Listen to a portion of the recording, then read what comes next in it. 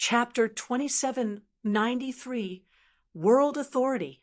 Chapter 2793, World Authority. The golden longsword covered in crimson divine runes sitting inside his bag was definitely the dream weapon of all swordsmen. So, that's why the Light of Two Worlds was rumored to have been destroyed and no longer existed in God's domain in the past. Shi Feng couldn't help his elation as he inspected the long sword in his bag. As it turns out, the weapon can't be obtained in the modern God's domain, but only in the ancient God's domain. Light of Two Worlds. One-handed sword, fragmented legendary rank. Equipment requirement. Strength 6,000, tier attack power, 270% of strength. Attack speed 3% of agility. All attributes. Increases according to the user's level. When equipped, attacks gain the mana annihilation effect, causing a spatial collapse in an area of 4 by 100 yards. Attacks have a 50% chance to deal 300% damage.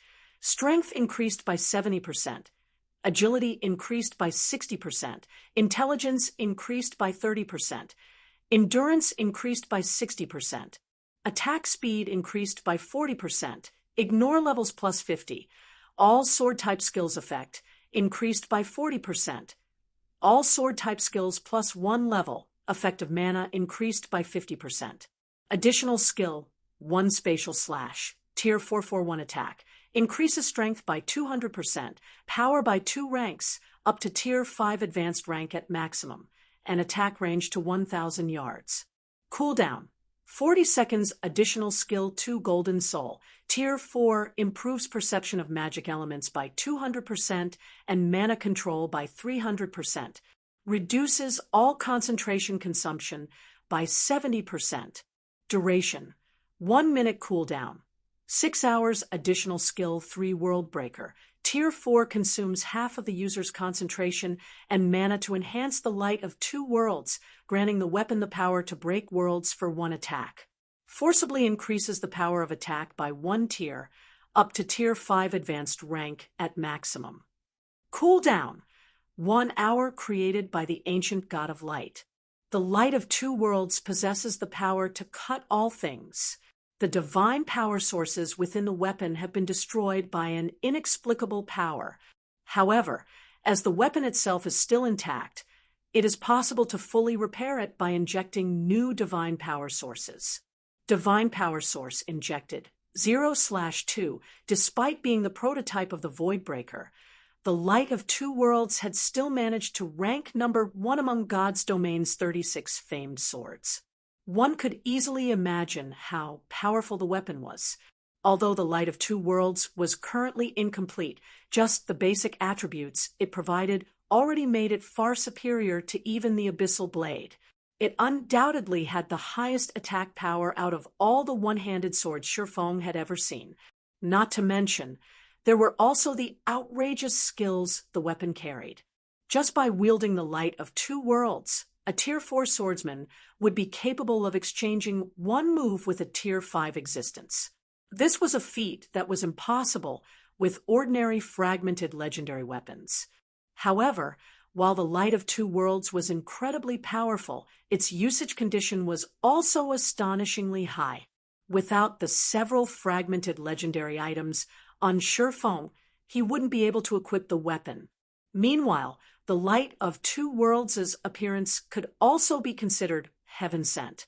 Now, that Shi Feng had reached level 140, both the Twilight Blade and Killing Ray could no longer keep up with his level.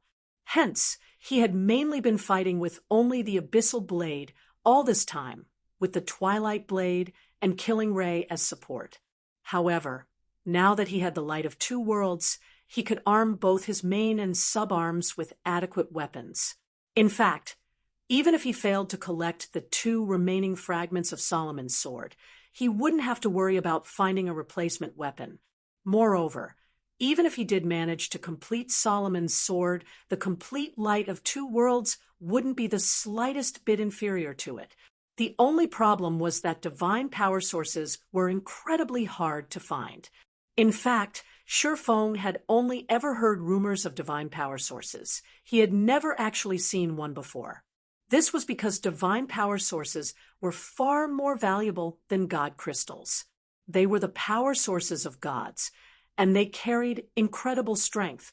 The value of a divine power source was comparable to a legendary item. Meanwhile, the light of two worlds actually required two divine power sources. It seems I'll need to have the guild investigate divine power sources. Looking at the light of two worlds, Shi Feng inwardly resolved to repair the weapon no matter the cost. Legendary weapons were far too rare in God's domain.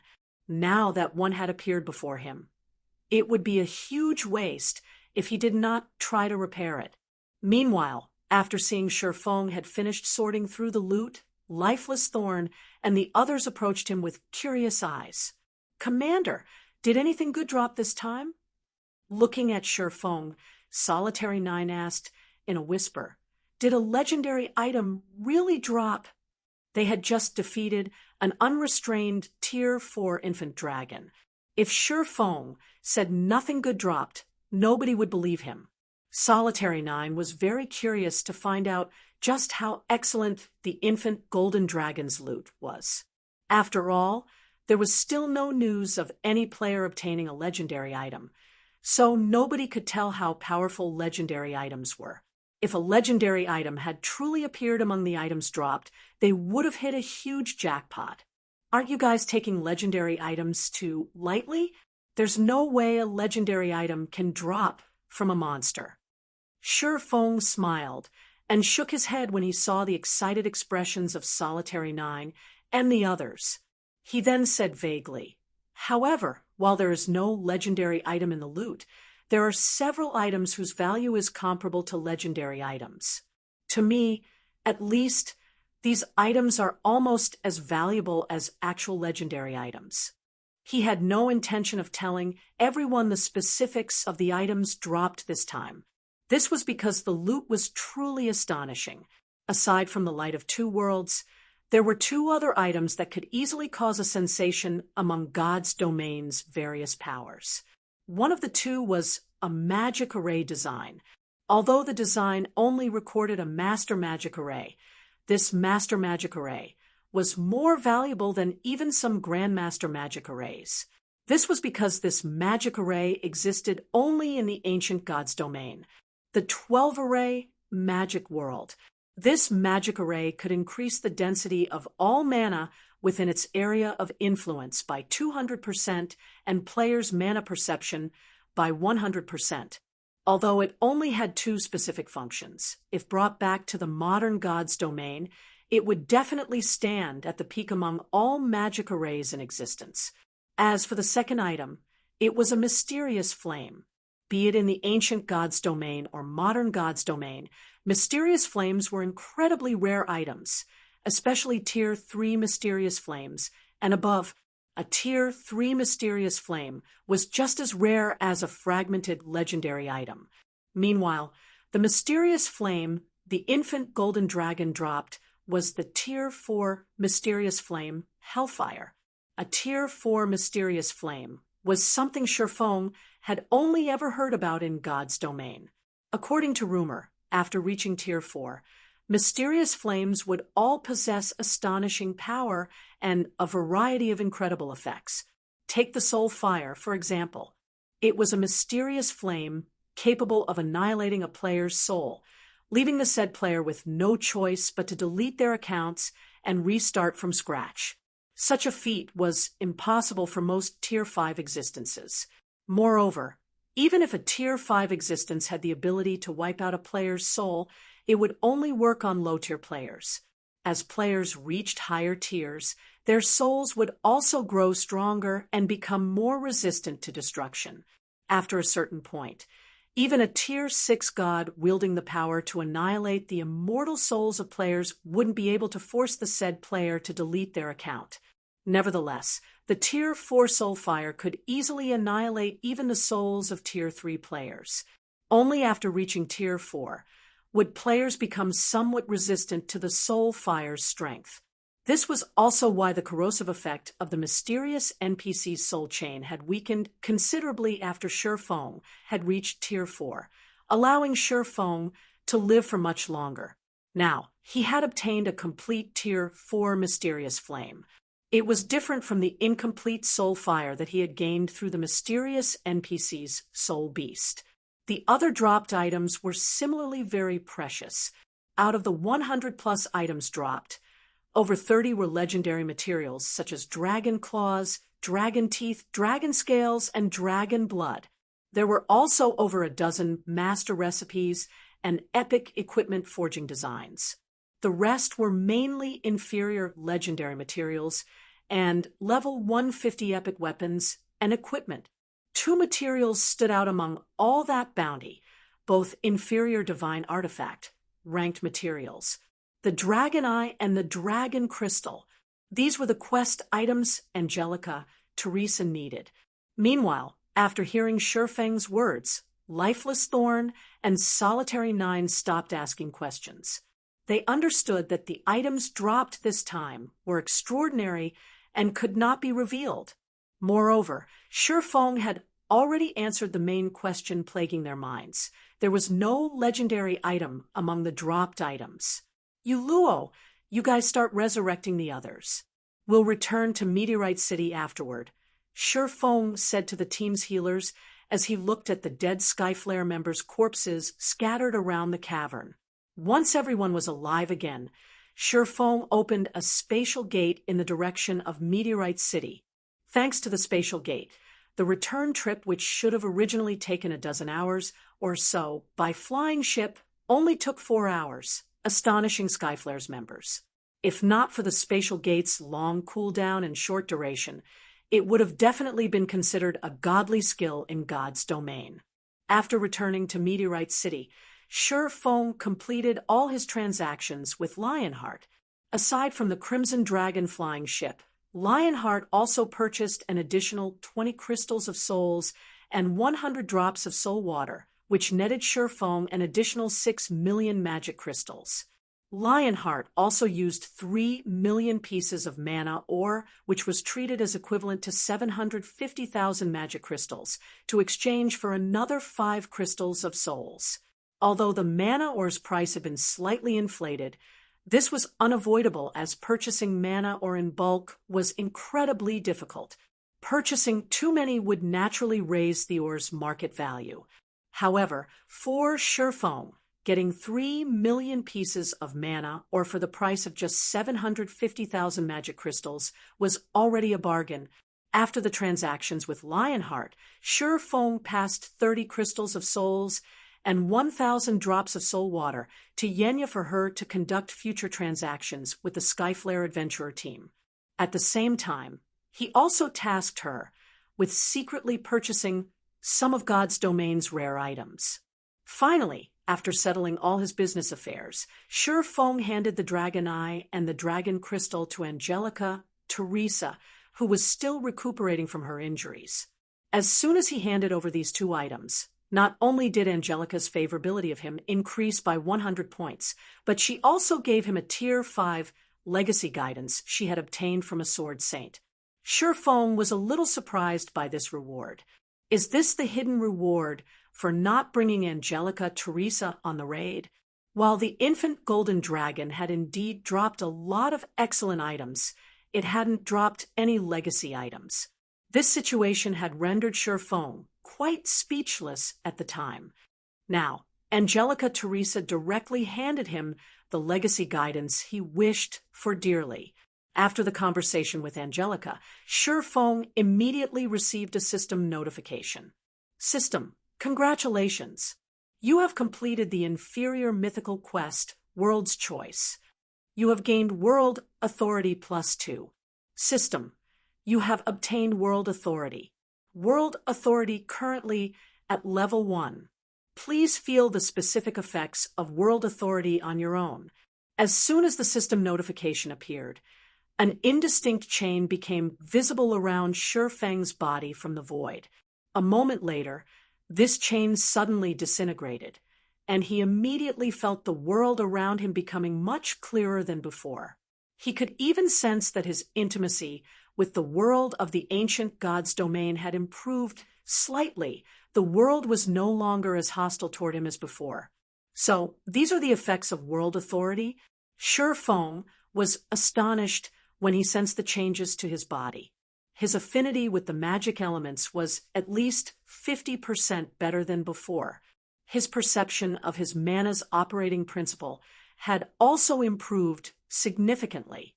After careful observation, he noticed that the layer of white mist that hindered his perception had thinned out by roughly 30%. With such a tremendous improvement, his chances of constructing a Tier 5 mana body would increase by at least 20%, at least 10 times more than what a legendary item could provide. Meteorite City Silver Hotel. After spending half a day experiencing the benefits of having world authority, Sure Feng decided to take a break. I've already made major strides in my mana control in merely half a day of experimenting. At this rate, my control over mana can probably reach the advanced master standard in just half a month. Sure Feng looked at the time in astonishment. Initially, he had estimated that he would take 3 or 4 months to reach the advanced master standard for mana control. Now, he would need only half a month to accomplish this feat. The amount of time he could save with world authority was astonishing. After reaching Tier 4, what was most important to players would no longer be weapons and equipment, but their control over mana. The stronger a Tier 4 player's mana control was, the easier using skills and spells would be. They would also have an easier time constructing their Tier 5 mana body. From what he knew, one's mana control needed to be at the advanced master standard, at the very minimum to construct a Tier 5 mana body. In other words, so long as his mana control reached the advanced master standard, he could begin attempting to construct a new mana body. "Commander, it's almost time," Lifeless Thorn said as he entered the room. "Okay, I've finished all my business here already. We can go now." Sure Feng nodded. Afterward, Sure Feng, Lifeless Thorn, and Solitary 9 went in secret to a forest several thousand yards away from Meteorite City and met up with Yu Luo, who had been waiting there for quite some time now. Read latest chapters at Wuxia World.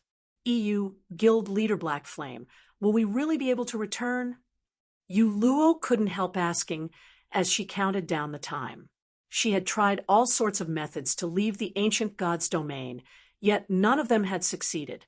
Although there was the system notifications assurance this time, she still felt a little doubtful. "Relax. The system won't lie to us," Sure Feng said, chuckling when he saw the anxious look on Yu Luo's face. Shortly after Sure Feng finished speaking, the system's timer of 1 natural day struck 0. Immediately, the space around the 4 shattered, forming 4 small space-time tiers. An invisible force then pushed them into these space-time tiers. In the blink of an eye, Sure Feng's group of 4 disappeared from the quiet forest as if they never existed here in the first place.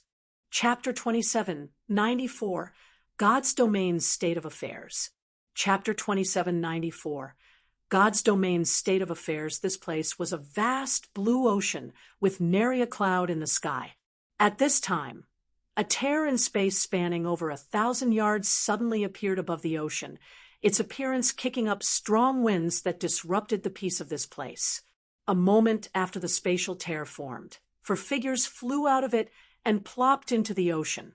Their impact on the water generated waves dozens of meters tall, the commotion attracting the attention of the dozen or so ships sailing nearby. The mana here is so thin. The sense of rejection is gone. I think we're back.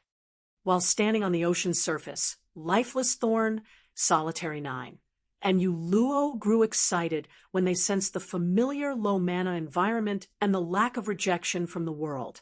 Although the ancient god's domain had plenty of benefits that the modern god's domain did not possess, they had played in the modern god's domain for most of their career in God's domain. Most of the people and matters they knew of were found here. Naturally, they were glad to return to the modern god's domain.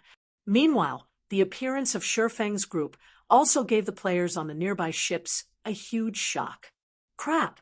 Who are they? How can they stand on water?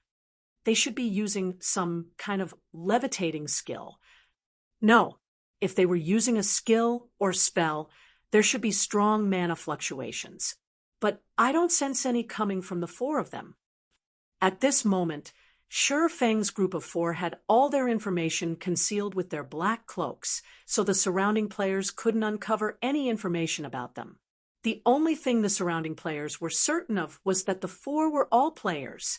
Knowing this, the surrounding players couldn't help wanting to find out the identity of Sure Feng's group. "Let's hurry up and leave," a level 123, Tier 3 Ranger driving an advanced speedboat said. "The situation in this sea zone has been chaotic recently.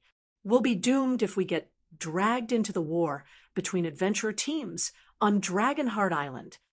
Indeed, let's leave this place quickly. Now that such a huge commotion has occurred here, War Bloods members will definitely come over. If they find us here, they might take us for members of other adventurer teams and kill us," the level 122 shield warrior standing beside the ranger youth said, nodding in agreement. While the players on this advanced speedboat were conversing with each other, Sure Feng and his companions, around 100 yards away, heard every word of their conversation. "So, this place is near Dragonheart Island." Sure Feng revealed a faint smile. "It seems we were lucky. We didn't get teleported to some dangerous and remote location." Space-time teleportation was incredibly random. If they got teleported into a dangerous location, such as a forbidden land or a special location that prevented teleportation, making their way home would be very troublesome. Nodding, lifeless Thorn said, "But based on these people's words, there seems to be quite a struggle occurring on Dragonheart Island." "That's normal. With the NPC population growing continuously, the number of NPCs operating at sea would naturally increase. While they might not be as numerous as the landlocked NPCs, they will still outnumber players by a large margin. And with the participation of NPCs, the various powers will definitely struggle even more desperately among themselves for resources," Sure Feng said, unsurprised by Dragonheart Island's current state of affairs. This was because he had received some news from Liang Jing a few days ago. According to her, God's domain was truly messed up right now, and NPC forces had even begun taking action against the guild towns of players. Although the NPC forces did not directly assault guild towns, they still created a lot of trouble inside the guild towns. They forced the guilds running these towns to submit to them and pay a ton of resources and coins in tribute. Otherwise, they would continue their harassment until the guild town imploded. In Sure Feng's previous life, many unrated guilds and third-rate guilds had no choice but to submit to these NPC forces' extortion. After all, if these guilds lacked the income from their guild towns, they would truly be doomed. Now that God's Domain's first major update had arrived ahead of schedule, once the NPCs began taking action with full force, even first-rate guilds and superpowers would have no choice but to pay tribute to the NPC forces to buy time to develop themselves. After all, in God's Domain, players were merely a minority. One could also say that players were outsiders. Apart from immortality, players did not have any advantages over the original inhabitants of God's Domain. God's Domain's inhabitants far outnumbered players when it came to the top combatants both sides possessed. This would remain true even 10 years after God's Domain's launch. Upon hearing Sure Feng's words, a hint of anxiety appeared on Yu Luo's face. Immediately, she took to the skies and flew toward the nearby advanced speedboat, her approach giving the 6 players on the boat a fright. These 6 players stared at Yu Luo with horrified expressions. Their reaction was because the ability to fly freely in the sky was unique to players at Tier 4 or above. Tier 4 players were existences that even NPCs feared. Although there were only a small number of Tier 4 experts in God's Domain, every one of them was a big shot capable of shaking heaven and earth with their every move.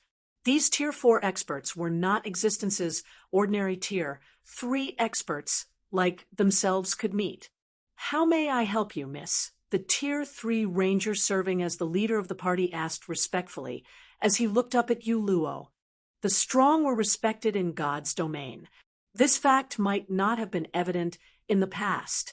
However, after experiencing the changes brought by the system's major update and the various NPCs' arrogant behavior, these players thoroughly understood that the world of God's domain was a much more straightforward and crueler place than the real world. When it came to dealing with Tier 4 powerhouses, if they offended the other party, it wouldn't be strange for them to get annihilated the next second. They also wouldn't be able to do anything about it. "Do you know Heaven's Blade's situation?" Yu Luo asked. Heaven's Blade was her home. Its well-being had also been a concern for her all this time. Before she entered the ancient god's domain, the competition on Dragonheart Island had already been incredibly intense. Heaven's Blade had even clashed with several of the island's top adventurer teams and suffered casualties numbering in the thousands. This was why she had risked grinding and exploring a dangerous location by herself. Since her disappearance from the modern god's domain until now, a month had gone by. Meanwhile, 1 month was more than enough for the entirety of God's domain to undergo significant changes, let alone a small place like Dragonheart Island. Heaven's Blade. The ranger youth was surprised and confused by Yu Luo's question. "What? Have you never heard of Heaven's Blade before?" Yu Luo frowned. "Or do you not want to say it?" As Yu Luo's voice chilled, the Tier 3 shield warrior and the others shuddered involuntarily and looked toward the ranger youth. They didn't know whether they should speak up. Although Yu Luo hadn't revealed any killing intent thus far, her aura alone was already more than enough to instill fear in them. After all, they had personally witnessed just how powerful a Tier 4 player could be. A Tier 4 player could kill hundreds of Tier 3 players with just the flip of a hand. The silence had stretched out for a second when the ranger youth wiped away the cold sweat on his forehead and said hurriedly, "Miss, you misunderstand me. It's not that I refuse to tell you. It's just that this matter is already common knowledge in God's domain. I was just wondering why you would ask such a question. Miss, common knowledge in God's domain." Yu Luo couldn't help feeling a little confused. According to Shifeng, before his group entered the ancient god's domain, nothing big had happened to Heaven's Blade. It had simply been competing with Dragonheart Island's several top adventurer teams for resources as usual.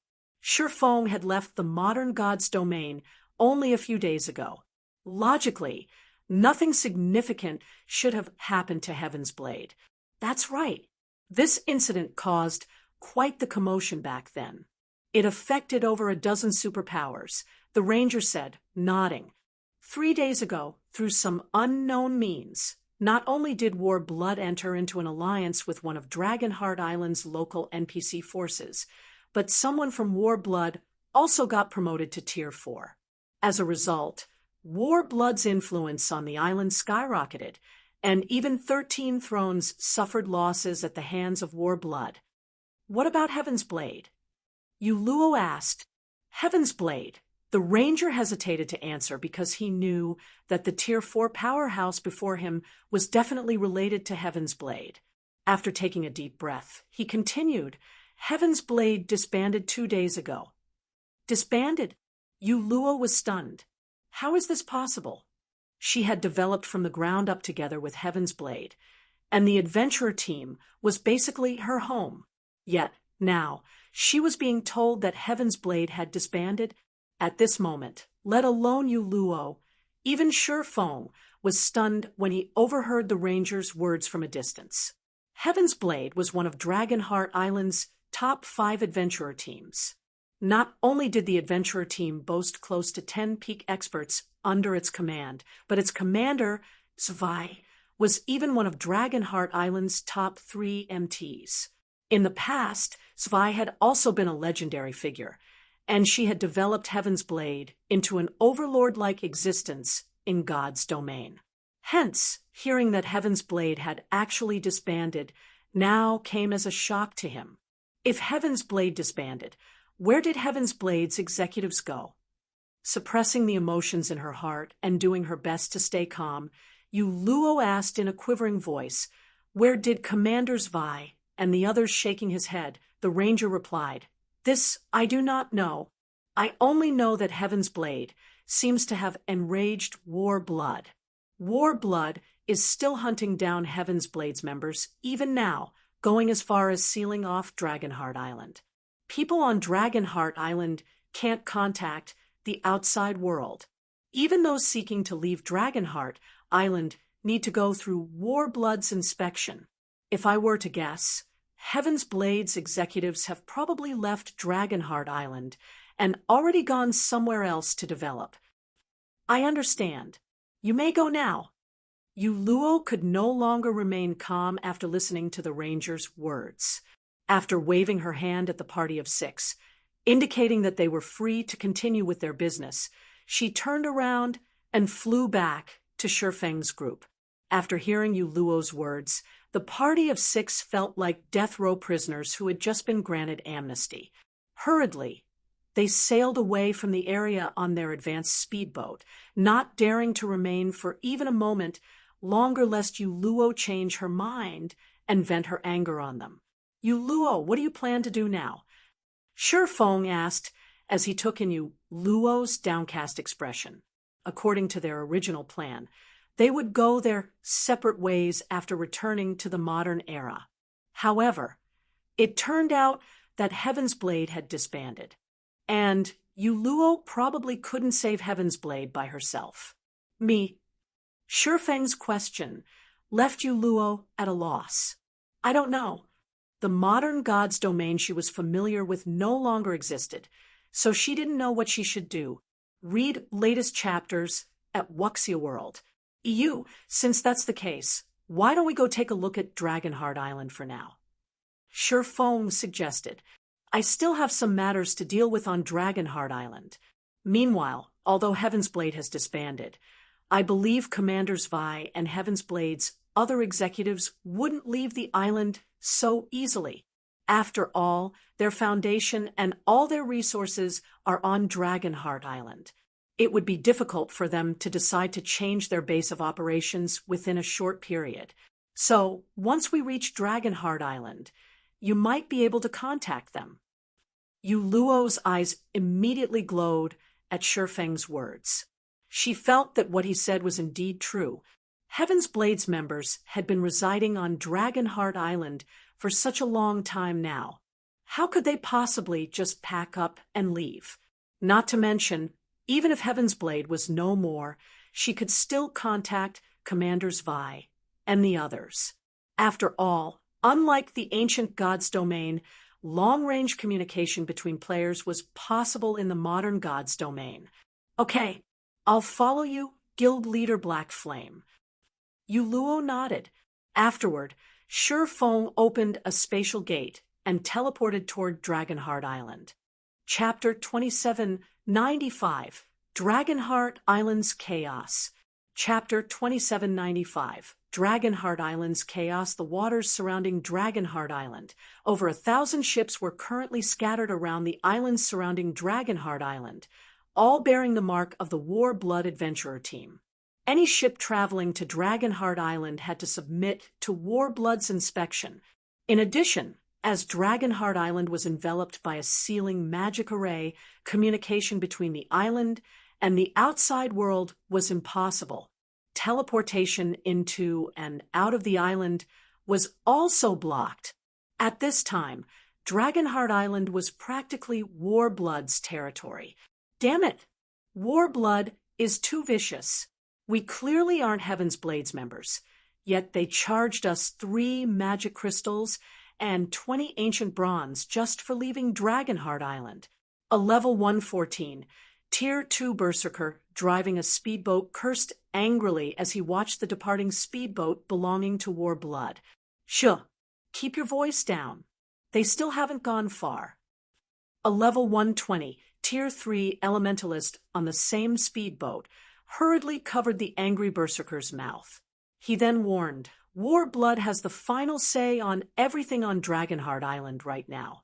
Even the superpowers have no choice but to go along with Warblood's whims. We are leaving Dragonheart Island to sell our hull this time. We'll be finished if we get targeted. I wonder what Heaven's Blade did to anger Warblood to such an extent. Even now, Warblood is still hunting for Heaven's Blade's members. The captured members are even sent to be imprisoned by NPCs. A level 117, Tier 2 Oracle mused when she saw that Warblood's speedboat was already more than 300 yards away. Isn't that obvious? Warblood's clearly trying to get Heaven's Blade's lands near the World Tower. The Berserker said indifferently. They are discovering more and more treasures in the World Tower's underground floors right now. The fourth underground floor is especially amazing. However, the abnormal energy in the fourth floor is overwhelming, and the food needed to recover from this energy is incredibly expensive and uneconomical. The only other way to recover quickly is to rest in the special region around the World Tower. Meanwhile, Heaven's Blade owns a total of 5 plots of land in that special region, including the sole large-sized plot in the special zone and a medium-sized plot. Warblood is currently in a frenzy to expand its influence, so how can it possibly let such a fat piece of meat get away? Indeed, the lands around the World Tower are in high demand right now. Since Warblood has already forced Heaven's Blade to disband, it naturally won't let go of Heaven's Blade's lands. The reason Warblood is capturing Heaven's Blade's members is simply to force Heaven's Blade's commander to submit and give up those lands, the Elementalist youth said, nodding. However, I doubt Heaven's Blade will give up so easily. After all, so long as Heaven's Blade has those 5 plots of land, it can make a comeback any time. When the players aboard the speedboat spoke of the World Tower, they couldn't help a sense of yearning for it. Before the players on Dragonheart Island began exploring the World Tower's 4th underground floor, they hadn't placed much importance on the lands around the World Tower. After all, those lands were absurdly expensive. Moreover, they were far from Dragonheart Island's business district. Naturally, nobody had been willing to purchase them. However, after players began exploring the 4th underground floor, they found that it actually housed Tier 4 legacy lands. As a result, the 4th underground floor was now a bone of contention for all superpowers in God's domain. Unfortunately, there were only 34 plots of land around the World Tower, which weren't even enough to divide among the local player forces, let alone the foreign superpowers. Moreover, it turned out that not only did Heaven's Blade own 5 plots of land in that special zone, but the adventurer team had even gotten its hands on the best one. How could this not make the various superpowers and Warblood go crazy? Before the party of 6 could continue their conversation, a loud explosion suddenly sounded in the distance. Immediately, the party of 6, together with the other players in the vicinity, turned to look toward the origin of the explosion.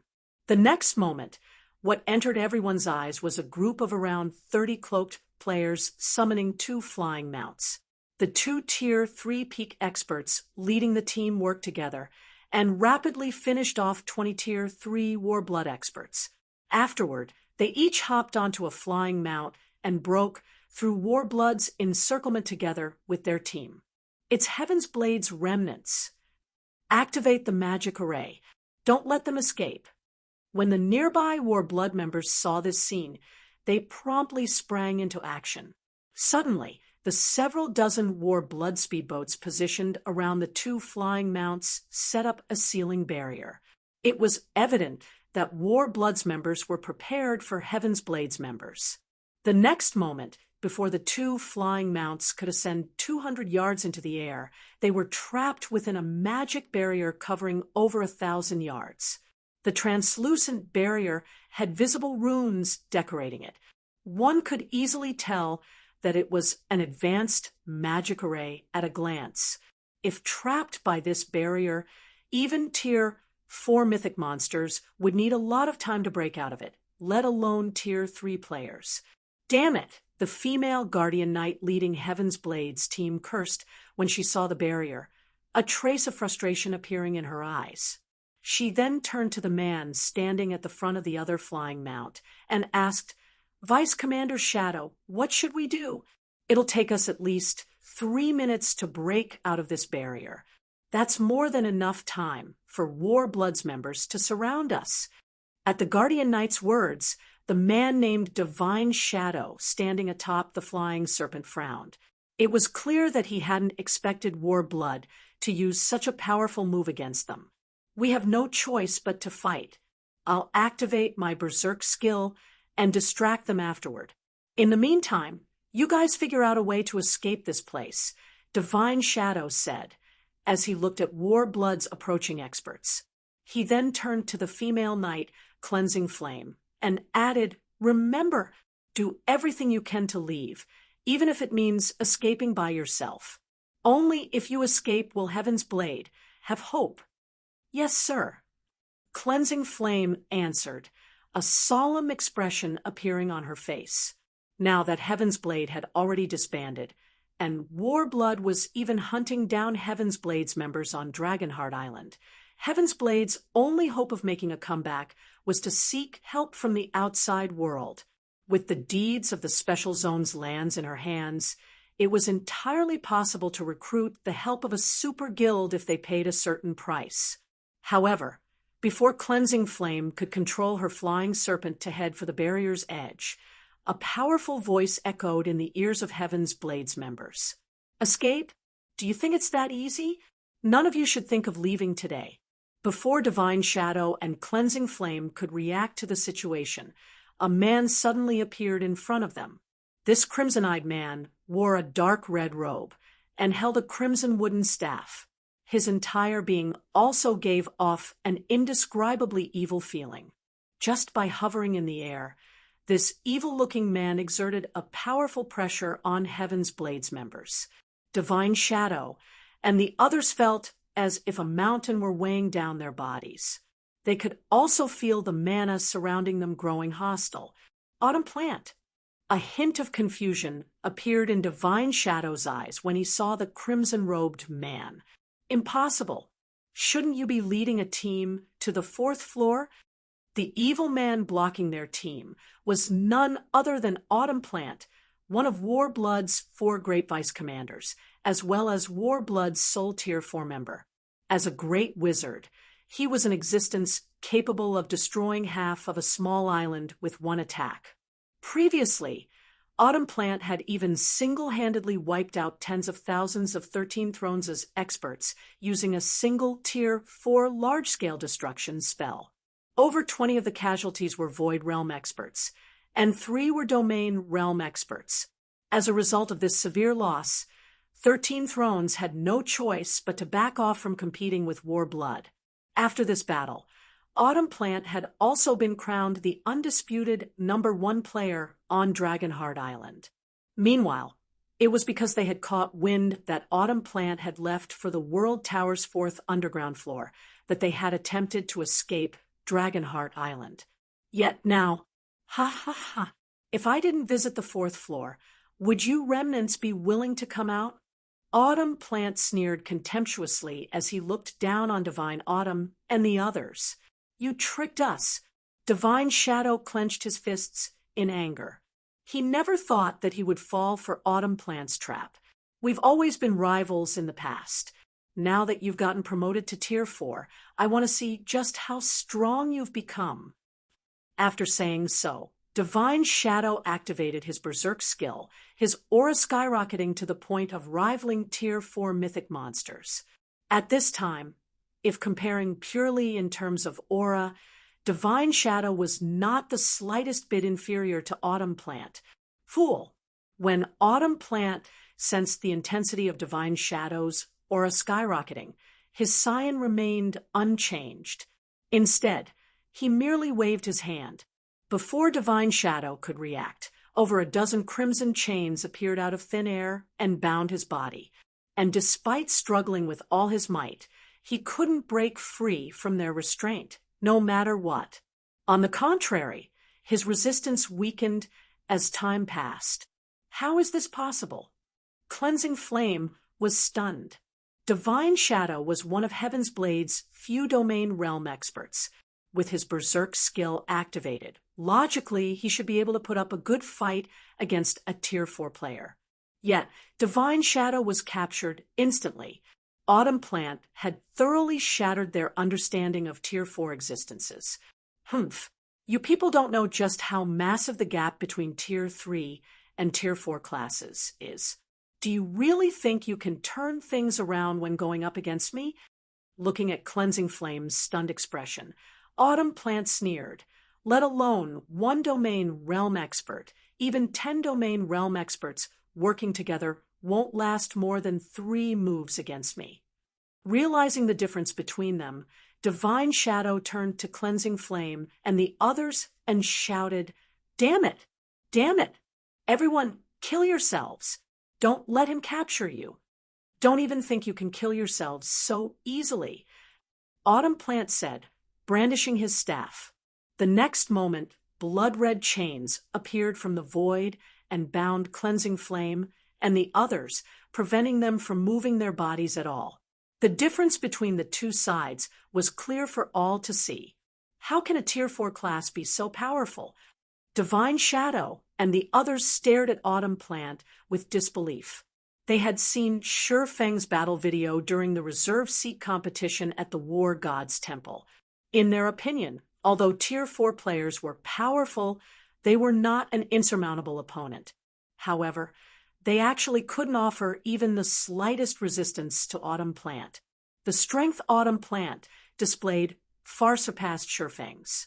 While Heaven's Blade's members were shocked by the massive gap in strength between them and Autumn Plant, Warblood's other members caught up with them and secured them. All right, take them to the NPCs. Looking at Divine Shadow and the other remnants of Heaven's Blade, Autumn Plant smiled and said, "Now that we've caught 2 big fish, I refuse to believe that Zwei won't submit. It's over. It's over. Everything's over this time."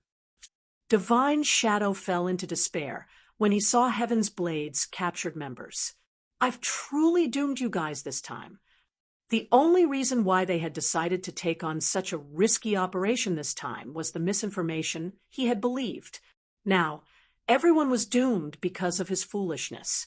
After all, if players were imprisoned by NPCs, nothing would change even if they forcibly logged out of the game.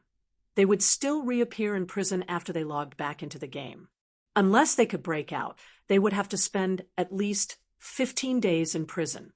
A 15-day gap was more than enough for everyone to fall far behind God's Domain's frontline players.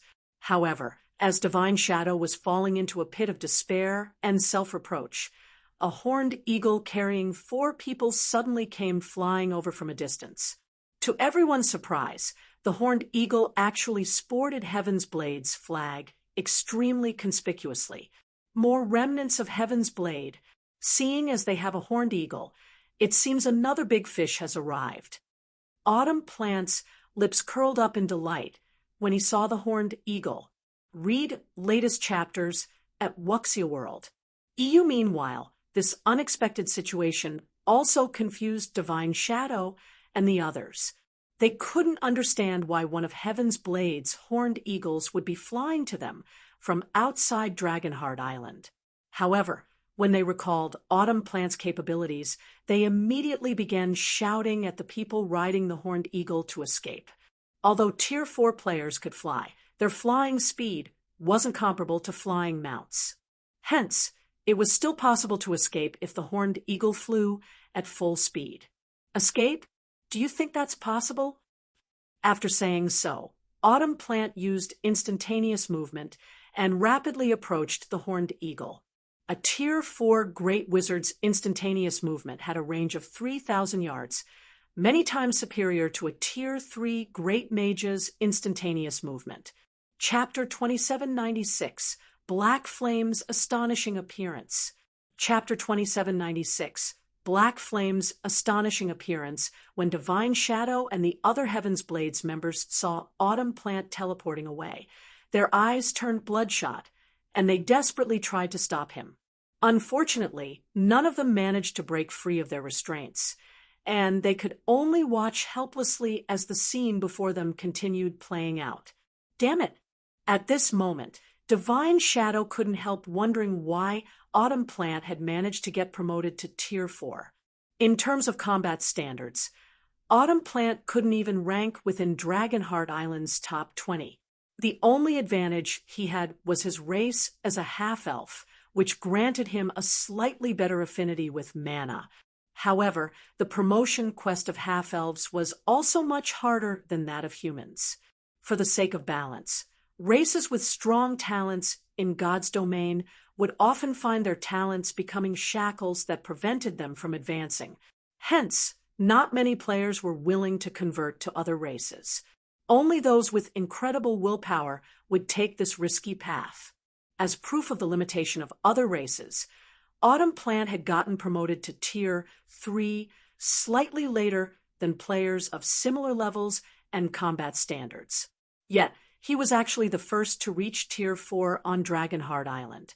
This situation was simply unbelievable, no matter how Divine Shadow looked at it. In reality, though, Autumn Plant's promotion to Tier 4 was a complete accident. It wasn't something he had actively sought to accomplish.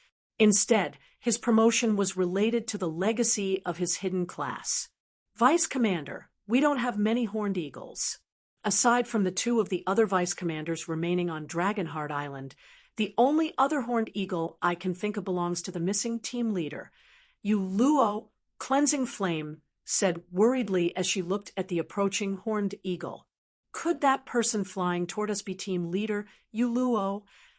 It should be, but it's useless to say anything now, Divine Shadow said, smiling helplessly. If we can't do anything against Autumn Plant, what more can Yuluo do? At this time, he no longer held any hopes of Yuluo escaping. It might have been a different story if Yuluo were a scout class, but as a cleric, she wouldn't notice Autumn Plant's rapid approach before it was too late. That's right. Now that Autumn has taken action, they can't escape. You should just obediently follow us back and persuade your commander. At this time, a blue-clad woman suddenly appeared beside Divine Shadow and the others, giving Cleansing Flame and the others a scare. This female ranger was none other than Ink Feather, another one of Warblood's 4 great vice commanders. I never thought that Warblood would send 2 of its vice commanders just to stop us. What an honor, Divine Shadow said provocatively as he looked at Ink Feather. Shadow, there's no point in inciting me. Sneering, Ink Feather said, even without Autumn here, do you think you can escape me? You should know very well that if we were to fight, I would have a greater chance of winning. Not to mention, I am more proficient at hunting down targets. At Ink Feather's words, Divine Feather stopped speaking as a domain realm expert himself. He had to admit that Ink Feather was powerful. Previously, he could still beat her when she had yet to reach the domain realm. At present, however, not only was Ink Feather in the domain realm already, but it was even rumored that she had obtained a fragmented legendary bow. Her strength was incredibly close to catching up with Tier 4 existences. Hence, in an actual confrontation, the chances that he would lose were indeed very high. You don't have to worry. Yuluo won't be in any pain. Looking at Divine Shadow and the others, Ink Feather smiled faintly and added, she'll soon be like you. Once within Autumn's sight, nobody can escape. Afterward, Ink Feather and the other Warblood members shifted their gaze toward Autumn Plant, who had already popped up before the Horned Eagle. Upon noticing Autumn Plant, the flying Horned Eagle felt uneasy and came to an abrupt stop, looking at the Tier 4 Great Wizard with fear in its eyes. I don't know whether to call you bunch brave or stupid to approach while riding one of Heaven's Blade's Horned Eagles, Autumn Plant said, smiling as he looked at the 4 cloaked figures atop the flying mount. At this time, only 3 people in Heaven's Blade possess a Horned Eagle. Of the 3, 2 are still hiding inside Dragonheart Island. Even if you don't reveal yourselves, I can guess that one of you is that missing team leader, Yuluo, right? Warblood had conducted a detailed investigation into Heaven's Blade's organizational structure after forcing the latter to disband. The sudden disappearance of Yuluo was included in the information they dug Six up. Yuluo did not bother refuting Autumn Plant's words. She simply looked at the Great Wizard and said calmly, "I never thought you would actually be the first on Dragonheart Island to get promoted to Tier 4. That's right. But many more unexpected things have occurred as well, such as the dissolution of Heaven's Blade, and the fact that you're now a prisoner of Warblood."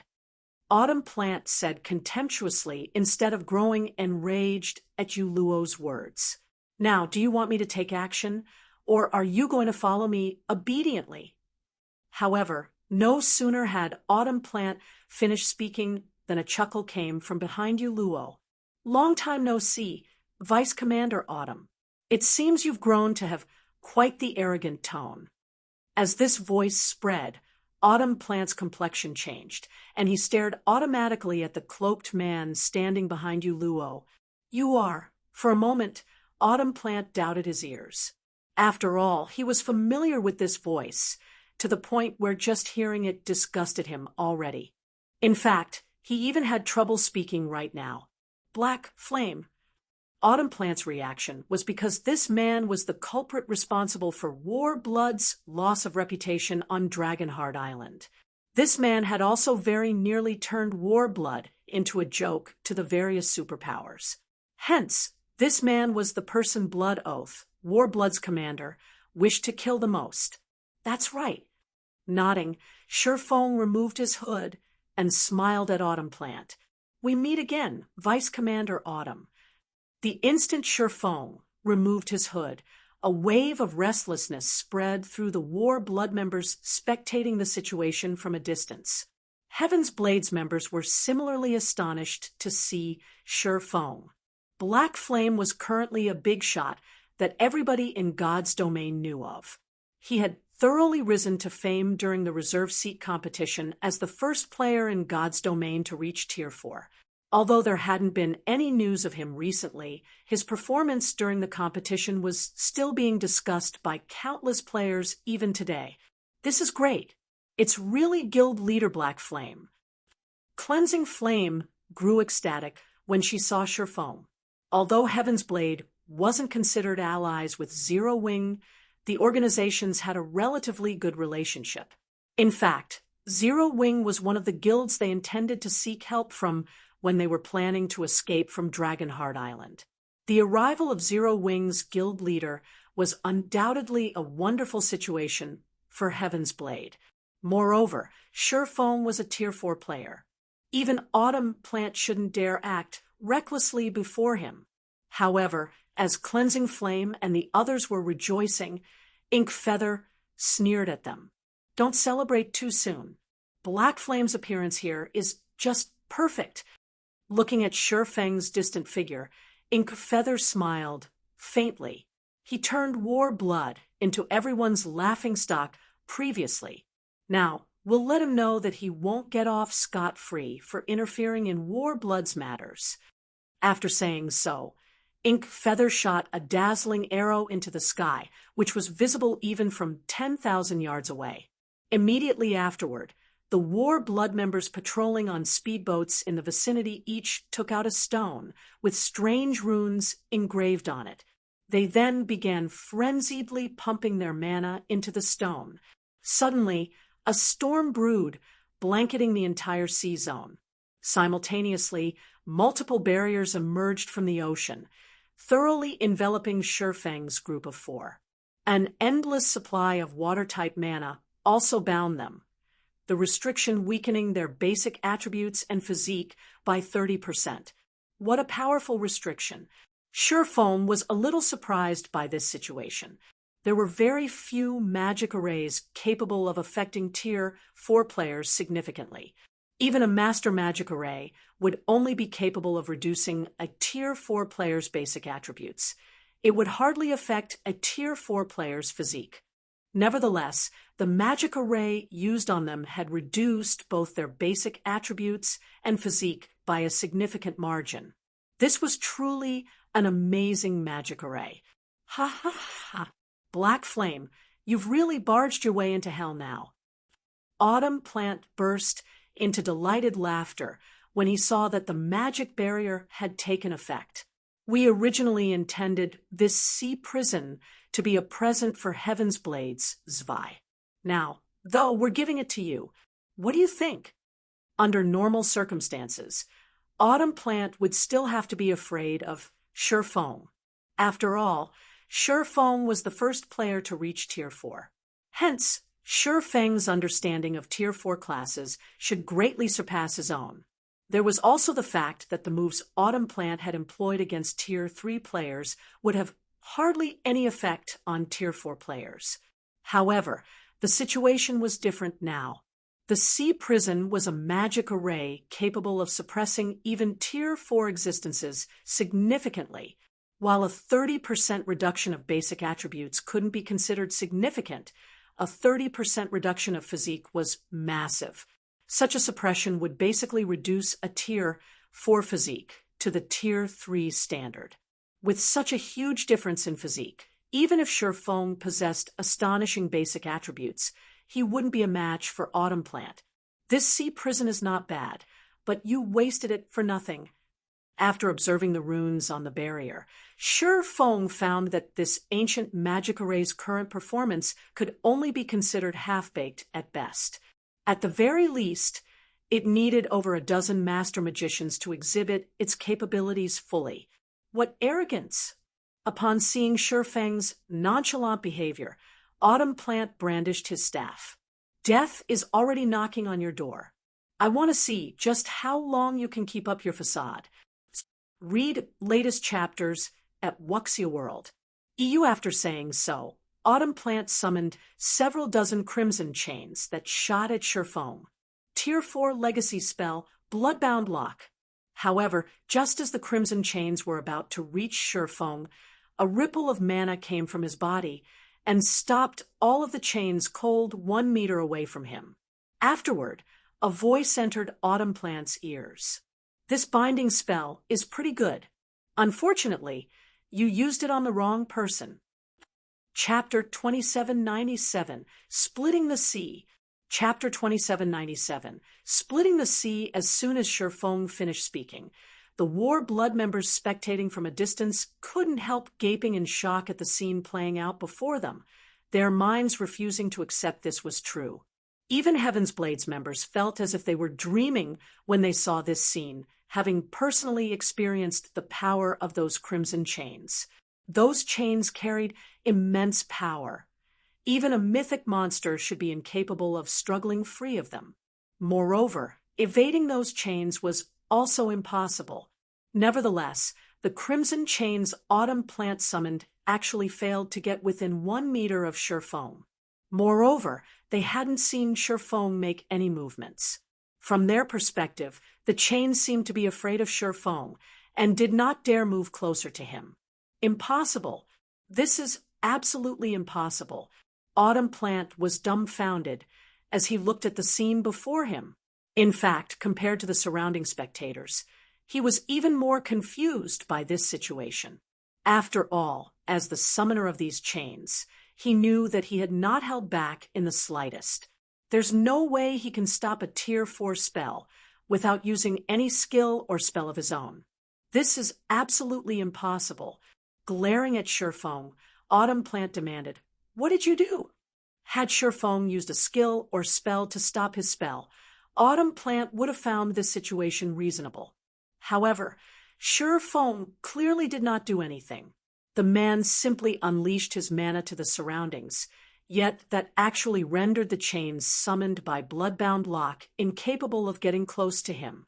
At this moment, let alone Autumn Plant, even you Luo, Lifeless Thorn, and Solitary 9 were surprised by this situation. They knew that Shurfeng was incredibly strong. After all, he had very nearly killed Lionheart in one move.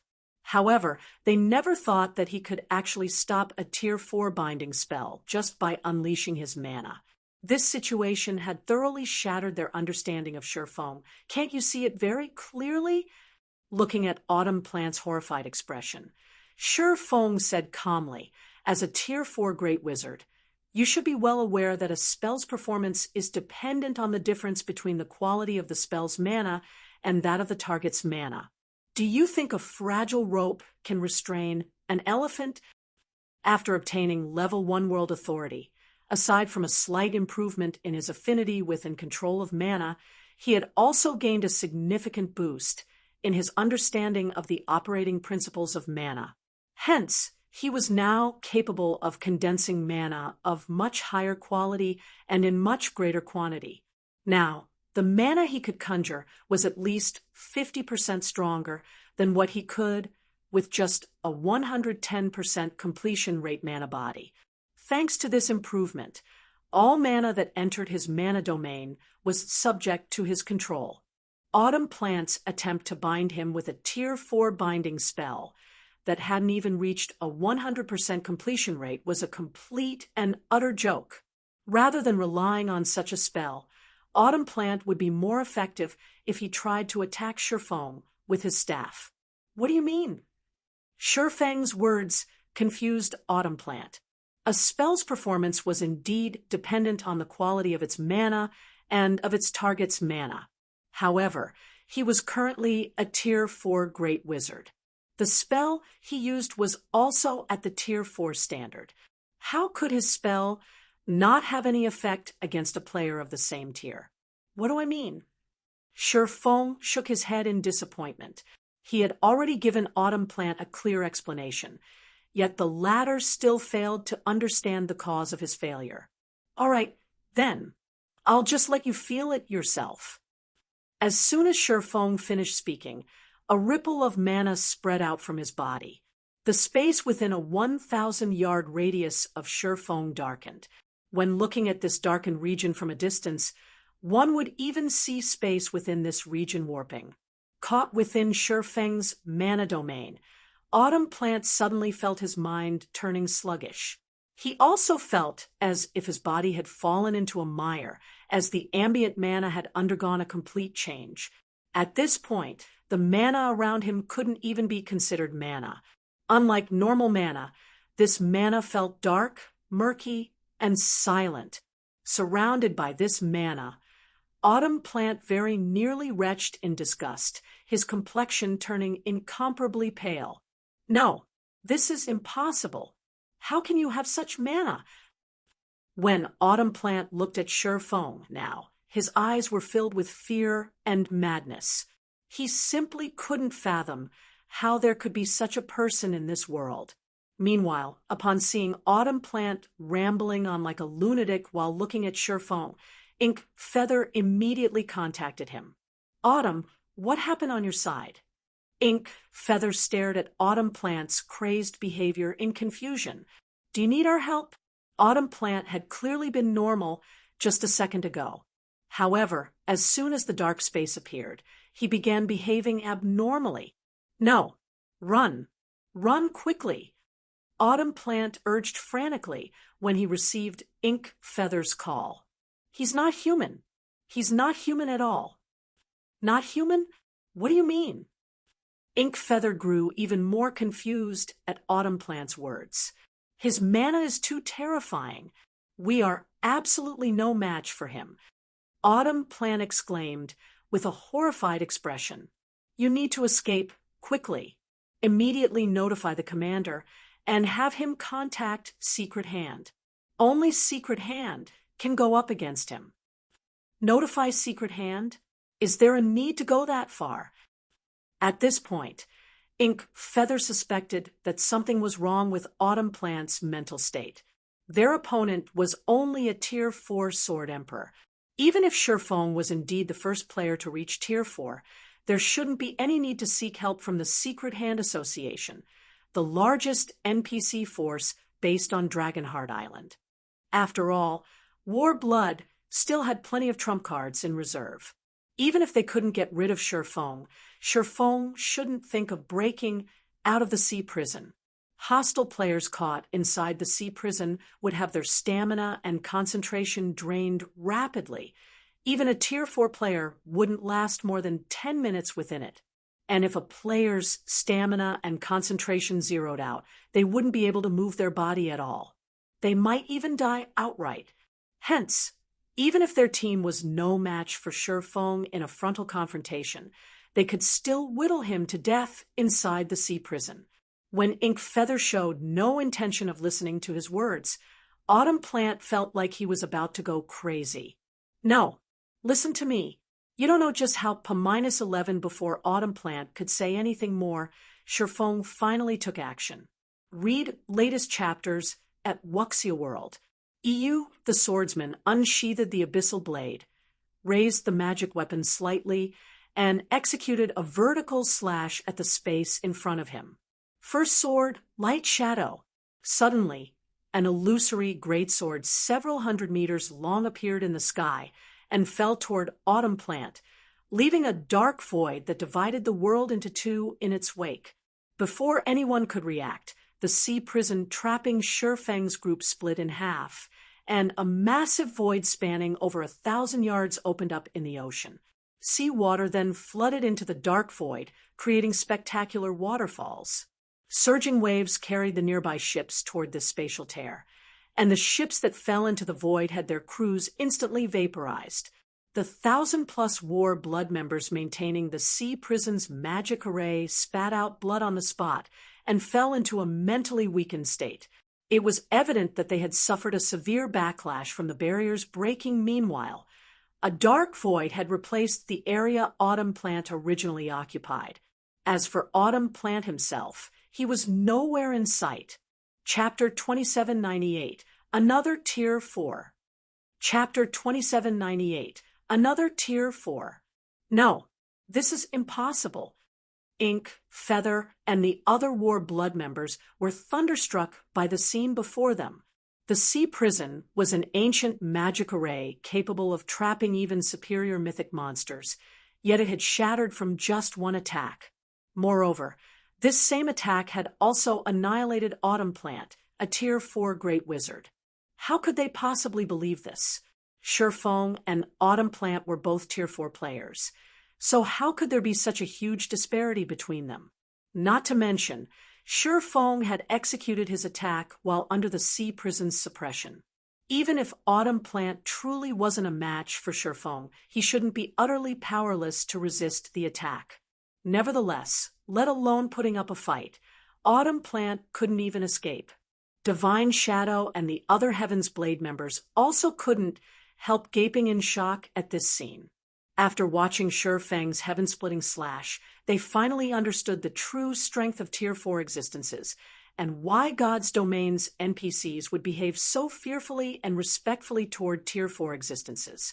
Shifeng had transformed the terrain with just one attack. If a full-blown fight ensued between two Tier 4 existences, the effect the fight would have on the surroundings would be unimaginable. Vice Commander, what should we do now?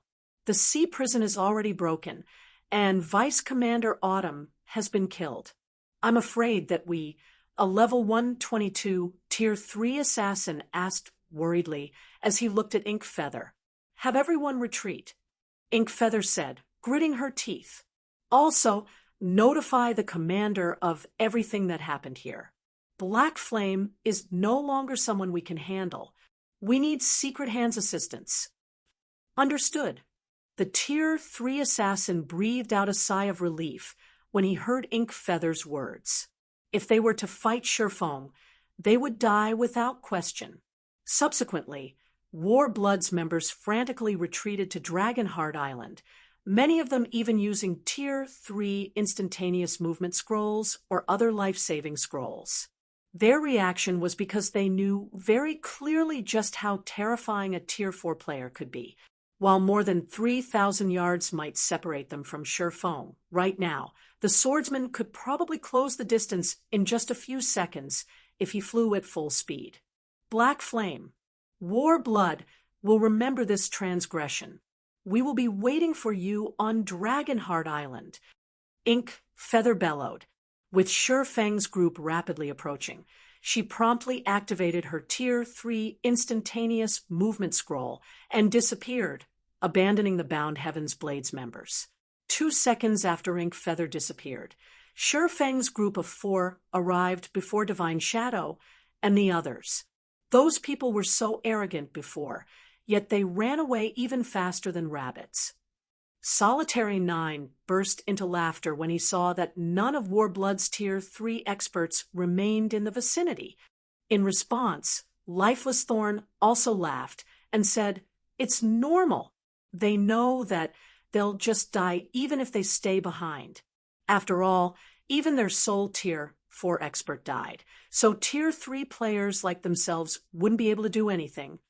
The strength Feng displayed was truly astonishing, let alone Warblood's members.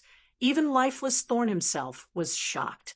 During the fight with the infant golden dragon, Feng had forcibly cancelled his summoning. The backlash had drastically reduced both his concentration and basic attributes throughout the raid. And although he had activated a berserk skill near the end of the raid, the skill only allowed him to just barely participate in the fight. Hence, one could say that Feng had never exerted his normal strength in the entire infant dragon raid. However, when Feng went up against Autumn Plant, he had already fully recovered. Only Lifeless Thorn had never imagined that Feng had already become so strong. Now, Lifeless Thorn wouldn't find it strange if Feng could go toe-to-toe against a superior mythic monster. After all, the attack Feng executed earlier was simply astonishing. It definitely carried power at the Tier 5 standard. Guild Leader Black Flame. I am Vice Commander Divine Shadow of the Heaven's Blade Adventurer Team. I really have to thank you for your help this time. If not for you, we would have definitely been imprisoned by Warblood for 15 days. Divine Shadow, who had been freed from his restraints, hurriedly stepped forward to thank Feng. At this moment, the only feeling in his heart was a deep sense of awe. In the past, Divine Shadow only considered Feng a local tyrant who had better luck than others. In his opinion, so long as he got promoted to Tier 4, he wouldn't be inferior to Feng in any way. However, Divine Shadow now found his previous thoughts laughable.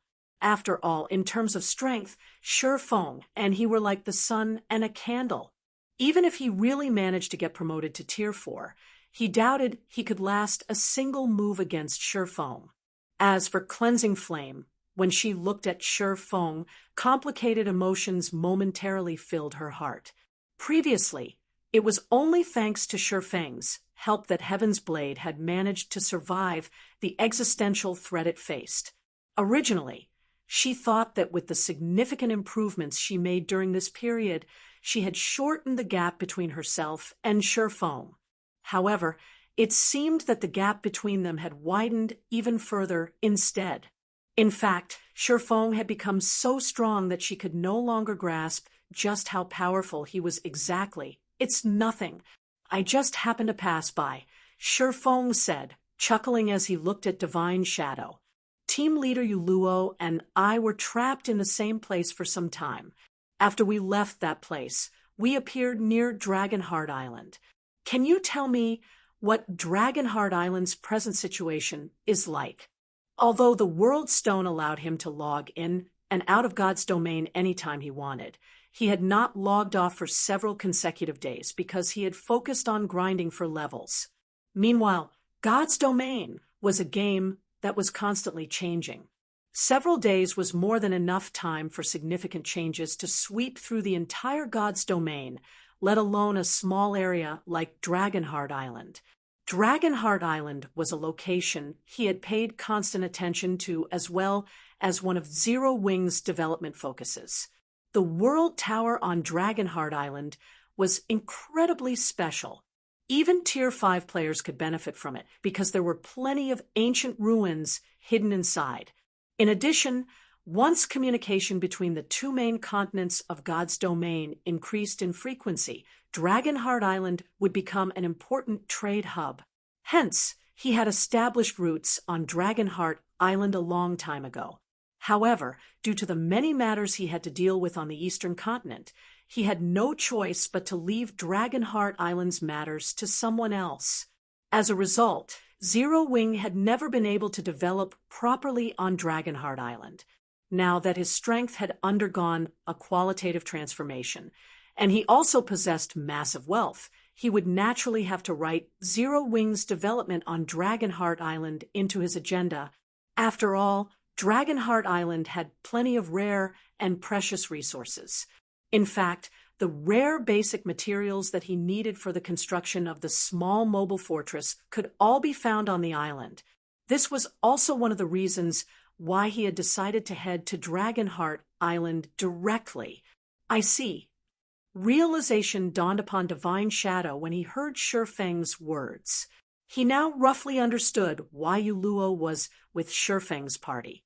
He then shook his head and sighed. Guild Leader Black Flame, Dragonheart Island has already become Warblood's private playground. Outside forces are unable to interfere with Dragonheart Island's affairs at all. Even Heaven's Blade has been forced to disband because of Warblood. Is it because of an NPC force? Shifeng asked. Somehow, Blood Oath actually managed to partner up with the Secret Hand Association, Dragonheart Island's strongest NPC force. Because of this, even Dragonheart Island's local superpowers have to abide by Warbloods will to avoid getting targeted, Divine Shadow answered, his heart brimming with hatred toward Warblood. If not for the Secret Hand Association, Warblood couldn't have forced Heaven's Blade to disband no matter what. Even if Warblood had Autumn Plant, it would still be incredibly difficult for one Tier 4 player to deal with the entirety of Heaven's Blade inside the vast world tower. Naturally, it was also impossible for one Tier 4 Great Wizard to besiege a fortress. However, it was a different story for NPC forces. Even the weakest NPC force operating on Dragonheart Island had several Tier 4 NPCs under its command. What more the Secret Hand Association? According to the information Heaven's Blade found, the Secret Hand Association had as many as 14 Tier 4 NPCs. Moreover, some of these Tier 4 NPCs even held considerably high positions in Dragonheart City. Hence, it was a piece of cake for the Secret Hand Association to deal with a player force like Heaven's Blade in Dragonheart City. Most importantly, after the system's major update, NPCs no longer had any restrictions placed on them. While NPCs might still hesitate to take action inside an NPC city, once outside the city, NPCs could freely attack players. Therefore, any player force that dared to oppose Warblood would have their members hunted by the Secret Hand Association outside Dragonheart City. However, getting hunted and killed by the Secret Hand Association's NPCs still wasn't the worst part. In fact, getting killed would have been preferable. After all, these NPCs could actually imprison players for up to 15 natural days, let alone Tier 3 peak experts. Even Tier 3 Apex experts couldn't afford such a penalty. I see. No wonder Warblood dares to be so arrogant. After hearing Divine Shadow's explanation, Shifeng more or less understood his frustration. Even in his previous life, such occurrences had been prevalent after God's Domain's first major update. Now that most players had yet to reach even Tier 3, they would find it even more impossible to oppose NPC forces. Guild Leader Black Flame, now that you've killed Autumn Plant, I'm certain Inkfeather will relay this matter to Blood Oath. Since they know they're no match for you, they will definitely contact Secret Hand. However, Secret Hand should take some time to react. Hence, my suggestion is that we leave Dragonheart Island's vicinity during this time. That way, those NPCs won't be able to do anything against us. Read latest chapters at Wuxia World. Although the Secret Hand Association was powerful, so long as they left the association's sphere of influence, the association's NPCs would most likely stop pursuing them. At worst, they would no longer be able to mingle on Dragonheart Island. However, God's Domain was a massive world. They could easily head to other locations to grind for levels. It wouldn't be too late for them to seek payback once they raised their strength. No, I won't be leaving with you. I still have some matters I need to deal with on Dragonheart Island, Sherfoam said, shaking his head. Smiling, he continued, Moreover, I have a debt to collect for more blood. After Sherfoam finished speaking, Yuluo added in a determined tone, That's right. I'm also going to Dragonheart Island to meet with the commander. I will definitely make war blood pay. Divine Shadow couldn't help growing anxious at Yuluo's words. They had gone to great lengths to escape from Dragonheart Island. If Yuluo were to head to Dragonheart Island now, it would be a one-way trip. Yuluo, stop fooling around. Guild leader Blackflame is a tier 4 player, so he might not have any problems, but you are. An astonishing aura suddenly burst forth from Yuluo's body, interrupting Divine Shadow and subjecting him and the others to powerful pressure. The aura Yuluo released was even more frightening than autumn plants. Divine Shadow was dumbfounded when he sensed Yuluo's aura. Only after a long time did he manage to ask, You've reached Tier 4? Chapter 2799, Returning to Dragonheart City. Chapter 2799, Returning to Dragonheart City in response to Divine Shadow's question, Yuluo faintly smiled and nodded. MHM. I was lucky to get promoted, thanks to Guild leader Blackflame. Despite Yuluo's humble response, her affirmation still dumbfounded Divine Shadow. However, the life aura Yuluo radiated couldn't be faked. Basic attributes couldn't make up for the difference in life rating he sensed. Team leader Yuluo, you're amazing. Cleansing Flame was similarly stunned by the revelation. After snapping out of her daze, she exclaimed joyfully, Now that you've gotten promoted to Tier 4, that makes you Dragonheart Island's second Tier 4 expert. If the commander finds out about this, she'll definitely be tickled pink. The current era no longer belonged to Tier 3 players, but to Tier 4 players. So long as a power gained a Tier 4 player, it would receive a significant boost to its status and authority, and even NPC forces would not dare offend it recklessly. When Divine Shadow remained in a daze, even after a long time had passed, Yuluo smiled and prompted, Vice Commander Shadow, may I return to Dragonheart City together with Guild leader Blackflame now? You are now a Tier 4 player, so I naturally can't stop you. There is also no need to stop you, Divine Shadow replied, sighing. He never thought that after not seeing each other for only a month, Yuluo would have already grown into an existence he had to look up to. He then continued, However, I will return with you. Things on Dragonheart Island have changed significantly after the major update. You can avoid a lot of unnecessary trouble if you have me guiding you. Vice Commander, I'll go with you too. Currently, after the commander, I have the highest status in Dragonheart City out of everyone in Heaven's Blade. With me around, those NPCs shouldn't make too much trouble for us, Cleansing Flame volunteered. Status? Trouble? Yuluo was confused by Cleansing Flame's words. Since when did players require a certain degree of status to enter Dragonheart City? On the other hand, Surefoam understood what Cleansing Flame meant. After the system's first major update, aside from NPCs becoming the majority in God's domain, NPCs would also start behaving more realistically. This was especially true for the various NPC forces. Although NPC forces were powerful, most of them still operated under the banner of specific kingdoms, empires, or neutral cities like Dragonheart City. Hence, ostensibly, these NPC forces wouldn't dare mess around with players in NPC cities. However, that did not stop these NPC forces from abusing their positions to harass player forces. One example would be imposing pointless inspections on players trying to enter or exit the city, which wasted their time. Hence, a player's status in NPC cities became very important. However, the status mentioned here was different from the noble ranks players gained. Having status in an NPC city meant obtaining a position carrying actual power in the city. As for the noble ranks players gained previously, they were merely empty titles after the major update took place. Noble ranks no longer granted players actual power in an NPC city, only benefits such as the ability to recruit personal guards. Take Shurfeng's visit to the Twin Towers Kingdom's capital city. For example, the way the senior administrator of the city hall there referred to him was completely different from how most NPCs referred to him before the major update.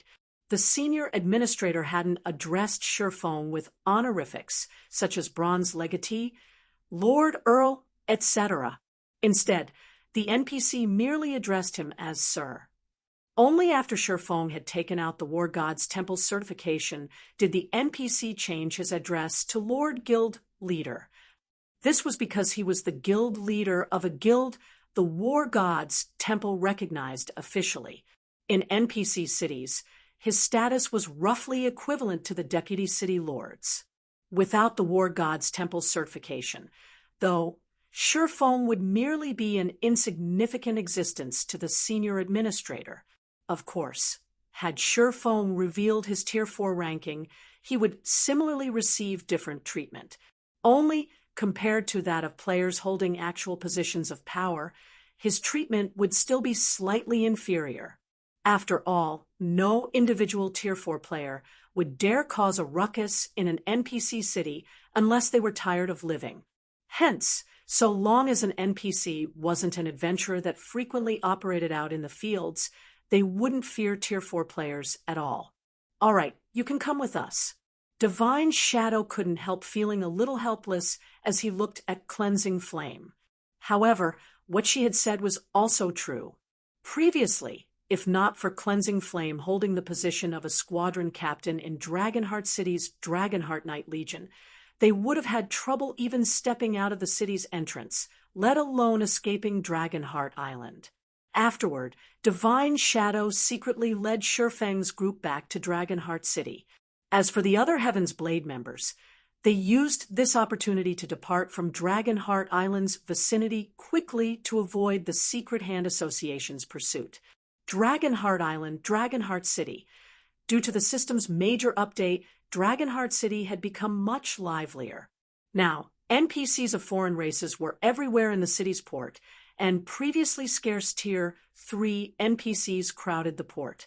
Most of these NPCs were at level 130, with some even reaching level 150. They were practically comparable to the Tier 3 NPC guards of Dragonheart City. Meanwhile, Dragonheart City's player population had also increased significantly. This was especially true of Tier 3 independent experts.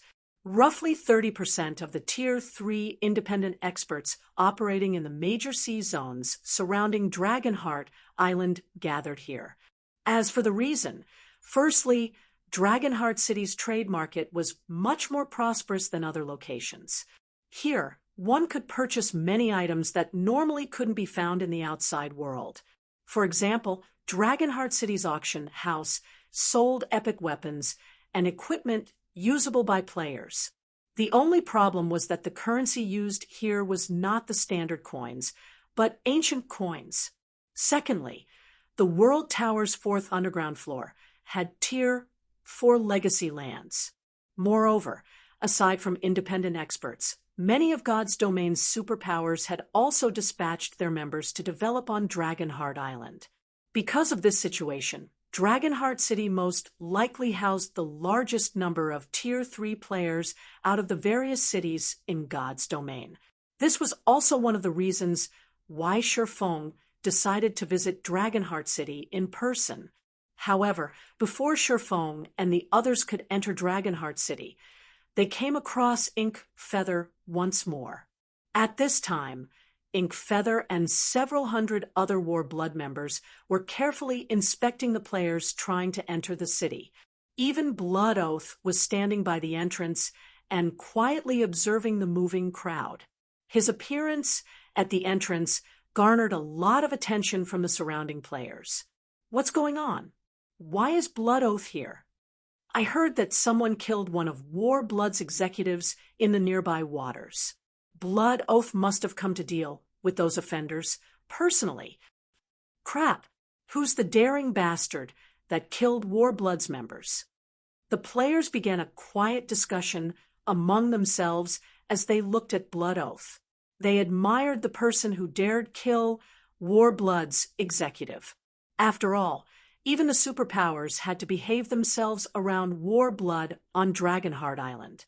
Otherwise, they would meet a tragic end. A single death definitely wouldn't be enough to compensate for the offense of killing one of War Blood's executives near Dragonheart Island. Hush!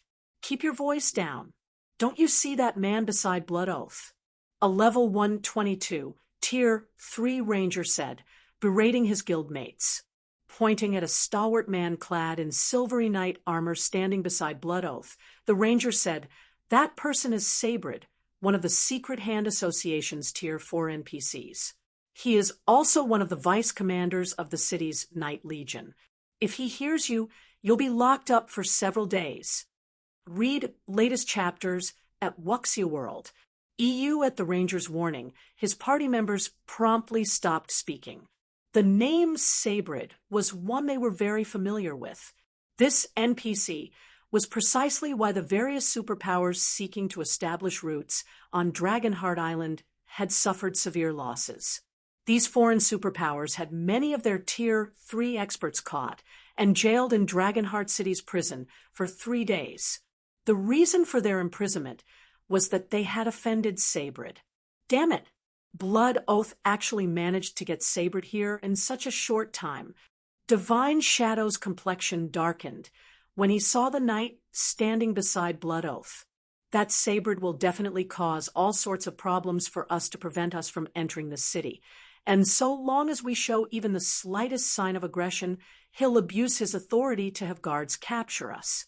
Before Divine Shadow could finish explaining, Blood Oath noticed Shurfeng's group, and a sly smile appeared on his face. "Lord Sabrid, I found those troublemakers," Blood Oath said to Sabrid as he pointed at Shurfeng's group. "It's those people. That man standing in the lead even let Heaven's Blade's remnants get away, disrupting War Blood's expansion plans completely." "Is that so?" Sabrid, who looked to be in his early 40s, looked at the location Blood Oath indicated. Narrowing his eyes, he said to the soldier standing beside him, "Bring them to me. If they resist, you know what to do, right?" "Leave it to us, Vice Commander." The level 150, tier 3 soldier smiled and nodded. He then led a team of around a dozen guards and approached Shurfeng's group. Chapter 2800, Silent Entrance. Chapter 2800, Silent Entrance. Upon seeing the squad of NPC soldiers walk out of the entrance, the War Blood members standing by the gate looked at Shurfeng's group triumphantly. The soldier squad consisted of 12 level 150 tier 3 NPC soldiers. These NPCs were already close to 30 levels higher than the current average level of tier 3 players in God's domain. In addition, these NPCs also possessed the identity of Dragonheart City's soldiers. After the major update, the NPC soldiers of NPC cities were no longer as rigid as before, enforcing all rules thoroughly and behaving impartially in their judgment. Instead, these NPC soldiers had become humanized, bending the rules to their liking. They could be strict with some and lenient with others. Meanwhile, so long as their actions fell within the permissible range of the rules, players would be utterly helpless against them. Vice Commander Feather, let's see how Black Flame can continue acting arrogantly. Snowy Afterglow, who had reached level 123, said to Ink Feather as he watched the NPC soldiers approach Shurfeng's group. Even if he's tier 4, he will still have to behave here. Black Flame isn't a simple person. If he can restrain his temper with his status as a tier 4 player, these soldiers won't dare make things too difficult for him. Ink Feather said, shaking her head, "Everything will depend on Black Flame's subsequent actions."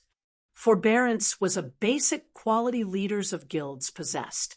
As the guild leader of Zero Wing, Shi Feng naturally possessed this quality too. If Shi Feng decided to behave this time, the means they could use against him wouldn't be very effective. If they failed to exact their revenge on Shi Feng now, the only thing they could do was ambush him outside Dragonheart Island. He has always been arrogant. I doubt he'll tolerate this humiliation, Snowy Afterglow said. Even if he can, so long as he dares show even a little bit of resistance or behave disrespectfully to Lord Sabrid, we'll be able to take care of him. Let's hope so. Inkfeather also hoped that Shi Feng would choose not to tolerate the NPC guards' harassment. That way, they would have an easy time dealing with him. While the soldiers were approaching Shi Feng's group, the surrounding players who saw this scene couldn't help stopping to spectate the situation. What's the matter with these soldiers? They can actually leave the entrance on their own initiative? Wait, that assassin seems to be Divine Shadow, one of Heaven's Blade's vice commanders. What? Heaven's Blade's members actually took the initiative to show themselves? Are they tired of living?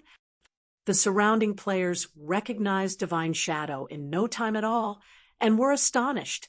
After all, Warblood had long since placed a bounty on all of Heaven's Blade's members in Dragonheart City. By showing up at the city's entrance now, Heaven's Blade's members were basically throwing themselves into the jaws of death. Now that these NPC soldiers are going straight for them, they're seriously doomed. These NPCs are first-rate when it comes to making life difficult for others. They interrogated me for 2 whole hours the last time I came here. If I hadn't bribed them with a magic crystal, I would have most likely had to wait for a few more hours before I could enter the city. These soldiers are probably the Secret Hand Association's members as well. If Heaven's Blade's members get detained, it definitely won't end with just a few hours of interrogation. These soldiers will most likely corner them until they speak out in retaliation. And if they do that, they'll be jailed right away. Seeing the NPC soldiers taking the initiative to walk away from the entrance, the surrounding players looked at Shi Feng's group in pity. However, none of them stepped forward to help. After all, it would be an express train to hell if they did so. While the surrounding players were discussing quietly among themselves, the 12 NPC soldiers had surrounded Shi Feng's group.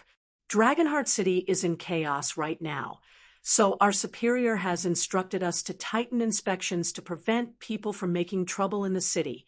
Not only are you bunch acting suspiciously, but you are even concealing your identities with cloaks. Remove your cloaks and come with us, said the rough-looking guard heading the squad. Sneering, he added, "Rest assured, the interrogation will be over quickly. It'll only take around a dozen hours, so it won't delay you for too long. Oh, right. Just in case, please open your spatial bags and let us inspect them. We cannot let you bring any prohibited items into the city." As soon as the head soldier finished speaking, the other guards began smiling as well. That's right. Hurry up and open your bags. Don't worry. We won't take any of your items. We'll only take a look at them. Right. It's just for an inspection. This is for Dragonheart City's safety. The several NPC soldiers laughed as they looked at Shi Feng. Meanwhile, Divine Shadow's complexion turned ashen when he heard the soldiers' words. He had never imagined that the Secret Hand Association's NPCs would be so ruthless. A spatial bag was a player's greatest secret. Revealing the contents of a player's bag to other players would not only potentially attract trouble, but also expose their trump cards. "Excuse me, but we don't plan on entering Dragonheart City," Divine Shadow said, rejecting the soldiers' demand outright. There was no way they could allow the soldiers to inspect their bags. This was especially true for Shi Feng, the guild leader of Zero Wing. It was evident that these soldiers were trying to pick a fight with them. Now, their only choice was to abandon their plan to enter Dragonheart City. However, the head soldier smiled when he heard Divine Shadow's refusal. "It doesn't matter whether you enter the city or not. In fact, you bunch look even more suspicious now. So there is an even greater need for you to be checked. You'd best open your spatial bags quick. Otherwise, my brothers and I will personally take action," the head soldier said, raising his hand. Immediately, the 11 other soldiers gripped their weapons and released their killing intent. However, as these soldiers gripped their weapons, Cleansing Flame stepped forward. She then took out a bronze token from her bag. "I am Cleansing Flame, a captain of the Dragonheart Knight Legion. These people are my companions. I can prove that they have no problems," Cleansing Flame said. In a slightly annoyed tone, she continued, "Moreover, you people from the City Defense Legion are responsible for maintaining order within the city, not outside. You are overstepping your boundaries." When Cleansing Flame took out her Dragonheart Knight token, Divine Shadow breathed out a sigh of relief, glad that he had brought her along.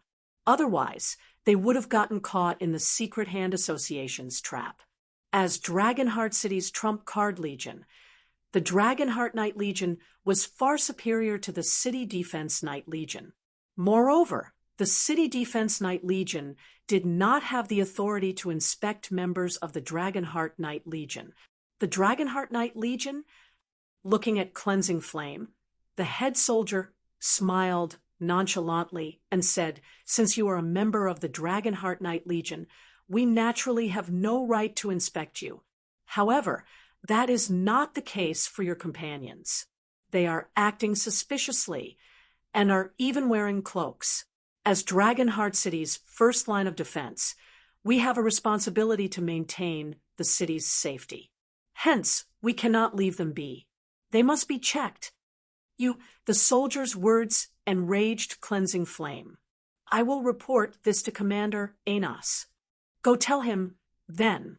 I believe Commander Anos will understand our painstaking efforts," the head soldier said, smiling. "However, before that, your companions must undergo inspection. I will give you only 10 seconds to consider. If you don't open your bags yourselves, don't blame us for doing it for you." As the head soldier finished speaking, the other soldiers readied their weapons. It was evident that they did not plan on giving Shurfeng's group any chance to escape. Meanwhile, when the surrounding players saw this scene, they gasped, "How ruthless!" Sure enough, nobody can afford to offend war blood on Dragonheart Island. No wonder even the superpowers dare not disrespect war blood on Dragonheart Island. Although many of the players present would normally suffer at the hands of these NPC soldiers, the soldiers would only put them through long hours of interrogation, at most. This was definitely the first time the players had seen these soldiers draw their weapons against players. Ha ha ha! Amazing! Amazing! As expected of Secret Hands members. I want to see what that black flame is going to do now. Snowy Afterglow burst into laughter when he saw this scene. "I heard that Black Flame has many treasures on him. If we can get him to reveal those treasures, all our efforts this time would definitely be worthwhile." Ink Feather also nodded in agreement with Snowy Afterglow's words. In reality, even she did not think that the Secret Hand Association would be so ruthless. Now, Surefoam was truly between a rock and a hard place. Whether he chose to anger the guards or reveal his spatial bag for everyone to see, he would still suffer in the end. Black Flame. Now, it's my turn to let you know what it feels like to live in misery. When Blood Oath saw the scene playing out before him, the smile on his face grew even brighter. Previously, when Surefoam had killed him during the Dragon Phoenix Pavilion's conference, Blood Oath's reputation had plummeted on Dragonheart Island. However, the tables had turned now. After partnering with the Secret Hand Association, Blood Oath had always hoped that Surefoam would come to Dragonheart Island. To ensure this happened, he had even had his subordinates provoke Zero Wing frequently. Now, his chance for vengeance had arrived. This was also only the first step of Blood Oath's vengeance. Even if Shifeng agreed to the soldiers' demand, he still had plenty of things prepared for Shifeng afterward. It wouldn't matter even if Shifeng was a Tier 4 player. Dragonheart City was different from the average NPC city. In terms of combat power, Dragonheart City was even stronger than the capital cities of some empires. Moreover, as Dragonheart City was a neutral city, the identities and positions one held in kingdoms and cities did not matter here. Only Dragonheart City's identities and statuses. This was also why the various superpowers had no choice but to submit to war blood. While everyone was secretly discussing the situation, Divine Shadow whispered to Shifeng, "I'm sorry for this situation. Guild leader Black Flame. I'll hold them back afterward, so run away when you get the chance. These soldiers won't dare abandon their post. So as long as you leave Dragonheart Island's vicinity, they won't continue chasing you." Their only way out of this situation now was to flee. Confronting these NPC soldiers would only mean death for them. If they did that, they would be playing into Blood Oath's hands. Hence, Divine Shadow decided to exchange his own life for everyone else's freedom. "No, that won't be necessary," Shifeng said, shaking his head. "Leave the rest to me." Guild leader Black Flame? Divine Shadow was a little confused as he looked at Shifeng. There was clearly no room for reconciliation between them and the NPC soldiers, aside from escaping. He simply couldn't figure out how they could get out of this situation. At this moment, let alone Divine Shadow, even Yuluo found this situation strange. She couldn't understand what Shifeng could possibly do in this situation, either. When the head soldier saw Shifeng stepping forward, he grinned and asked, "What, have you made up your mind?" Read latest chapters at Wuxia World. EU Shifeng was the person Vice Commander Sabrid had singled out. No matter what Shifeng's answer was, the head soldier would have ways to make things difficult for him. "Made up my mind?" Chuckling, Shifeng said, "Indeed, I have made up my mind." "Good." Nodding, the head soldier said, "Then open up your spatial bag." As soon as the head soldier finished speaking, Shifeng made his move. The next moment, a fleeting flash appeared before Shifeng, and the head soldier's body got bisected. The soldier's 20 million HP instantly fell to 0, the two halves of his body spraying blood all over the place as they fell to the ground. Chapter 2801, Combating a Tier 4 NPC. Chapter 2801, Combating a Tier 4 NPC. He killed the NPC? How dare he? Everyone present was taken aback when they saw the head soldier bisected. Even Divine Shadow and Cleansing Flame had their mouths hanging wide open, neither of them having expected Shifeng to take action. Moreover, not only did Shifeng take action, but he had even directly killed an NPC soldier. This was simply, this guy is doomed. He's definitely dead. He actually killed one of Dragonheart City's NPC soldiers. This won't end with just a few weeks' imprisonment. Dragonheart City was a neutral city. Hence, its management was much stricter than that of NPC cities in kingdoms and empires. Before the major system update took place, players who killed another player or NPC within Dragonheart City would not only be killed on the spot, but also be prohibited from logging into the game for a month. And when they could log back into the game, they would lose 10 levels and have their souls placed into a weakened state for 10 days. This penalty would basically cripple a player's account. Now, not only did Shifeng commit murder after the system update, but the person he killed was even an NPC soldier. At this point, everyone no longer dared imagine what kind of punishment he would receive should he be killed or caught. Ink Feather and the other War Blood members standing by the entrance were caught off guard by Shifeng's actions. How much courage does he possess?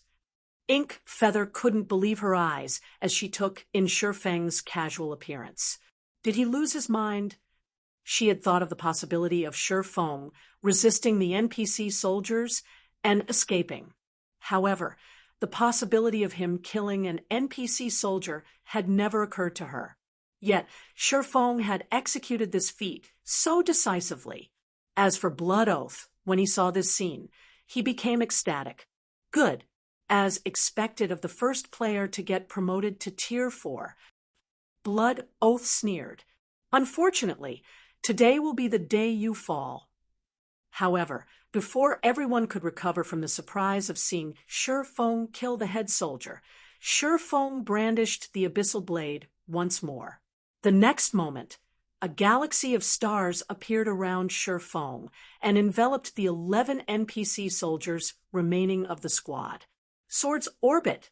Damages exceeding 50 million appeared above the Tier 3 NPCs, heads one after another, the 11 NPC soldiers getting killed instantly. A bunch of useless fools. Do you think Dragonheart City's rules have any use against me? Shi Feng said as he glanced at the fallen NPC soldiers indifferently. He then sheathed the abyssal blade, casually as if he hadn't done anything to speak of. If it were before he had entered the ancient god's domain, he would still have to be wary of Dragonheart City's rules. However, he no longer had such worries now.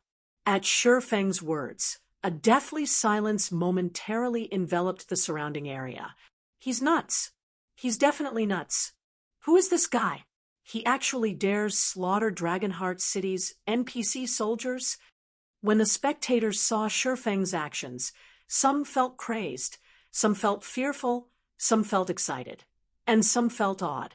One thing was for certain. Though Shi Feng's feat of killing 11 NPC soldiers in one go would be forever etched in their minds. Without a doubt, Shi Feng was the most ruthless player in God's domain.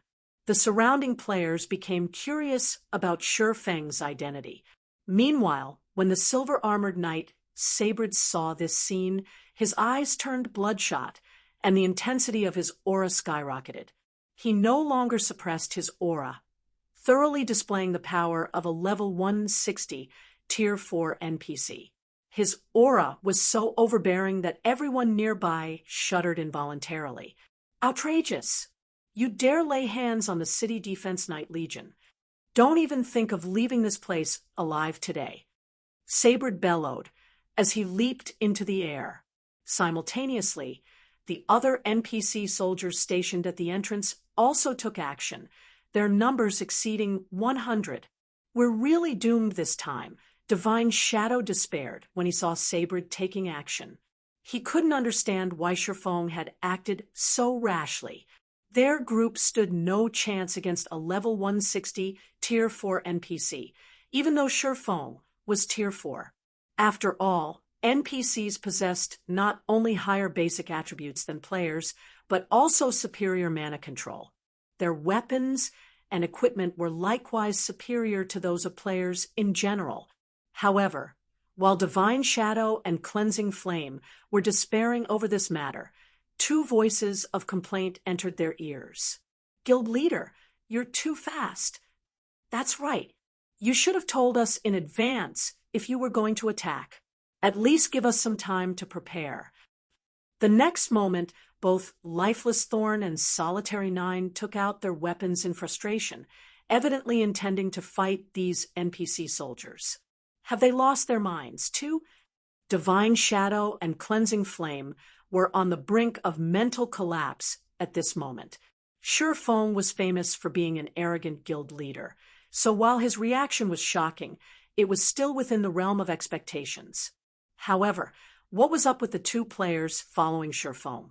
Yu Luo, though, did not appear surprised by Lifeless Thorn and Solitary Nine's actions. She, too, grabbed her staff and said quietly to Divine Shadow and Cleansing Flame, "Vice Commander, Flame, wait behind us. I'll deal with the NPCs coming at us." BIL11/B at Yu Luo's words, Divine Shadow and Cleansing Flame turned to the cleric in surprise and confusion. What had become of this world? Was this really the same Yu Luo they knew? Seeing the two's horrified eyes, Yu Luo smiled and consoled. "Don't worry. Nothing will happen. We're just dealing with a bunch of NPC soldiers." Out of everyone present, she reacted the calmest to Shifeng's actions. As she had reached Tier 4 herself, she understood quite well that Tier 4 powerhouses were no pushovers. Even the NPCs in the ancient god's domain didn't dare offend Tier 4 players. Yet these Tier 3 NPCs in the modern god's domain actually dared do so. They were simply tired of living. After all, even the kings of kingdoms dared not casually offend Tier 4 powerhouses. She had to admit that while some NPCs had grown smarter after gaining conscious thought, some had grown dumber as well. Either that or pushing around Tier 3 players had become a habit for these Tier 3 NPCs, and they now assumed that the existence known as players were pushovers that didn't know how to retaliate. The fact that players still had the mindset that NPCs shouldn't be provoked had most likely contributed to this misconception as well. However, after experiencing life in the ancient god's domain, Luo understood very clearly that god's domain never had any absolute rules. The only absolutes were strength and status. In the ancient god's domain, instances of players killing NPCs occurred frequently. Even killing city lords wouldn't be a problem, so long as one could bear the consequences and had the strength necessary to accomplish the feat read latest chapters at Wuxia World. Hence, she found it laughable that War Blood thought it could rule over Dragonheart City without fear just because it had gained the support of an NPC force. War Blood was utterly ignorant of the fact that after players reached Tier 4, they would be living in a completely different world from Tier 3 players. At this time, Sabrid had already arrived in the air above Shifeng's group and was looking at Shifeng with anger in his eyes. This was because even he hadn't expected that Shifeng would dare kill the soldiers. Furthermore, he would be held responsible for their deaths. Unable to hold back his anger, he bellowed, "Foolish, heaven-blessed individual! Do you think nobody can punish you just because you've reached Tier 4? None of you will escape today." After saying so, Sabrid unslung the snowy white greatsword he carried on his back and executed a slash at Shifeng.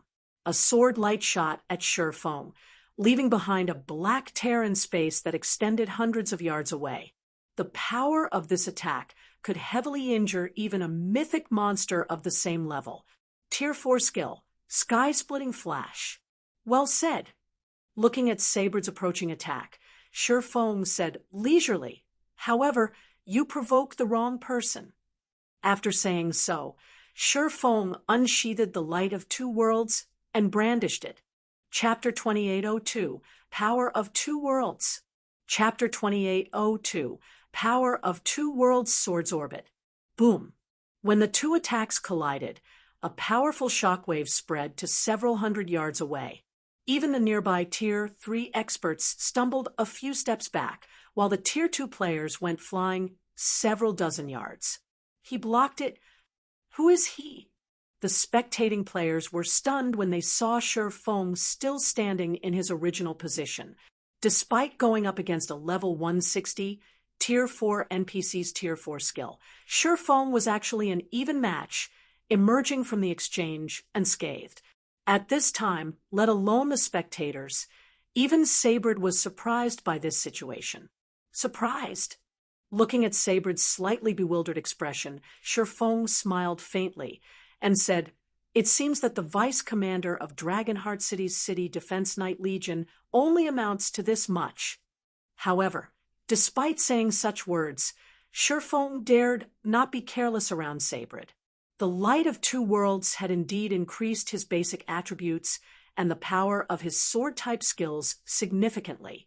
Thanks to it, and the several other fragmented legendary items he equipped, his basic attributes reached an astonishing level, although he still wasn't a match for superior mythic monsters of the same level. He wasn't that far off either. However, Sabrid was at level 160, 20 levels higher than Shifeng. In terms of basic attributes, Shurfeng definitely lost to Sabrid by a large margin. Hence, the only way he could beat the NPC was by relying on his powerful mana and superior combat techniques. Boy, you are courting death. Sabrid grew even more enraged at Shurfeng's words. Suddenly, the mana within a 1,000-yard radius began gathering around Sabrid in a frenzy. It was evident that the knight had not used his full strength for the previous attack. After the gathered mana reached a critical point, Sabrid instantly transformed into several dozen afterimages that surrounded Shurfeng. The NPC was dazzlingly fast. Tier 4 skill, Broken Shadow. At this time, even Shurfeng couldn't tell which of these afterimages was the real Sabrid. It felt as if the NPC had truly split into several dozen clones of himself. Before Shurfeng could react, fiery runes appeared on Sabrid's snowy white greatsword. The flames the runes gave off incinerating even space itself. Tier 4 taboo skill, Starfire Blade. The next moment, every one of Sabrid's afterimages executed a slash. Despite the Starfire Blade being effective for only one attack in reality, Sabrid had turned it into several dozen attacks. Amazing! As expected of a Knight Legion's vice commander, he actually managed to fuse his Tier 4 skills to such an extent. Shurfeng couldn't help being in awe when he saw the several dozen attacks coming at him from all directions. Combining two skills was much more difficult than combining two spells. However, so long as one succeeded, one could dramatically increase the effectiveness of the skills. Disappear. Sabrid bellowed, the power that his weapon radiated skyrocketing even further. It was clear he had stopped holding back and planned to slay Shurfeng. Seeing the several dozen space-tearing greatswords approaching him, Shurfeng held up his sword horizontally before him. Tier 4 legacy skill, Blade Domain. Immediately, 7 magic swords materialized around Shurfeng. The magic swords then transformed into innumerable stars in his surroundings. Swords orbit. Boom, boom, boom. A series of explosions and shockwaves blanketed the area in front of Dragonheart City's entrance. After several dozen clashes, the ground under Shurfeng cracked, and the space around him shattered. His HP had fallen by more than 5 million as well, his HP bar falling by 1/3 of its capacity. He didn't die. Ink Feather's eyes widened in shock when she saw the amount of HP Shurfeng lost, her mind refusing to believe this outcome. Sabrid was a level 160, Tier 4 NPC. Moreover, he was the vice commander of one of Dragonheart City's Knight Legions. His strength was above average even among Tier 4 NPCs. With his combination of a Tier 4 skill and a Tier 4 taboo skill, he could inflict significant damage on superior mythic monsters of the same level. Yet, Sabrid's attack had only taken 1/3 of Shurfeng's HP. Amazing! The power of this fusion attack actually reaches the Tier 5 basic rank. After taking a look at his remaining HP, Shurfeng felt even greater admiration for Sabrid. If he hadn't switched to the Light of Two Worlds, which raised all his sword-type skills by 1 level, he would have had to activate his Berserk skill to repulse Sabrid's fusion attack. However, activating his Berserk skill would also mean that he had been pushed to his limits, on the brink of death. After all, Berserk skills weren't unique to players. NPCs had them as well. Boy, it seems you're quite sturdy. Sabrid was inwardly astonished when he saw Shurfeng still standing. He never imagined that a heaven-blessed individual could be so strong. However, this is the end for you. After saying so, Sabrid raised his great sword into the air. Immediately afterward, a dozen identical great swords appeared around him, forming a magic array. Tier 4 skill, Blade's Shadow. Tier 4 taboo skill, Sealing Void. The next moment, the dozen greatswords transformed into black holes that shot toward Shurfeng. Upon seeing the black holes spanning several dozen meters, the nearby spectators, both players and NPCs, fell into despair. This was because they could already foresee that once these black holes collided with the ground, the impact would vaporize everything within several hundred yards. Sure enough, Tier 4 NPCs are no pushovers. However, this still isn't enough to get rid of me. Shifeng smiled when he saw the descending black holes. Let's test this move on you. The next moment, Shifeng tightened his grip on the light of two worlds and poured half of his mana into the weapon. Suddenly, Crimson Divine runes lit up all over the sword, releasing a dazzling and mesmerizing brilliance. As this dazzling light bloomed, a deathly silence enveloped the world around Shifeng. Even time itself seemed to flow significantly slower. Subsequently, Shifeng swung the light of two worlds at Sabrid. World breaker! Boom! A strange light instantly penetrated the descending black holes like a hot knife through butter before landing on Sabrid. When the strange light disappeared, time began flowing normally again. Meanwhile, the black holes in the sky had all disappeared. As for Sabrid, he had lost over half his HP from the attack, retaining only around 200 million HP. Cracks had also appeared on the armor he wore, and fresh blood flowed out from all over his body. However, before Sabrid could react, the slightly pale Shifeng had already arrived before the NPC. Not giving Sabrid any time to catch his breath, Shifeng brandished the light of two worlds once more. Spatial slash, Sword's transmigration.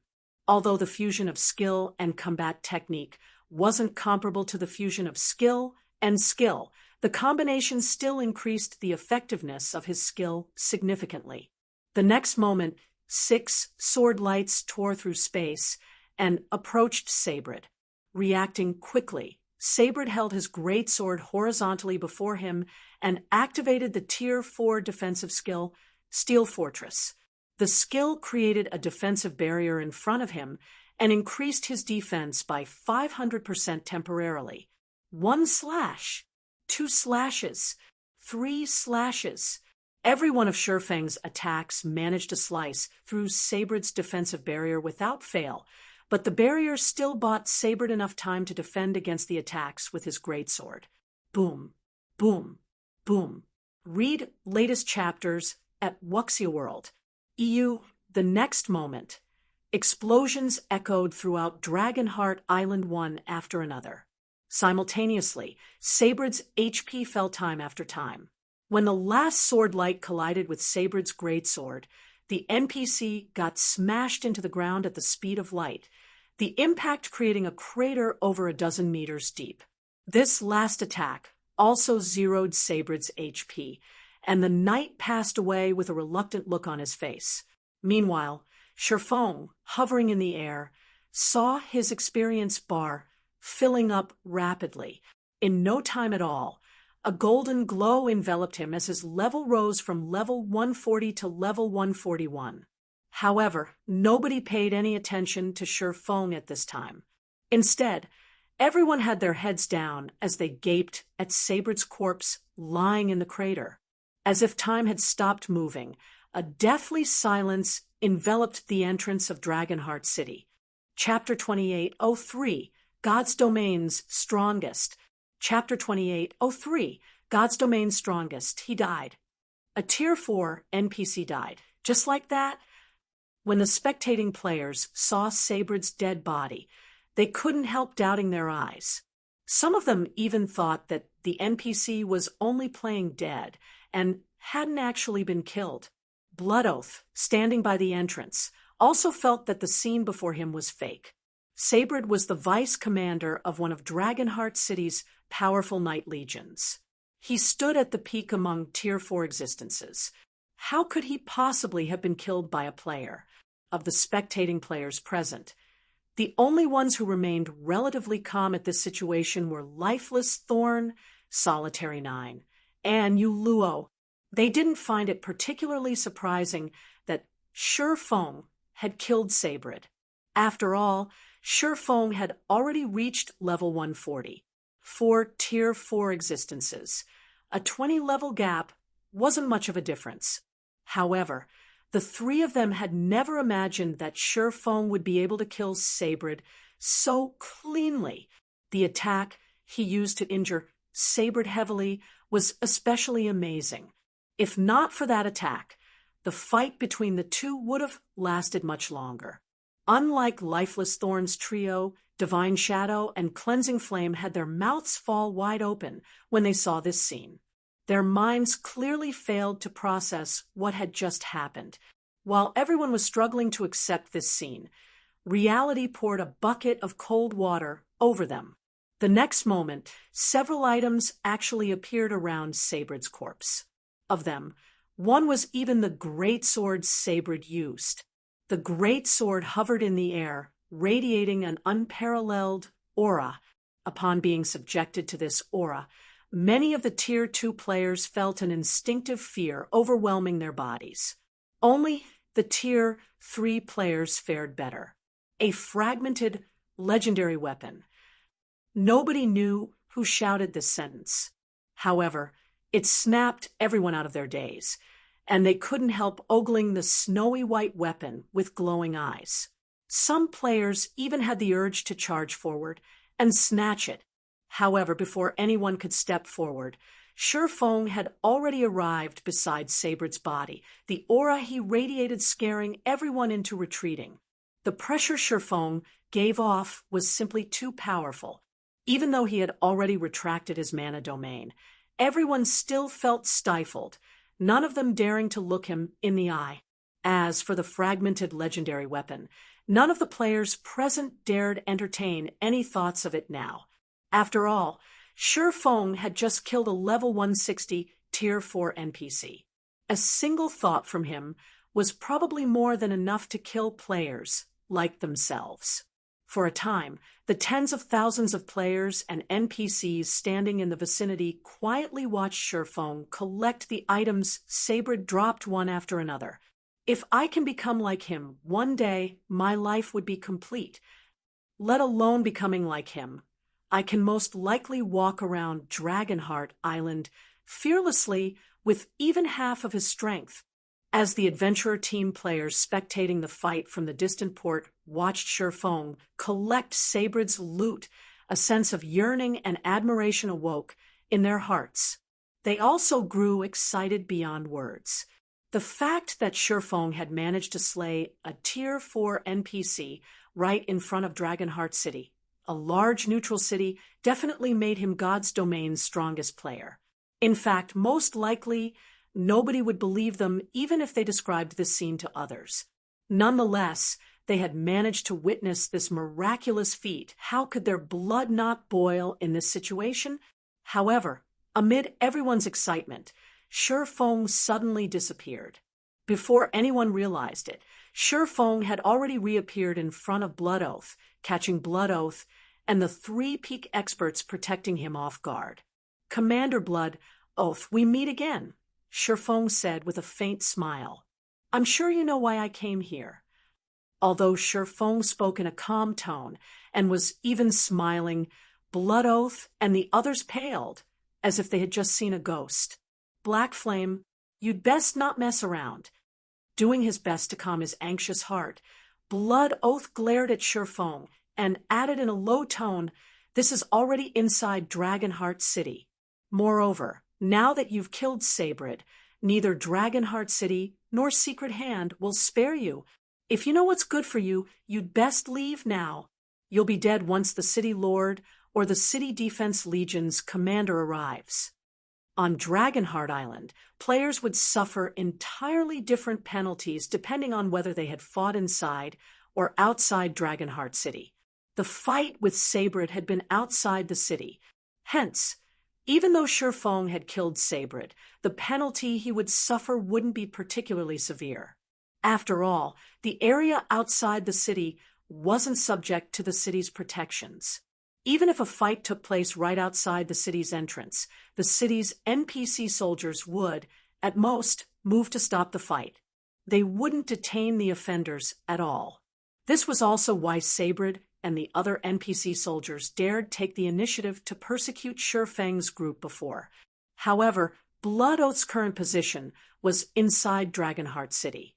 If Sure Foam killed him now, the severity of his crimes would be on a whole other level. Is that so? Smiling, Sure Foam unsheathed the abyssal blade and brandished it. 3 sword lights shot out from his weapon and instantly plundered the lives of the 3 peak experts standing around Blood Oath. Even when their bodies hit the ground, none of the 3 had realized what had happened. Sure Foam then turned to Blood Oath and asked, "What about now?" How dare you?" Blood Oath was thunderstruck when he saw his 3 subordinates killed. Everyone else in the vicinity also saw this scene without missing a detail. Crap. Awesome. This is awesome. Black Flame. He must be Black Flame, right? He actually killed 3 of Warblood's peak experts right in front of Blood Oath, and Blood Oath doesn't even dare make any strange moves. Am I dreaming? Everyone felt their blood boil with excitement when they looked at Blood Oath, who dared not move a muscle in front of Sure Foam. Their worship of Sure Foam rose to a whole new level. Blood Oath was known throughout God's domain. After all, he was a big shot that even the superpowers had to submit to on Dragonheart Island, an existence standing at the peak of Dragonheart Island. Nonetheless, Blood Oath looked no different from an ant in front of Sure Foam. This situation was simply crazy. It was so crazy that they couldn't even react to it. However, shortly after the crowd began bubbling with excitement, 3 figures suddenly descended from the sky and landed at the entrance. Every one of these figures exuded an aura much stronger than that of Sabrid. Read latest chapters at Wuxia World. EU upon seeing these figures, Blood Oath reacted as if he had seen his savior. He looked at Sure Foam and laughed. "Black Flame, you are finished. Now that the Vice City Lord and 2 Knight Commanders have arrived, you shouldn't even think of leaving this place alive." One of the 3 new arrivals was none other than Cruz, Dragonheart City's Vice City Lord. He was a level 180, tier 4 Great Wizard, a big shot standing at the top of God's domain. According to rumors, he was only half a step away from tier 5 and could even contend against demon princes of the same level. As for the 2 other figures, one of them was Shara Viria, the commander of the Holy Star Knight Legion, and one of the World Tower's protectors. She was a bona fide level 200, tier 5 Great Holy Knight. The last person was Landrek, the commander of the City Defense Knight Legion. He was a level 180, tier 4 Sword Emperor. Although he was the weakest among the group of 3, he was still significantly stronger than Sabrid. This was because Landrek owned Earthen Glory, a genuine legendary spear. With this weapon, he was fully capable of contending with tier 5 existences of the same level. With these 3 NPCs around, even a tier 5 player wouldn't be able to escape. Chapter 2804, Difference in Status. Chapter 2804, Difference in Status. Why did all these big shots show up? The players present gasped when they saw Cruz, Shara Viria, and Landrek at the entrance. They never thought that Shurfeng's fight would attract so many NPC powerhouses. After all, players normally couldn't meet even one of these big shots. Nevertheless, 3 of them now appeared. Protector Shara Viria, in particular, was one of the apex powerhouses of God's domain. In the absence of tier 6 gods, she would be part of the strongest group of existences. This was because not only was Shara Viria a tier 5 NPC, but she even owned 2 legendary items, the Galaxy Sword and Bulwark of Light. She had slain dozens of demon kings, elven royalty, and void demons before. Even if a tier 5 player existed now, they would simply be seeking death if they tried challenging her. The next moment, Blood Oath walked up to Vice City Lord Cruz's side quickly, then pointed at Sure Foam and said respectfully, "Lord Vice City Lord, not only did this ruffian kill Vice Commander Sabrid, but he even killed my companions inside the city. You must punish this ruffian and protect Dragonheart City's order." Blood Oath spoke in a sonorous and powerful voice. his words echoing throughout the entrance. It sounded as if he was pronouncing the death sentence on Sherfone. Upon seeing the arrival of the 3 NPCs, Ink Feather breathed out a deep sigh of relief. When she looked at Sherfone again, a hint of glee appeared in her eyes. Let's see how you get out of this situation. When the other players present saw this scene, they couldn't help shaking their heads dejectedly. With 3 of Dragonheart City's NPC powerhouses here, it was most likely impossible for Sherfone to escape with his life. Just when everyone thought another battle would break out, Cruz, the white-bearded old man standing beside Blood Oath, spoke up. A dragon slayer. I never thought I would get to see one in my lifetime, and such a young one at that, Cruz said, a faint smile appearing on his face. It seems times are changing. The Vice City Lord's words rendered everyone present stunned and confused. What dragon slayer? Blood Oath was similarly stunned by Cruz's words. He couldn't figure out what the Vice City Lord was getting at. Instead of punishing Sherfone as soon as possible, the NPC brought up the topic of Dragon Slayer out of nowhere. Just what was this NPC trying to do? You overpraise me, Lord Vice City Lord. Turning to look at Cruz, Sherfone said, My friends, and I just got lucky to slay a dragon that had yet to enter adulthood. No, a dragon is a dragon. Your accomplishment of slaying a Tier 4 infant dragon while being at Tier 4 yourself is something even Lady Shara never achieved, Cruz countered, shaking his head. If not for you, Lady Shara wouldn't have left the World Tower to come here in person. Cruz's words left Blood Oath dumbfounded. Shara Viria actually came here, not because Sherfone had killed Sabrid, but merely to take a look at Sherfone. At this time, let alone Blood Oath, most of the other players nearby were stupefied as well. What was going on with this situation? When Divine Shadow and Cleansing Flame saw this scene, they were at a complete loss for words. They felt as if they were living in a completely different world from Sherfone. Not only had Sherfone killed the City Defense Legion's vice commander, but he also had subsequently killed 3 of Warblood's peak experts inside the city. Nevertheless, Dragonheart City's Vice City Lord was chatting with him as if none of these offenses had ever occurred. At this time, among the spectating players, only Lifeless Thorn, Solitary 9, and Uluo knew why this was happening. The Dragon Slayer title wasn't just a title. It symbolized the accomplishment of a legendary feat in God's domain. With this title, no matter which NPC city one visited, one would enjoy a status close to that of the City Lord. For someone with such a status, killing a couple of provocateurs wouldn't be a problem at all. The only reason Sabrid had dared act rudely to Sherfone was his low standard, which prevented him from seeing through the Black Cloak's concealment effects. Otherwise, let alone provoking Sherfone, he wouldn't even have dared speak casually around Sherfone, knowing that Sherfone was a dragon slayer.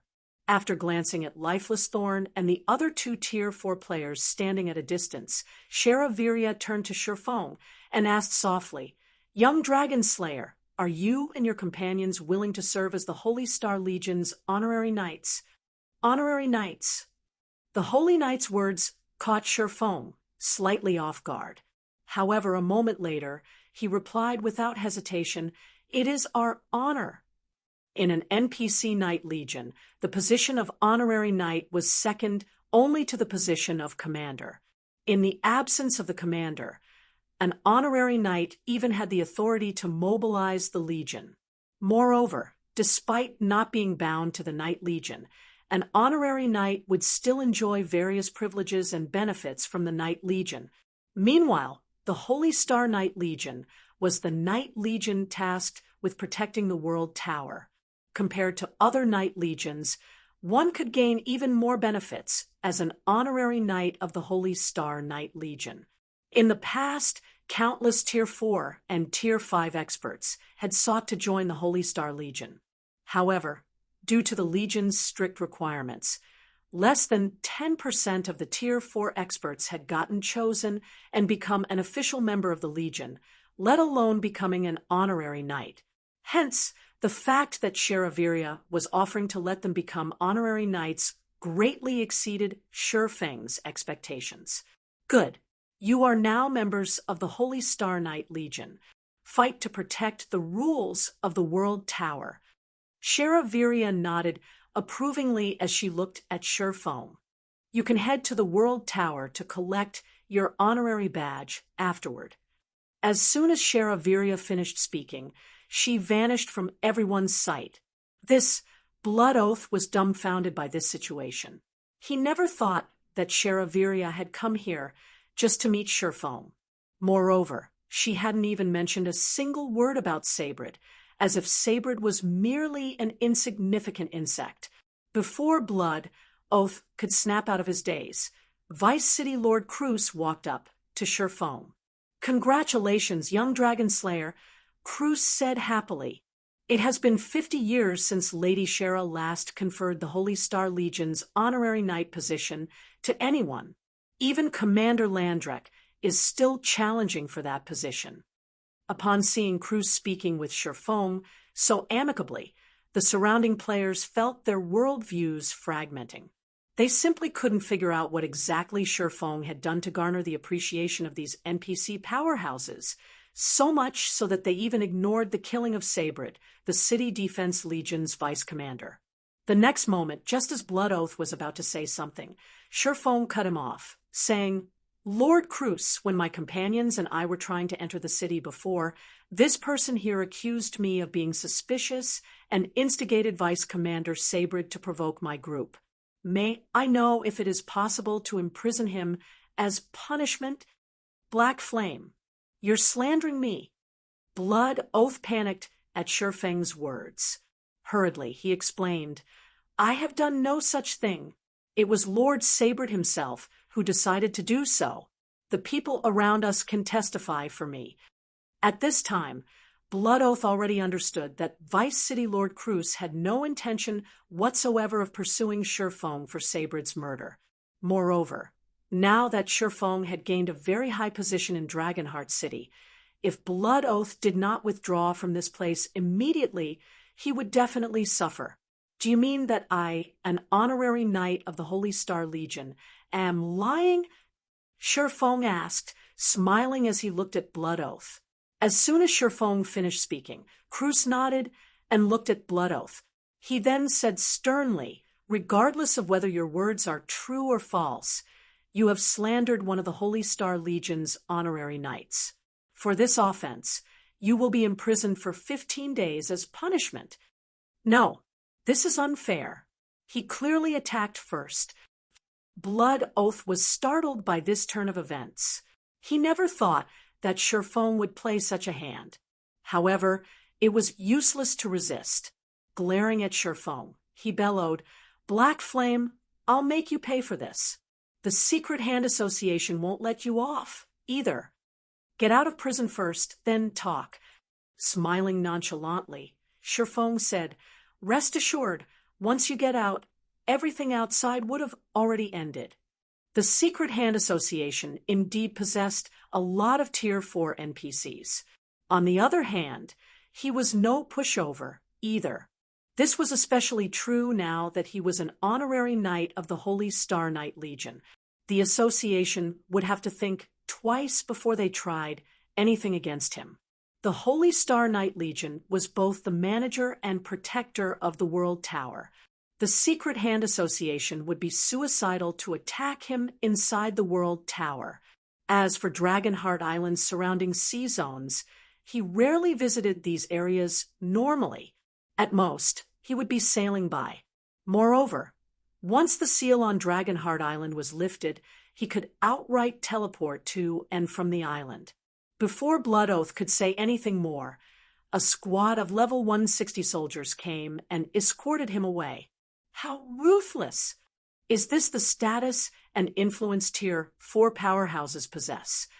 Tier 4. I must get promoted to Tier 4. So, this is Zero Wings, Black Flame. He's even more amazing than the rumors. I wonder if Zero Wing is recruiting Tier 2 players? If I can join such a guild, I won't have to worry about anything in Dragonheart City. When the surrounding players saw NPC soldiers bundling off Dragonheart Island's most feared man, they were taken aback by Shifeng's capabilities. They also understood why Shifeng had not killed Blood Oath outright. Compared to the penalty of dying once, the consequences of getting imprisoned for 15 days were much more severe.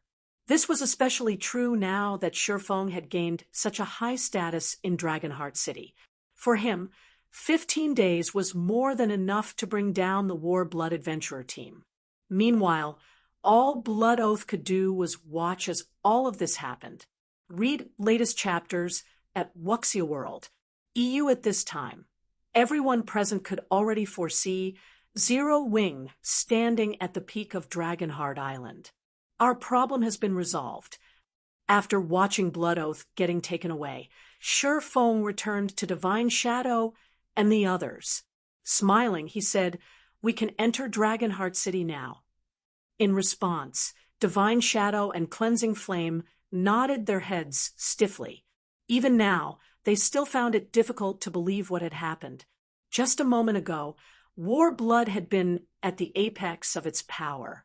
Yet, with only a few words from Shifeng, it now faced the threat of dissolution. Meanwhile, news of this situation spread like wildfire. In only a matter of minutes, it entered the ears of everyone in Dragonheart City. The news caused an especially large commotion among the city's various guilds and adventurer teams. Chapter 2805. Fame shakes Dragonheart City. What did you say? Chapter 2805. Fame shakes Dragonheart City. What did you say? Black Flame killed a Tier 4 NPC and even got Blood Oath imprisoned for 15 days. When the various guilds and adventurer teams operating in Dragonheart City heard of Shifeng's miraculous feat, they were thunderstruck. They repeatedly pressed the reporting personnel for confirmation regarding the validity of this information. As if having expected such a reaction, the reporting personnel promptly sent a battle video of Shifeng killing sabred to their respective superiors, as well as videos of Shifeng killing 3 of Warblood's peak experts right in front of Blood Oath, and of NPC soldiers dragging Blood Oath off to prison. Dragonheart City, Bloodstone Bar, a group of level 123+ Tier 3 experts had gathered in this bar. Of the group, even the weakest person was at the refinement realm standard.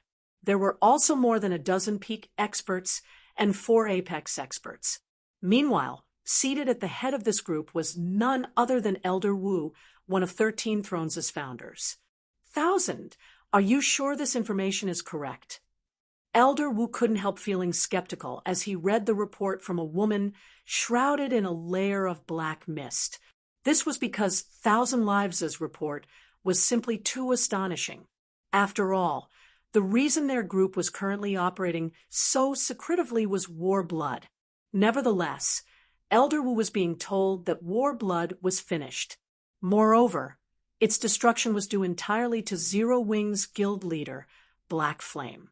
How could he possibly believe this? It is 100% true. Many powers already have designs on War Blood's territory.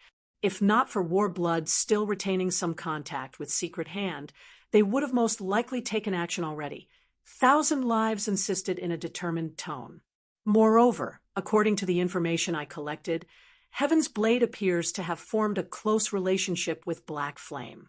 If Zero Wing has Heaven's Blade's full support, I'm afraid it won't be long before Zero Wing occupies a significant portion of Dragonheart City's various resources. What is Black Flame thinking? He actually has the leisure to come to Dragonheart City. Is he not worried about the deteriorating situation over at the Twin Towers Kingdom? Elder Wu, who wore a somewhat haggard expression, was surprised by 1,000 Lives' words.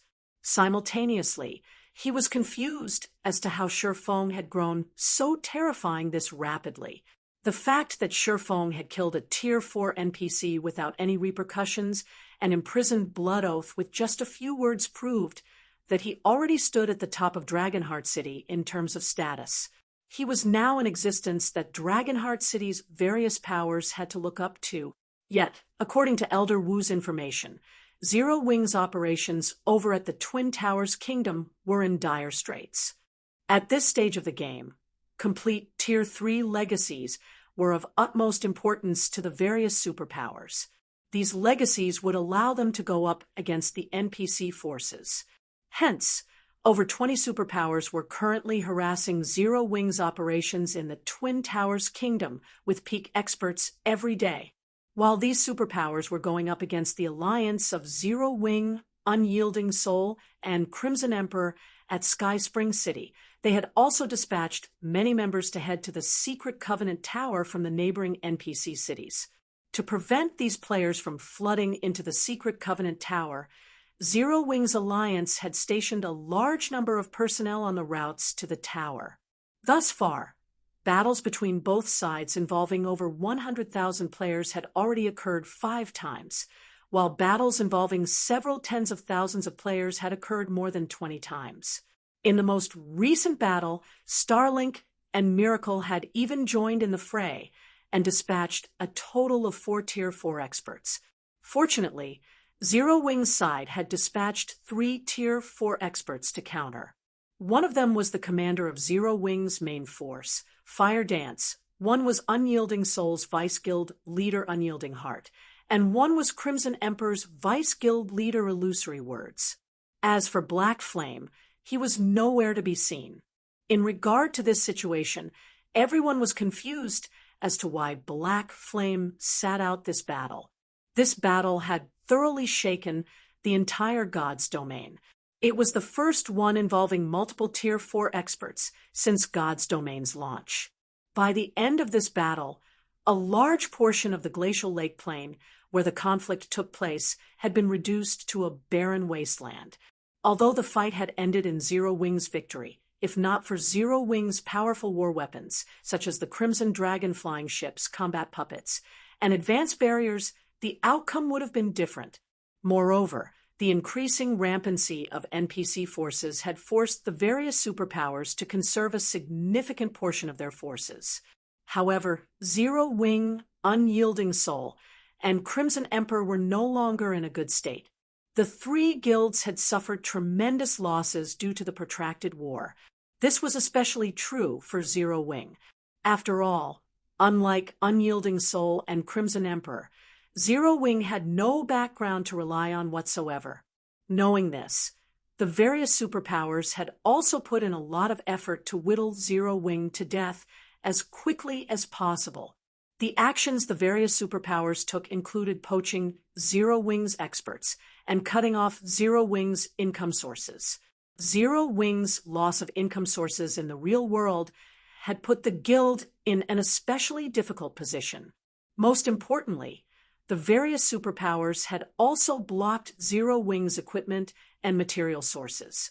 Although it wasn't a complete embargo, the various superpowers had jacked up the prices of equipment and materials to absurd levels. Now, just producing a piece of level 120 mysterious iron equipment cost 30 gold coins. If it were before, 30 gold would already have been more than enough to produce a piece of level 120 secret silver equipment. In addition, the various superpowers also purchased all of the level 110 plus secret silver equipment and above from the market, leaving nothing for Zero Wing, Unyielding Soul, and Crimson Emperor. After the many battles fought, the equipment stockpile of the 3 guilds should already be bottoming out. Meanwhile, without good weapons and equipment, how were their members supposed to fight? A player fully equipped in secret silver equipment would have more than a 20% advantage in basic attributes over a player fully equipped in mysterious iron equipment. Needless to say, the gap with players fully equipped in fine gold equipment would be even greater. Moreover, without proper weapons and equipment, the 3 guilds members would also have more difficulty grinding in the Secret Covenant Tower. At this time, Thousand Lives suddenly received a message from one of her subordinates. After reading it, she said, "I just received insider information from War Blood. It seems Black Flame's actions have affected even Secret Hand's control over the World Tower, so Secret Hand plans to teach Black Flame a lesson. However, since Secret Hand can't do anything against him on Dragonheart Island, it plans on partnering with Starlink to wipe out Zero Wing's forces in the Twin Towers Kingdom." Interesting. Black Flame really knows how to cause trouble. However, this is also a good opportunity for 13 Thrones. A good opportunity? Thousand Lives parroted, confused by Elder Wu's words. Looking at Thousand Lives and the male ranger standing beside her, Elder Wu said, "Thousand, Rain, you two follow me. Everyone else, continue resting here and wait for our return."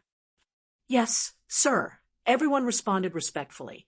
Afterward, Elder Wu secretly left the Bloodstone Bar together with Thousand Lives and Modern Rain. "Elder Wu, where are we going? Shouldn't we be heading to the 4th underground floor, as planned?" Thousand Lives asked curiously as she looked at the pleasantly smiling Elder Wu. "We won't be going there for now. We have something more important to do," Elder Wu replied. "Something more important?" Having thought of something, Thousand Lives asked in surprise, "Are we going to partner with Zero Wing?" "Partner?"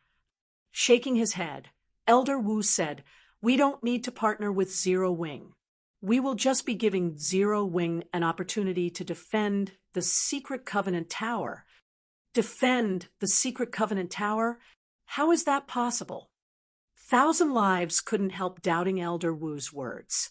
It might be fine if Starlink and the various superpowers were the only ones targeting Zero Wing. However, the situation was different now that the Secret Hand Association had joined the fray. At that time, who knew how many Tier 4 NPCs the association would send to deal with Zero Wing?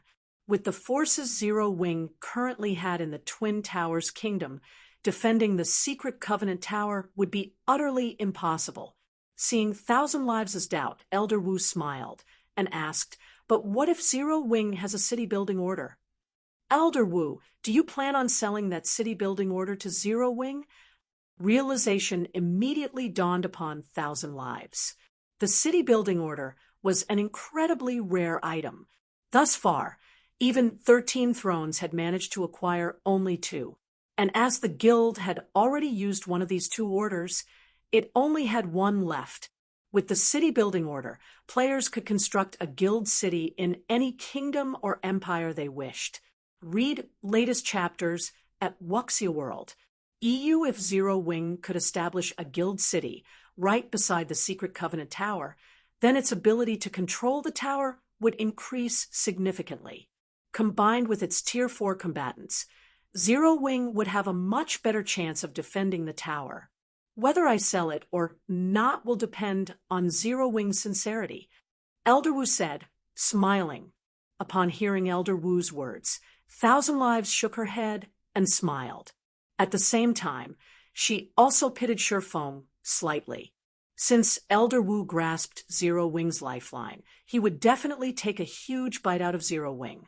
This was especially true now that Shifeng stood at the apex of Dragonheart City. "Elder Wu, according to our investigation, Black Flame is currently inside that Wanderer's shop," Modern Rain said as he pointed at a tattered, 3-story shop some distance ahead. "Good. We'll go meet with Guild Leader Black Flame now." Elder Wu nodded. He then made his way to the Wanderer's shop together with Thousand Lives and Modern Rain. Chapter 2806, The Astonishing Zero Wing. Chapter 2806, The Astonishing Zero Wing Dragonheart City. Wanderer's shop. When Elder Wu's group of 3 entered the shop, a magnificent sight instantly entered their eyes. The scenery within the shop was a stark contrast to its dilapidated facade. "What's going on here?" Thousand Lives was astonished as she inspected the space within the building. "This place looks completely different from the last time I visited." On her previous visits to the Wanderer's shop, The building's interior had looked as dilapidated as its exterior. And while the shop sold excellent items, everything here was absurdly priced. If one weren't in a hurry to obtain a specific item, one wouldn't come here to shop. Now, not only had the shop's interior become splendid, but the shop's area had also expanded from a cramped room to half a basketball court. The number of items on display had doubled, and the item quality was drastically better. Now, almost everything on display was a precious treasure. Tier 3 magic scrolls, master potions, alchemy gold. The alchemy gold, in particular, was a treasure of alchemy. It could increase not only the success rate of forging by 15%, but also the basic attributes of the forged item by 10%. Moreover, it was even effective in the production of epic weapons and equipment. However, alchemy gold was impossible to find on the market. Players could obtain it only from ancient ruins. Alchemy gold was even rarer than epic items. Nevertheless, the Wanderer's shop had a total of 10 ingots of alchemy gold for sale. Moreover, they were only on the first floor right now. The Wanderer's shop had 3 floors, and the value of the products sold in the shop increased with each subsequent floor. In other words, the products on the first floor were the lowest in quality. Rain, take a look around afterward. If you see anything we need, buy it. Elder Wu instructed Modern Rain. When he saw the items sold in the shop, even he was moved. The items sold here were indeed exceedingly expensive, with the cheapest item priced at 20 ancient gold and valuable items like the alchemy gold priced at 1,000 ancient gold. However, most of the items sold here were nigh impossible to purchase in the outside world. Besides, 13 Thrones was in urgent need of items, such as alchemy gold. After the major system update, monsters became much more difficult to deal with. Previously, Tier 3 teams could cope with Grand Lord ranked monsters, even with just fine gold weapons and equipment. Now, however, Tier 3 teams needed to be fully equipped in dark gold weapons and equipment. Moreover, the team's MT would need to have 2 or 3 pieces of epic equipment. Otherwise, tanking a Grand Lord would be incredibly tough without help. Needless to say, the requirements for raiding mythic monsters were even higher.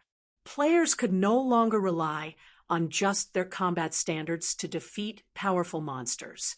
They also needed epic weapons and equipment to support them. Otherwise, the benefits of exploring level 120+ maps weren't worth the cost. Meanwhile, alchemy gold increased the success rate of producing epic weapons and equipment. In the hands of an advanced master forger, success was almost guaranteed. Moreover, the produced item would also have a 10% boost to its basic attributes. Yes, sir. Modern Rain nodded after snapping out of his daze. Elder Wu's group proceeded to the second floor, and upon seeing the items displayed there, Modern Rain very nearly drooled. This was because the second floor actually sold epic items. Although these epic items weren't weapons or equipment, they were still incredibly rare and useful. Confinement Crystal, epic consumable, seals a 2,000-yard radius and lowers the basic attributes of all enemies within the magic array by 40%, 25% for Tier 4, for 2 hours. Wind Manipulating Rope, epic item, increases the movement speed of land mounts by 15% and flying mounts by 25%. The display of epic items was simply dizzying. With a single glance, they discovered at least 60 epic items. What rendered them speechless were the prices. Even the cheapest epic item cost 1,500 ancient gold. However, they had to admit that these epic items were all things the various powers desired. Aside from epic items, all sorts of excellent tools required by lifestyle players were also available, such as a set of dark gold alchemy tools. The only problem was that the set cost 5,000 ancient gold. After Elder Wu and the others browsed through the items sold on the second floor, they felt as if they had just walked into a treasure house. Every item on sale here moved their hearts. Unfortunately, the more astonishing an item was, the more astonishing its price was. With just the 60,000 ancient gold they had on hand, they could purchase only a few items from this floor. Just as Elder Wu's group was about to head to the third floor to take a look, a lithe figure suddenly blocked their way. The frightening aura this person exuded instantly subjected Elder Wu and the others to powerful pressure. No outsiders are allowed beyond this point, Yu Luo said softly to Elder Wu's group. If you wish to shop here, you can do so only on the first and second floors. When Thousand Lives and Modern Rain saw Yu Luo, they couldn't help doubting their eyes. Tier 4. A bona fide Tier 4 cleric. Both Thousand Lives and Modern Rain recognized Yu Luo. After all, Yu Luo had been one of Heaven's Blade's team leaders. Simultaneously, she was one of the few peak experts operating on Dragonheart Island. Only, they never thought that Yu Luo would get promoted to Tier 4 already. After all, anyone capable of getting promoted to Tier 4 at this stage of the game had the full support of an entire guild. Yet, Yu Luo, a cleric who had gone missing 1 month ago, had actually reappeared now as a Tier 4 cleric. This was simply unbelievable. Little Missy, may I know if you are the one running this wanderer's shop? Elder Wu couldn't help asking the question on his mind. No, this shop is run by guild leader Black Flame. I am only managing this place on his behalf, Yu Luo said, shaking her head. Black Flame runs this place. Elder Wu was stunned. In its current magnificent state, the Wanderer's shop was most likely worth 1 million ancient gold or more. Elder Wu might have believed it if Heaven's Blade owned this place. After all, Heaven's Blade had been operating on Dragonheart Island for a long time now. However, he was told that Shifeng actually owned this shop. How could he swallow such a tale? While Elder Wu was stunned, Thousand Lives quickly reacted, asking, "We are from 13 Thrones. We are acquainted with guild leader Black Flame, and we currently have business to discuss with him. Can we meet him now?" "I'm afraid you will have to wait a while," Yu Luo said, shaking her head. Over a dozen of Dragonheart Island's powers are currently discussing business with guild leader Black Flame, so it isn't appropriate for you to enter now. However, you won't have to wait too long, either. I believe they will be done in another dozen minutes or so. Over a dozen powers. Elder Wu was slightly surprised. He never thought that so many of Dragonheart Island's powers had already made a move. All right, we'll wait.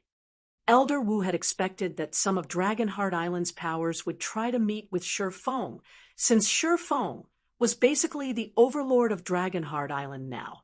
It was only natural for guilds and adventurer teams to try to partner with Zero Wing. However, Elder Wu wasn't too worried about these other guilds and adventurer teams. After all, unlike them, 13 Thrones had the city building order, something Zero Wing urgently needed as a bargaining chip. After waiting for around a dozen minutes, Elder Wu's group saw more of Dragonheart Island's local powers arrive and join them waiting on the second floor. Among these powers was the Four Saints Society, a super guild that was equal in strength to 13 Thrones, represented by its first vice guild leader, Intoxicated Drunkard. He was a monster with the title of Strongest Shield of the Sea. Unlike other superpowers, though, the Four Saints Society had focused its development entirely on the sea. Its naval strength now rivaled that of the 5 great super guilds. Intoxicated Drunkard's arrival surprised even Elder Wu. However, as the various powers observed each other, Yu Luo, who had been quietly standing guard by the staircase, suddenly said, "Guild leader Black Flame just finished his discussions with the first batch of powers. You may now go upstairs." "Will everyone be going together?" Thousand Lives asked.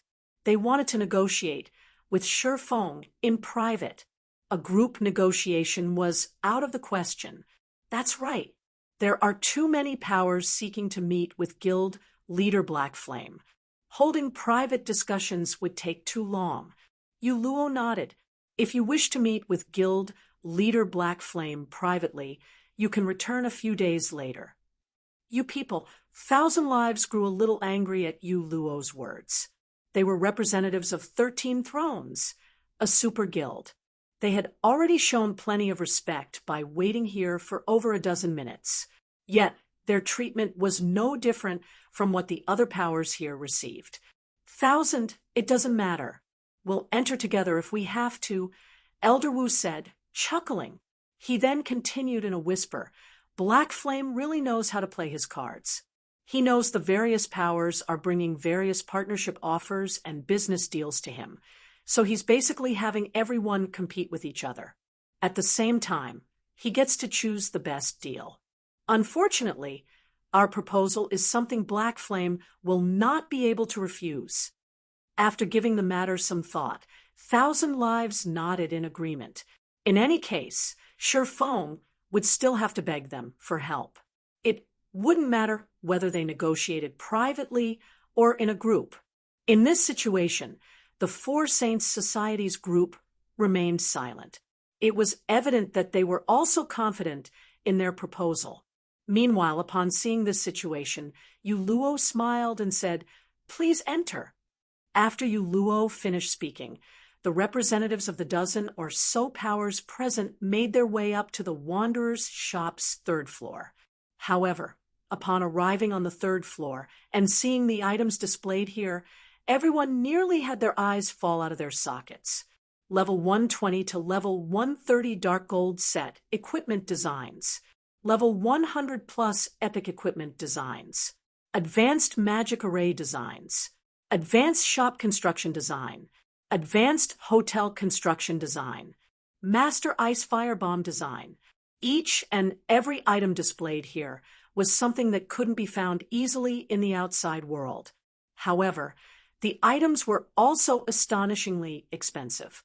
Even the cheapest cost 6,000 ancient gold, enough money to purchase a relatively good plot of land in Dragonheart City.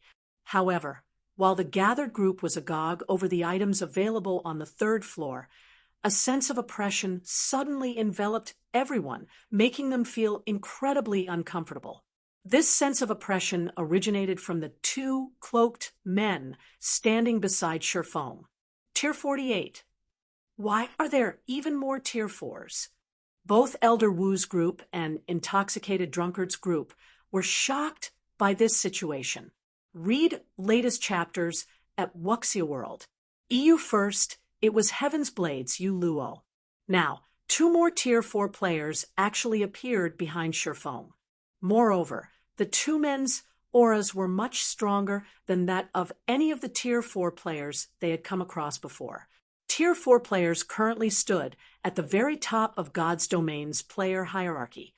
Having one Tier 4 player would already allow a player force to gain a stable foothold in the game's currently chaotic state and become an object of fear for the various superpowers. Shifeng currently had 3 Tier 4 players on his side, including Shifeng and Fire Dance. This meant Zero Wing had a total of 5 Tier 4 players under its command. This caliber of strength was simply maddening. Even the 5 great super guilds were unlikely to have as many Tier 4 players as Zero Wing did.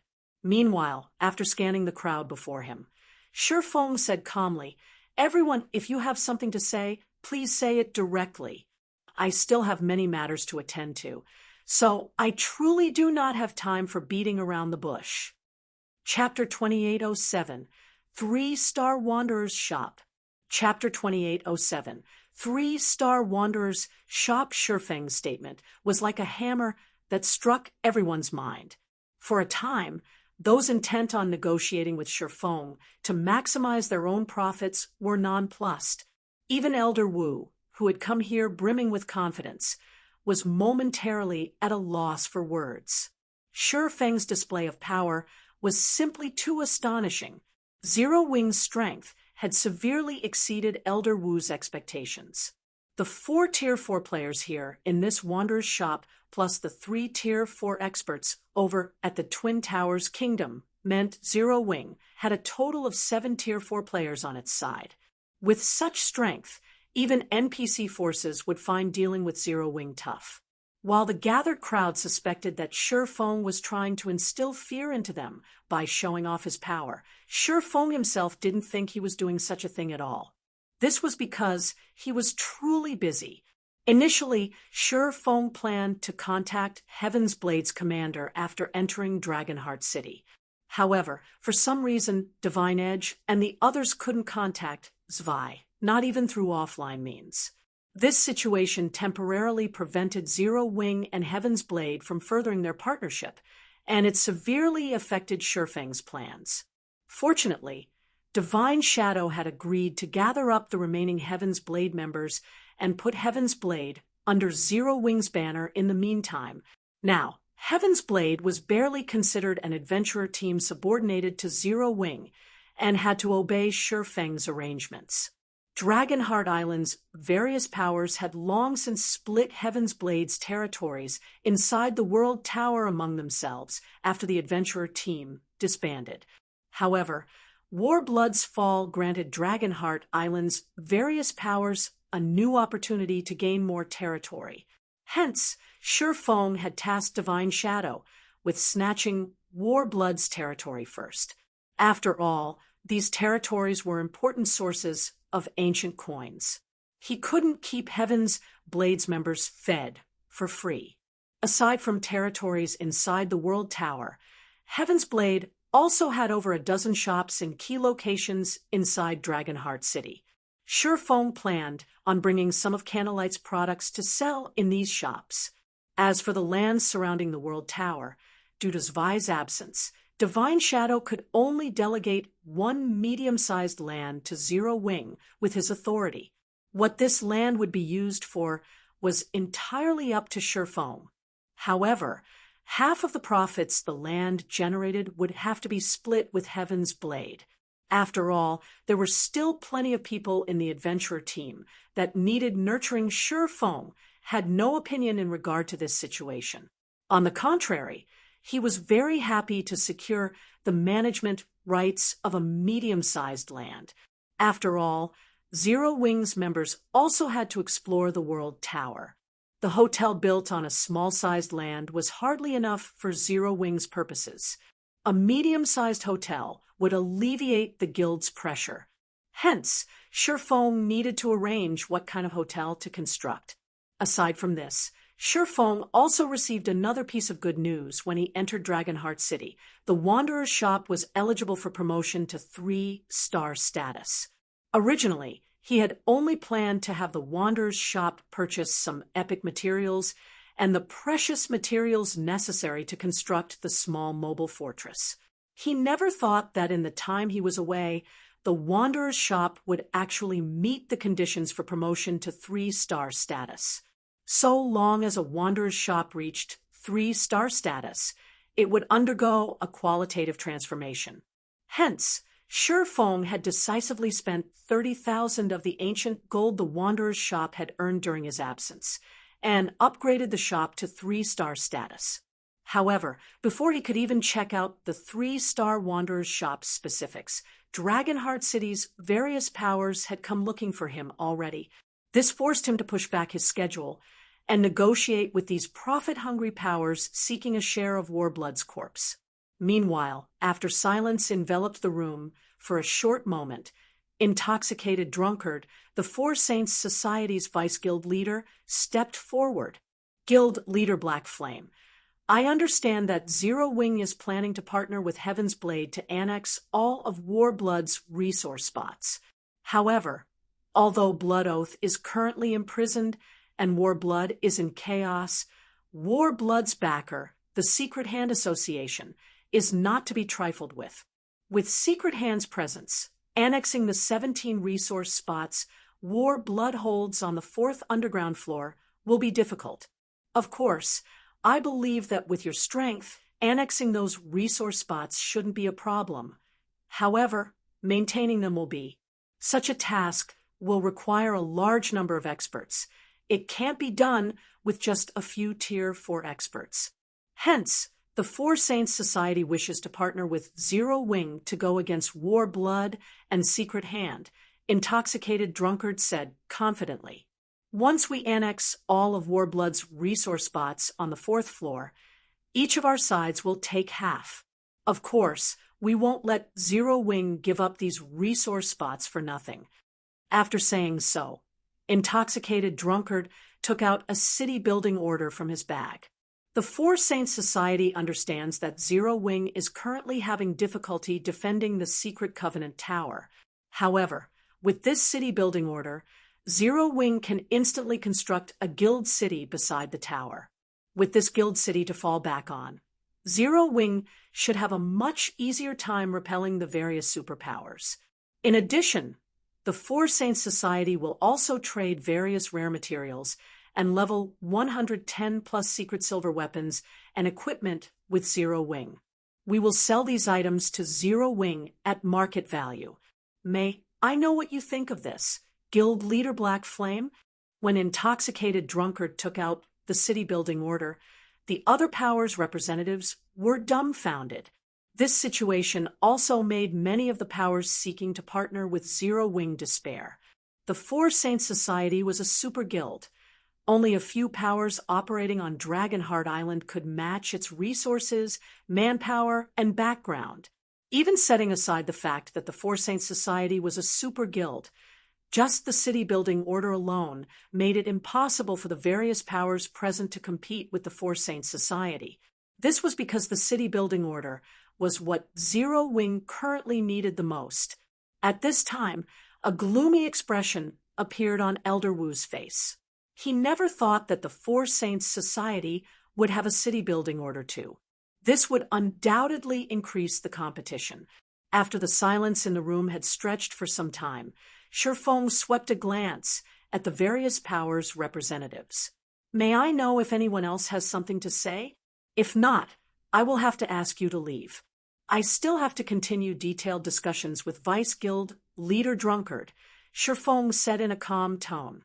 However, his interest in the city-building order was obvious to everyone present. Upon seeing this situation, Intoxicated Drunkard smiled in satisfaction. He was very confident in the success of the partnership this time, as he was certain Zero Wing wouldn't be able to resist the city-building order's temptation. Hence, he had paid no heed to having to attend negotiations together with the other powers. What should we do now, Elder Wu? Thousand Lives asked anxiously. The World Tower's 4th underground floor was crucial for them to search for Tier 4 legacy lands. The influence of a Tier 4 player was not something Tier 3 players could hope to match. Every addition of a Tier 4 player could increase a guild's overall strength by a large margin. Simultaneously, Tier 4 players were crucial in resisting the invasion of NPC forces. For the current super guilds, Tier 3 players were no longer the thing they lacked the most. After all, they had the required foundation and resources to nurture a large number of high-caliber experts. Even without complete Tier 3 legacies, it was only a matter of time before these experts reached Tier 3. As proof of this point, not one of the superpowers attempting to wrestle control over the Secret Covenant Tower was a super guild. Only super first-rate guilds, which were lacking in foundation and resources, were contending for the tower. However, the World Tower's 4th underground floor, which could reliably generate Tier 4 legacy lands, was a different story. Moreover, the World Tower still had the 5th underground floor and beyond.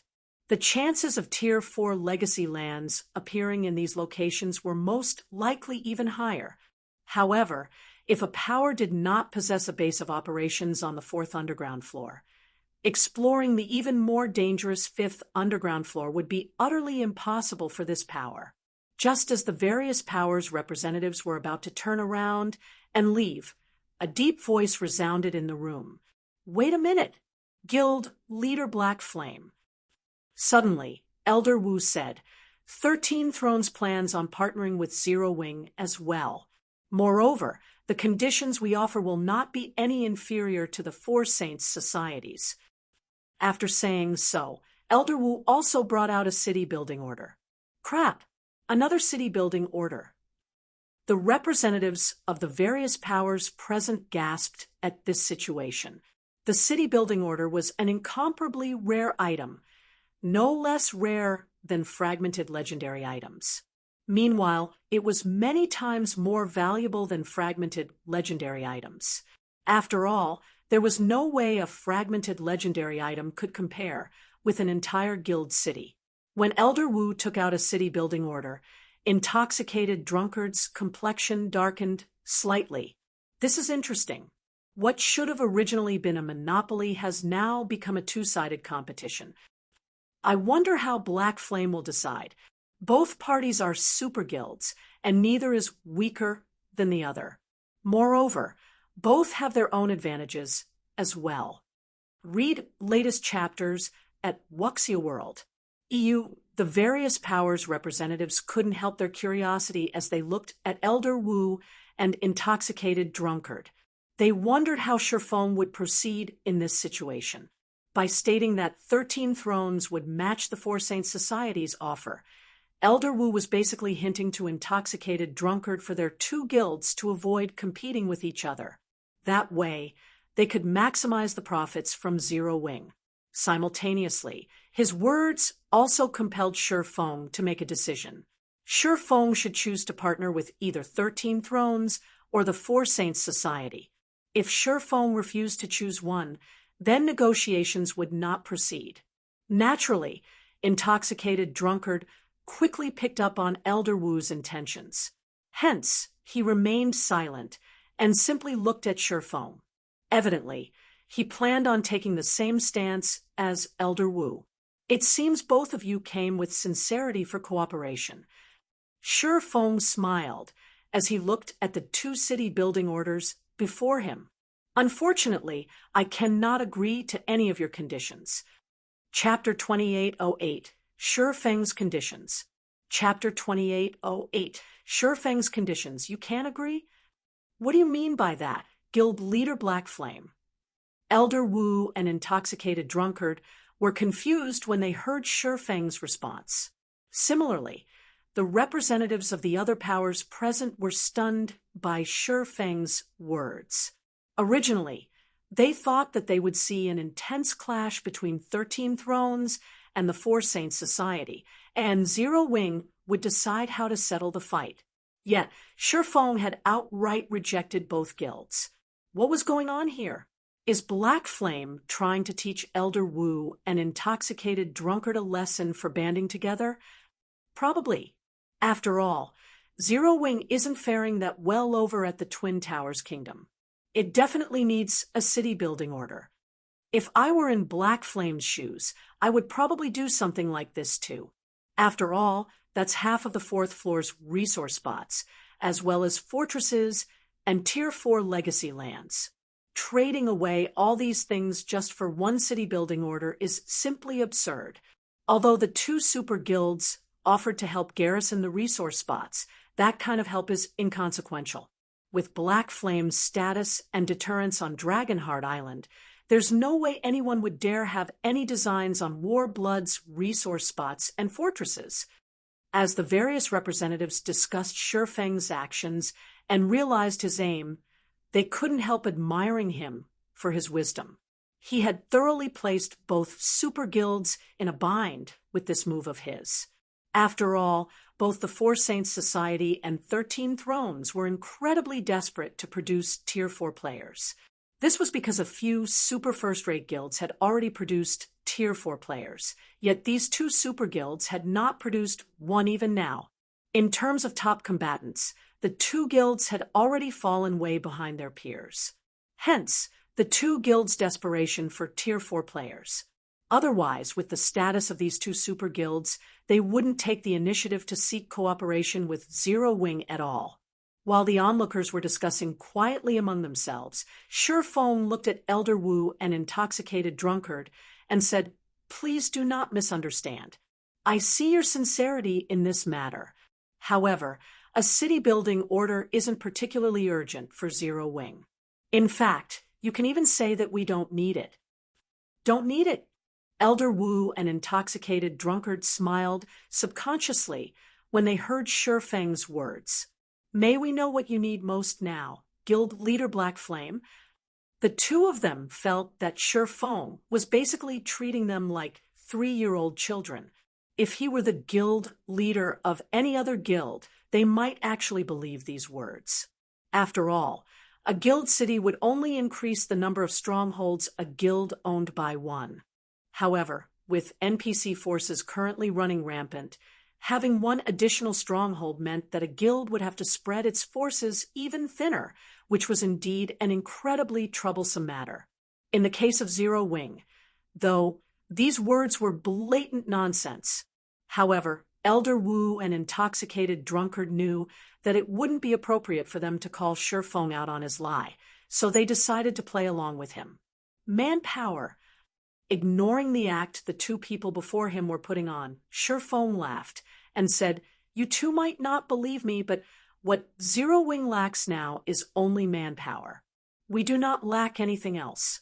If your two guilds really wish to partner with Zero Wing and acquire World Tower's 4th underground floor's resource spots, take out some real sincerity." Truth be told, the city building order was something Shifeng could do without. A small mobile fortress was basically half a city. Not to mention, an ordinary guild city wouldn't suffice to let Zero Wing exert complete control over the secret Covenant Tower. Only a fortress could do that. This was because a guild city was more focused on defense than offense. A guild city mainly served as a place for players to rest and trade. At best, it could provide some benefits to the players heading into the secret Covenant Tower. It couldn't actually prevent other powers from forcing their way into the tower. In the end, Zero Wing would still have to rely on its own strength to accomplish this feat. This just so happened to be something beyond Zero Wing right now. However, it was a different story for a small mobile fortress. Mobile fortresses possessed great defensive capabilities and were top-tier war weapons. Otherwise, they wouldn't have been able to become the overlords of the sky. Manpower. Elder Wu, an intoxicated drunkard, nodded slightly at the same time. Although they found Shifeng's words more agreeable now, they still felt he was putting on an act.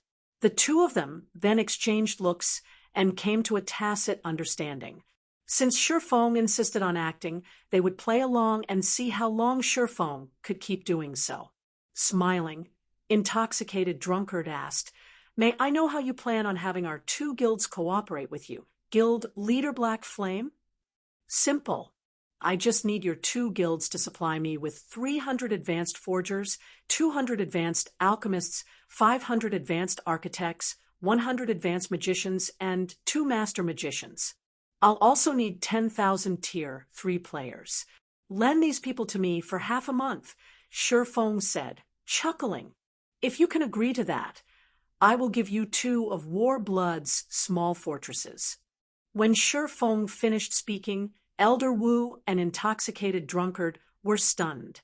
They couldn't understand Shifeng's purpose. Not only did he not want their city-building orders, but he was even asking for a large number of lifestyle players. Although Shifeng had also asked for 10,000 Tier 3 experts, the various superpowers already had around 50,000 Tier 3 expert players on average at this stage of the game. Lending 10,000 Tier 3 experts wouldn't be a problem for their 2 super guilds. On the contrary, the conditions Shifeng offered were incredibly advantageous to their 2 guilds. With a small fortress on the World Tower's 4th underground floor, their 2 guilds could reside on the 4th floor in the future. Simultaneously, they would have the necessary foundation to explore the 5th underground floor. "May I know your thoughts on this?" Shifeng asked, smiling. City building order? The 4th underground floors, small fortresses, Tier 4 legacy lands? These things were inconsequential to his present self. So long as he had the small mobile fortress, nobody in God's domain would be able to threaten Zero Wing. Not even Tier 4 players. The only problem was the massive scale of the small mobile fortress's construction, which required a considerable amount of manpower. It wasn't something he could accomplish easily by himself. Initially, he had been considering having all of Candlelight's lifestyle players halt their work and focus on constructing the small mobile fortress. He never imagined that 2 super guilds would send themselves to his doorsteps. Is what you say true, Guild Leader Black Flame? Intoxicated Drunkard asked skeptically. You can rest assured on this point. We can sign a contract for this. Your 2 guilds will be free to capture the 2 promised fortresses, and Zero Wing will not lay a finger on them. I can even stop Secret Hand's NPCs from interfering with your 2 guilds, Shifeng said with a sincere smile on his face. Upon hearing Shifeng's words of assurance, Elder Wu said without hesitation, In that case, I agree to your offer on behalf of 13 Thrones, Guild Leader Black Flame. What super guilds lacked the least was manpower. Even though Shifeng was asking for quite a lot of manpower, it was well within their tolerance. The Four Saints Society has no problem with this arrangement, either. Intoxicated Drunkard said, an indescribably happy smile appearing on his face. For the Four Saints Society, being able to gain one of Warblood's small fortresses just by loaning some manpower was an incredibly profitable trade. It was much better than surrendering a precious city-building order. As for the threat of the Secret Hand Association, just one word from Shifeng would most likely prevent any of the association's Tier 4 NPCs from setting foot in the World Tower. After all, the Holy Star Knight Legion was both the protector and manager of the World Tower. Prohibiting NPCs that attacked players from entering the World Tower would be an easy task for the Knight Legion. Without the Secret Hand Association, the only Tier 4 combatant Warblood would have on its side would be Autumn Plant. While he would still pose a problem, the Four Saints Society and 13 Thrones could handle him. As was upon seeing this situation, the other powers' representatives grew envious. They never thought that Shifeng would offer such loose conditions to the 2 super guilds.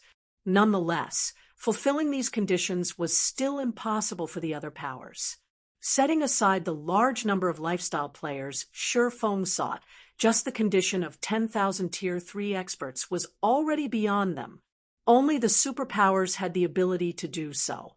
Elder Wu and Intoxicated Drunkard signed a contract with Shifeng on behalf of their respective guilds right away. According to the contract, 13 Thrones and the Four Saints Society would lend the stated manpower to Shifeng for half a month. Moreover, all operations for this half a month had to be kept a secret. Read latest chapters at Wuxia World. EU. After signing the contract, the 2 super guilds promptly summoned the necessary manpower to Dragonheart Island. This was because the contract would take effect only after all the required manpower was assembled and transferred to Shifeng. Before that, their 2 guilds shouldn't even think of capturing Warblood's small fortresses. Having concluded negotiations with the 2 super guilds, Shifeng finally had some free time to himself. Inside the quiet 3rd floor, Shifeng took out the several items he acquired from killing Sabrid and began inspecting them. Previously, he had been too busy to inspect Sabrid's loot. Now that he had finished his tasks, he could finally take a proper look at them. Sabrid had been the vice commander of Dragonheart City's City Defense Legion, a level 160 Tier 4 NPC, and an executive of the Secret Hand Association. Nobody would believe that he had only one fragmented legendary item on him. Chapter 2809, Half a Step Away. Chapter 2809, Half a Step Away. Sabrid had dropped a total of 6 items. Aside from the fragmented, legendary greatsword Demonic Shadow, the 5 remaining items looked very ordinary. In fact, they looked so normal that Shifeng was confused when he first stored them in his bag. This was because the 5 items appeared to be a set. Of the 5 items, 4 were mirrors made entirely of crystal. However, Unlike the fragmented legendary greatsword, these 4 mirrors did not radiate a frightening aura. More precisely, they did not even have a hint of aura. They looked ordinary beyond ordinary. As for the 5th item, it was an ink-black crystal the size of a basketball. Like the 4 crystalline mirrors, this crystal ball was similarly indescribably ordinary. It did not radiate even a whiff of mana. Interesting. Realization flashed in Shifeng's eyes as he looked at the ink-black crystal ball and 4 crystalline mirrors placed before him. If I didn't take a closer look at them, I would never have thought these 5 items actually had a magic disguise. The standard of this disguise is also absurdly high. It is definitely at the half-step Grandmaster standard. In God's domain, apart from special items, players needed to use the appraisal skill on most items to inspect their information. However, there was also another type of item that was outside of this category, and that was magically disguised items. Items that had magic disguise used on them would have their information concealed. Using the appraisal skill on these items would show that they were no different from ordinary garbage. However, applying a magic disguise on an item was a complicated process, and even a master magician would need several hours just to complete a master magic disguise's magic array. Needless to say, placing a half-step Grandmaster magic disguise would be even more tedious. And worse, the disguise would disappear whenever the disguised item was used. One would have to apply a new magic disguise to disguise the item again. Thus, magically disguised items were incredibly rare in God's domain. Most players wouldn't even come across one throughout their career in God's domain.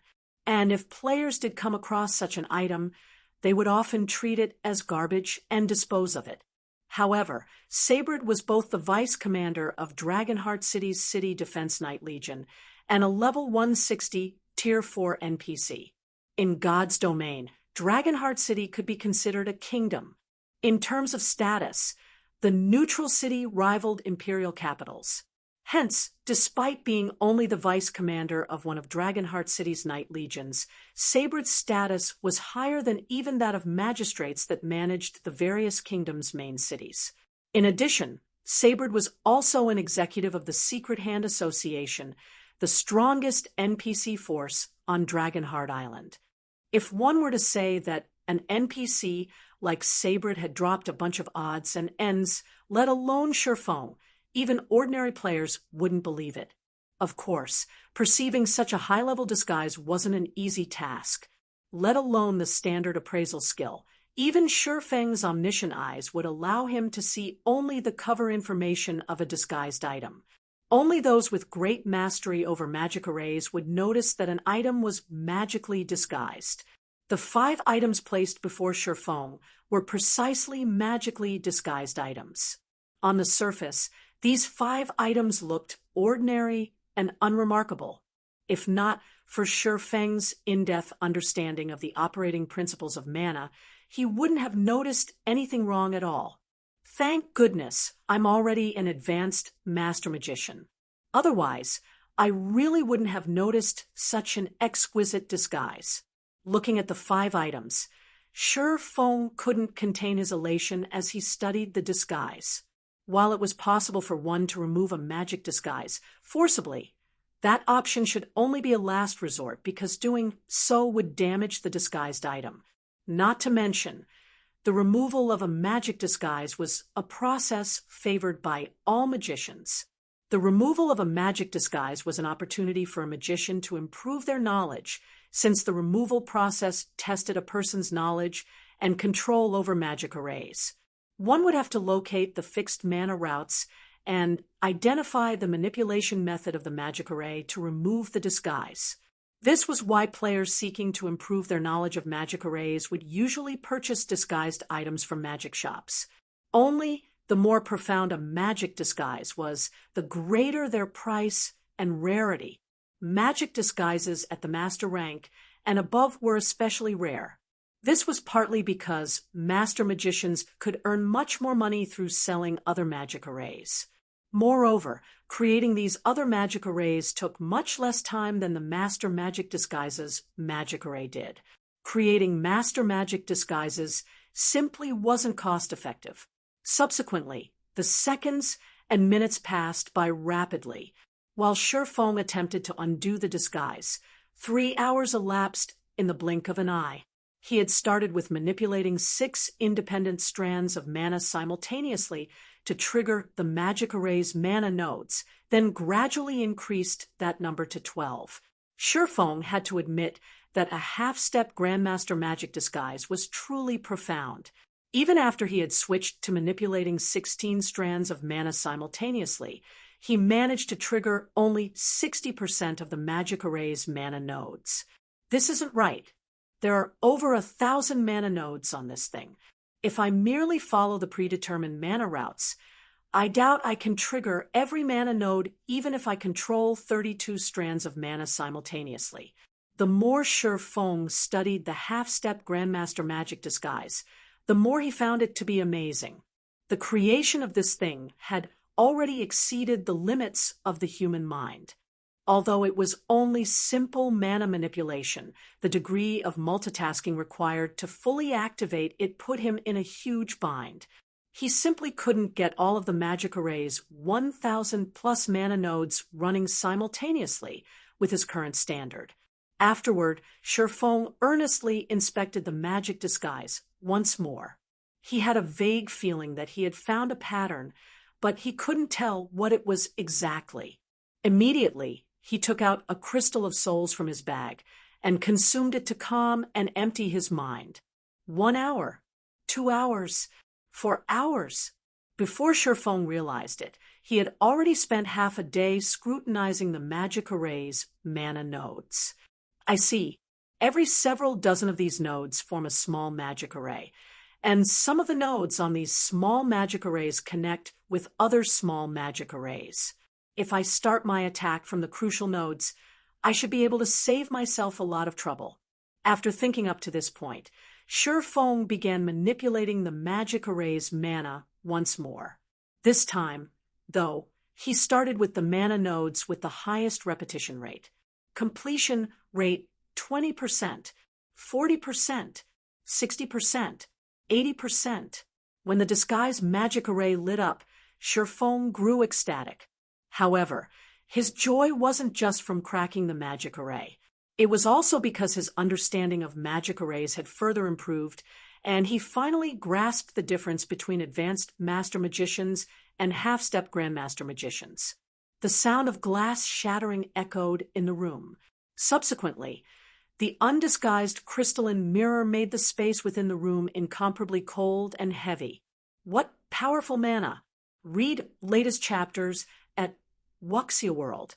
EU. Even for Shifeng, this was the first time he had felt such strange and heavy mana. It felt as if the object before him wasn't an item, but an ancient god instead. In fact, he even had the misconception that the energy flowing around him was no longer mana, but a more terrifying energy that carried great destructive power. If not for him having reached Tier 4 already, he might have lost consciousness just from being subjected to this oppressive energy. Crap! Who was this Sabrid? Shifeng was dumbfounded when the crystalline mirror's statistics appeared in front of him. Chapter 2810, World Mirror.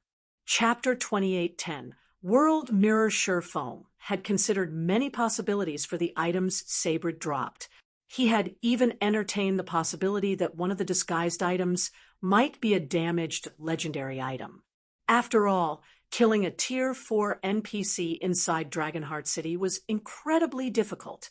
Had Sabrid not taken the initiative to leave the city's boundaries and stood inside the city instead, the odds of Shifeng killing the NPC would have been 0. This was because Dragonheart City's defensive magic array strengthened all allied NPCs within the city. Unless Sabrid violated Dragonheart City's laws, the other NPCs within the city would have immediately come to Sabrid's assistance as soon as Shifeng attacked him. In fact, Sharaviria could have saved Sabrid, as Shifeng was about to land the killing blow. After all Tier 5 NPCs were capable of world creation. One shouldn't underestimate Sheriviria simply because she arrived at Dragonheart City's entrance by flying to the scene slowly. If she wished, she could have moved from the World Tower to the city's entrance in the blink of an eye. Looking at the crystalline mirror in his hand, Shi Feng began speculating about Sabred's identity. This was because this item didn't belong in the hands of a minor character. Turning to the 3 other crystalline mirrors and the ink-black crystal ball, Shi Feng smiled involuntarily. According to rumors, only those who succeed in conquering an empire can obtain the world mirror. Yet, I actually got it from a Tier 4 NPC. I doubt anybody would believe me if I told them about this. The world mirror, also known as the space mirror, the world mirror was a treasure passed down since ancient times. It wasn't something the modern god's domain could produce. This was because the world mirror originated from ancient gods. Even creating a replica of it was impossible. These items were treated as national heirlooms by the various empires. Without taking control of an empire, players wouldn't be able to obtain a world mirror at all.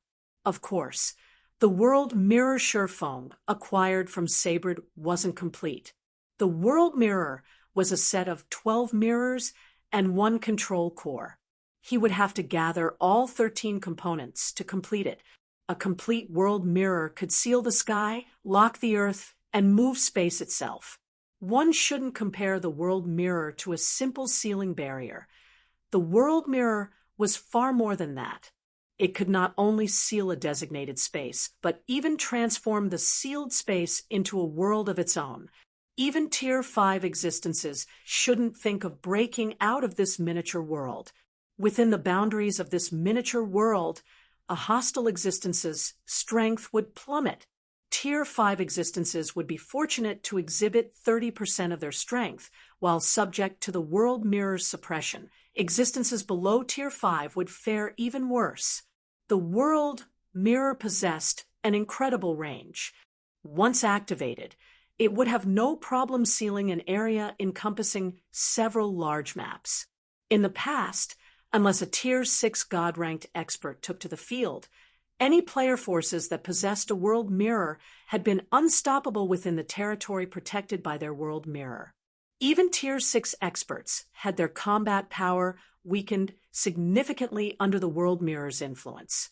This was also why super guilds with several Tier 6 experts had sometimes been helpless against the territories of top-ranking first-rate guilds with only 1 Tier 6 expert defending them. The world mirror Shi Feng possessed was incomplete, so it couldn't create a world of its own. Regardless, this incomplete world mirror would still be considered a priceless treasure by any guild. It was far more valuable than even legendary items. This was because even an incomplete world mirror boasted many incredible effects.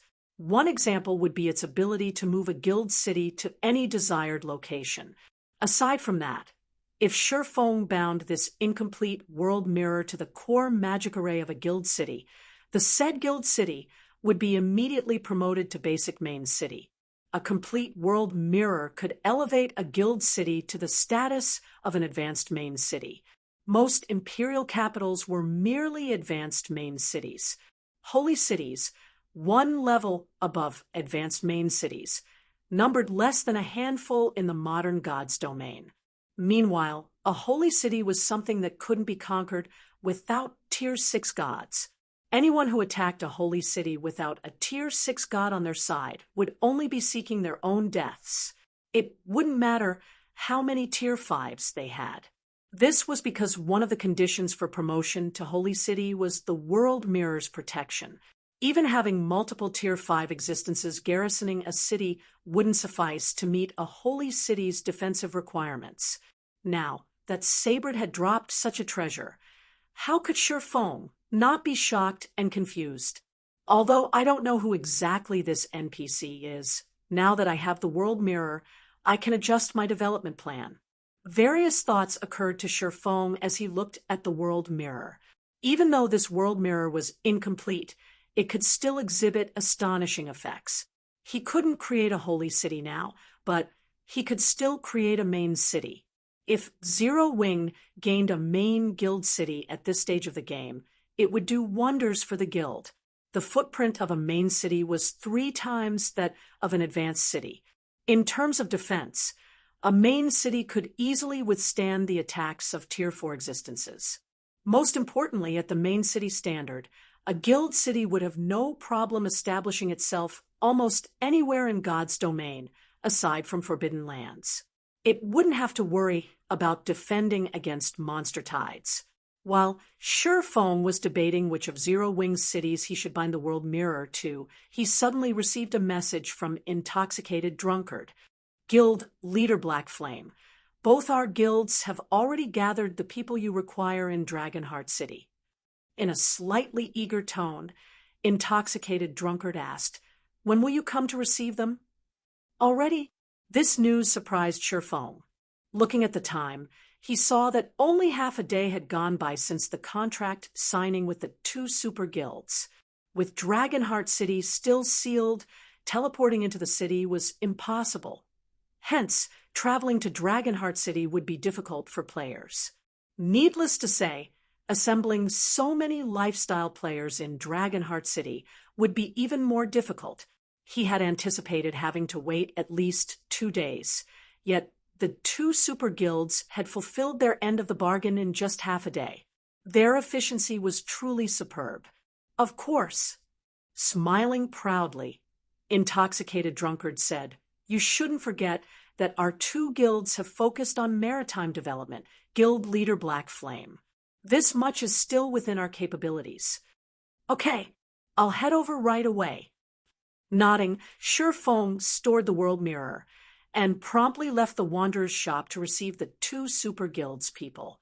A group of 20,000 Tier 3 experts and several thousand lifestyle players would attract anyone's attention.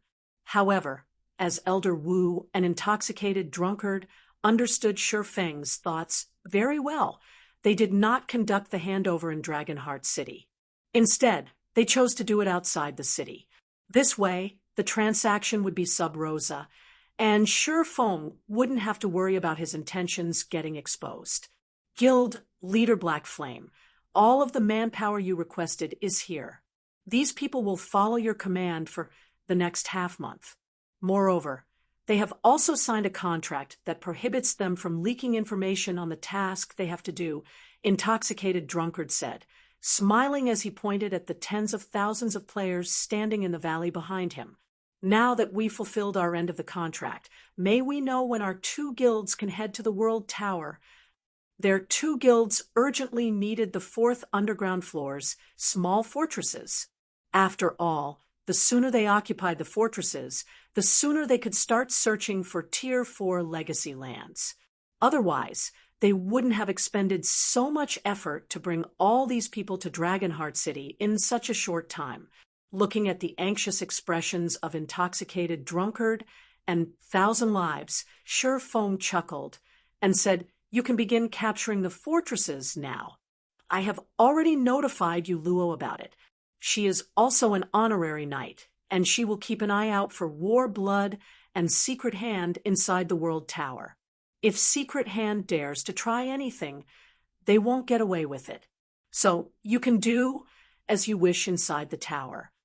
In that case, thank you, Guild Leader Black Flame." Intoxicated Drunkard's eyes glowed brightly when he heard Shurfeng's reply.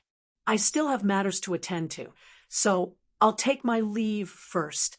Thousand Lives similarly departed in a hurry after thanking Shurfeng. After the 2 guild executives left, the remaining members of the 2 super guilds looked at Shurfeng in a daze, wondering what Shurfeng planned on having them do afterward. "Everyone, follow me. I'm afraid you'll be very busy for the upcoming period." After glancing at the tens of thousands of players in the valley, Shurfeng nodded and led them to a nearby island. He then set up a sealing barrier there to prevent anyone on the island from contacting the outside world. This barrier also prevented players from going offline. Anyone who wished to log out of the game would have to leave the barrier first. Read latest chapters at Wuxia World.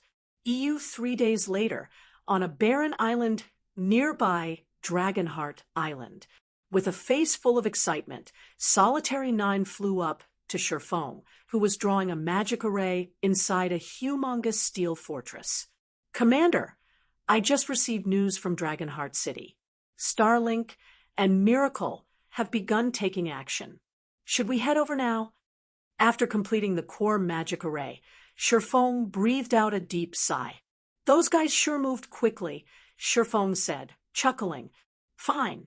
I'm done here as well. Have Thorn get ready on his side. We're returning to the eastern continent now." "Yes, sir." Solitary 9 nodded, his eyes shining with excitement. Chapter 2811, Changes to Sky Spring City. Chapter 2811, Changes to Sky Spring City Twin Towers Kingdom. Sky Spring City. Accompanied by several bright flashes, 3 cloaked figures appeared in the city's teleportation hall. These 3 figures belonged to none other than Sherfong, Lifeless Thorn, and Solitary 9. The sight of a massive crowd of players greeted the trio upon arrival. At a glance, they could estimate that the building held over 10,000 players. The place looked much more prosperous than even the teleportation hall of the Twin Towers Kingdom's royal capital. The majority of the players present were Tier 3 and sported guild emblems belonging to various guilds. These players all radiated a cold, killing intent, which created a strange atmosphere inside the teleportation hall. "Why are there so many guild experts here?" Solitary 9 was surprised as he took in the surroundings. Even Dragonheart City's teleportation hall is far from comparable to this place. From what Solitary 9 could tell, quite a few of these Tier 3 experts were at the Refinement Realm standard. Even among the superpowers, Refinement Realm experts were treated as core members. However, he counted more than 500 Refinement Realm experts just in the teleportation hall alone. Around the number of Refinement Realm experts an average superpower possessed. "Friends, you must have just arrived in the Twin Towers Kingdom, right? I'll have you know that this day might very well go down in the history books of God's domain," a robust Tier 3 Berserker said, smiling as he walked out of the teleportation array. This Tier 3 Berserker had reached level 122. He was fully equipped in level 120 fine gold equipment and carried a level 120 dark gold axe on his back. Based on equipment alone, he could rank among the top of Tier 3 players. Moreover, this Berserker did not wear a guild emblem. This meant he was an independent expert. Being able to secure himself such high-quality equipment was a testament to his capabilities. The dozen or so players following after the Berserker possessed similar equipment standards. Since everyone in the group had a white lion symbol marking their equipment, they evidently were members of the same adventurer team. "Go down in God's domain's history." Stunned by these words, Solitary 9 asked curiously, "Friend, we have indeed just arrived in this kingdom. Do you mind telling us what's going to happen here today?" Our White Lion adventurer team just received news of this as well. It seems that Starlink somehow managed to recruit the help of some Tier 4 NPCs, and these NPCs captured around a dozen guild executives from Zero Wing, Unyielding Soul, and Crimson Emperor during a fight at a blockade. These guild executives are currently imprisoned in Starlink's residence, the robust Berserker said. Starlink has announced a crusade against Zero Wing's blockade at the Secret Covenant Tower and is calling for all powers to gather in Sky Spring City. Starlink is also demanding the 3 guilds remove the seal on Sky Spring City. Otherwise, it's going to use the captured executives as a sacrifice as an opening gambit. I heard that besides Zero Wing's alluring Summer and Shadow Sword, even Unyielding Soul's Vice Guild leader Mu Lingsha and Crimson Emperor's up-and-coming talent Blue Gown were captured. If the 3 guilds don't concede, Starlink will have the Tier 4 NPCs kill these people using a method that will harm their souls. Not only will these people suffer increased death penalties, but they will also enter a weakened state for a long period. There's even a possibility that their accounts will get crippled. Upon hearing the berserker's words, Shifeng frowned slightly. He never thought that the Secret Hand Association's Tier 4 NPCs would actually interfere in this matter. How bold of Starlink! It dares wag its tail in Zero Wings territory, and even use the 3 guilds' executives as a sacrifice. Shifeng sneered. I know, right? But you have to admit that Starlink is no longer the same as before. Rumors have it that Starlink has 3 Tier 4 players, as well as several superpowers backing it. Now, it even has an NPC force supporting it. In terms of influence on the Eastern continent, even the 5 great super guilds can't compare to Starlink now. The robust berserker nodded. As our White Lion Adventurer team is quite well known in the Twin Towers Kingdom, we received an invitation to take part in the crusade. Hence, we decided to come to expand our horizons. Moreover, I heard that the 3 guilds' executives would be making an appearance as well. If negotiations sour, it will definitely lead to the biggest battle in God's domain's history. I see. Shifeng nodded. After listening to the berserker, Shifeng roughly understood. What Starlink was planning, simply put, Starlink was trying to show off its strength with this operation. One of its reasons for doing so was to deal with Zero Wing, Unyielding Soul, and Crimson Emperor. Another reason was to present itself as an existence rivaling the 5 great super guilds. Hence, it had invited so many powers to take part and witness the operation. Friends, Sky Spring City is a mess right now. If you're trying to enter that rumored secret Covenant Tower, I'm afraid you visited the wrong city. Moreover, many superpowers are keeping a close eye on the tower right now. If independent players like ourselves are not careful, we might get treated as one of the 3 guilds members. If that happens, things will get troublesome.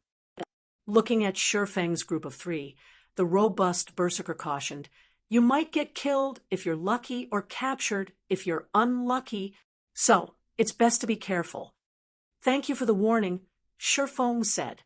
After Shifeng finished speaking, he left the teleportation hall with Lifeless Thorn and Solitary 9. After Shifeng's group departed, a male youth from the Silver Lion Adventurer team looked at the robust berserker in confusion and asked, Boss, why did you start talking to those strangers all of a sudden? It's nothing. I just thought that those 3 felt extraordinary. The more friends you have, the more options you have in life. It hasn't been easy for our adventurer team to grow to its current state. If we manage to befriend some experts, it will only benefit us, the robust berserker replied, chuckling as he looked at the departing figures of Shifeng's group. Also, that cloaked swordsman looks quite familiar, though I can't remember who he is at the moment. Extraordinary? Familiar? Snickering, the youth said, Boss, everyone who visits Sky Spring City is at Tier 3. Which one of them isn't an expert? It's also normal to think that you've met someone familiar. After all, everyone looks mostly the same while wearing a black cloak. Honestly, I doubt that those 3 are anything amazing. After all, they came here without even knowing about the crusade. They also didn't receive an invitation from Starlink. They are probably experts from some backwater city. Read latest chapters at Wuxia World. EU experts were a dime a dozen in God's domain nowadays. However, only a small portion of these experts could make a name for themselves. Meanwhile, any of such experts operating in the Twin Towers Kingdom and the neighboring countries would have received an invitation from Starlink. The fact that Shifeng's group didn't prove that they were only ordinary experts unworthy of the White Lion Adventurer team's attention. Meanwhile, outside the teleportation hall, Commander, are we going there now? Lifeless Thorn asked when he saw that Shifeng wasn't heading for Zero Wing's residence. Starlink has invited experts from all over for a crusade, and is even planning on using Zero Wings executives as sacrifices. How can I not go there to congratulate it? Shifeng said, rolling his eyes at lifeless Thorn. Shifeng made his way to Starlink's magnificent and luxurious residence that stood on the city's main street. Chapter 28:12, Storm Brewing at the Residence. Chapter 28:12, Storm Brewing at the Residence. Sky Spring City, Starlink's residence. At this time, Tier 3 experts were thronging to Starlink's residence, which occupied an area equivalent to 2 sports stadiums. Before Shifeng's group of 3 could arrive at the entrance of Starlink's residence, they saw the players crowding the main street, stepping aside, and opening a path for a 100-man team. All the members of this 100-man team were at least a level 125, Tier 3 expert. They were also equipped with level 120 dark gold equipment and 2 or 3 pieces of epic equipment. The 2 people walking in the head of this team were even more eye-catching. Not only were they equipped with 6 or more pieces of epic equipment each, but both of them were actually Tier 4 players. One of them was a level 129 Berserker Emperor, while the other was a level 130 Sword Emperor. Just seeing their gear, levels, and tier made the surrounding players sigh in fascination. Crap! Who are these people? Why haven't I seen that guild emblem before? You don't know? They're from a guild called 100 Ghosts, an incredibly mysterious guild that appeared recently. I heard that it has an incredible origin. Although the guild has very few members, every one of them is an expert at Tier 3 or higher. That's right. That man and woman you see leading them are especially amazing. Before they got promoted to Tier 4, they secretly challenged the various superpowers monsters and won 49 out of 49 challenges. I never thought that those 2 would get promoted to Tier 4 after disappearing from the public eye for some time. If they already had an undefeated record before reaching Tier 4, doesn't this make them nigh invincible now that they've reached Tier 4? The surrounding players held heated discussions over 100 Ghosts' 100-man team. Simultaneously, they couldn't help admiring Starlink. 100 Ghosts was a guild that did as it pleased. It did not show respect to any superpower, yet it had actually accepted the invitation to participate in Starlink's crusade. 100 Ghosts? Shifeng was slightly surprised when he overheard the surrounding players' conversations. In the past, he had heard a little of the guild known as 100 Ghosts. The guild had been an incredibly mysterious existence even back then. Moreover, it had revealed itself to the public 3 years after the game's launch, shortly after the first major system update. The moment this guild made its existence known to the world, it had shaken the entire God's domain. This was because 100 Ghosts had actually had over 30 Tier 4 experts at the time. Back then, even the superpowers only had around 30 Tier 4 experts, with stronger ones having around 40. In addition, after 100 Ghosts made its public appearance, the guild's Tier 4 experts began frenziedly challenging the various superpowers and took the continent by storm. However, for some reason, after 100 Ghosts had finished challenging the various superpowers and proving its strength, it suddenly went silent. The next time it appeared, the guild already had Tier 5 experts and began challenging the 5 great super guilds. Despite having the ability to challenge the 5 great super guilds, 100 Ghosts did not possess even a single guild residence on the main continent. The guild did not compete for resources, either. The only thing the guild did was do combat. This situation had given the 5 great super guilds headaches back then. After all, the 100 Ghosts Guild was simply too mysterious. It did not have any roots, so it was impossible to target the guild's base of operations. On the other hand, the number of Tier 5 experts the guild had was not the slightest bit inferior to the 5 great super guilds.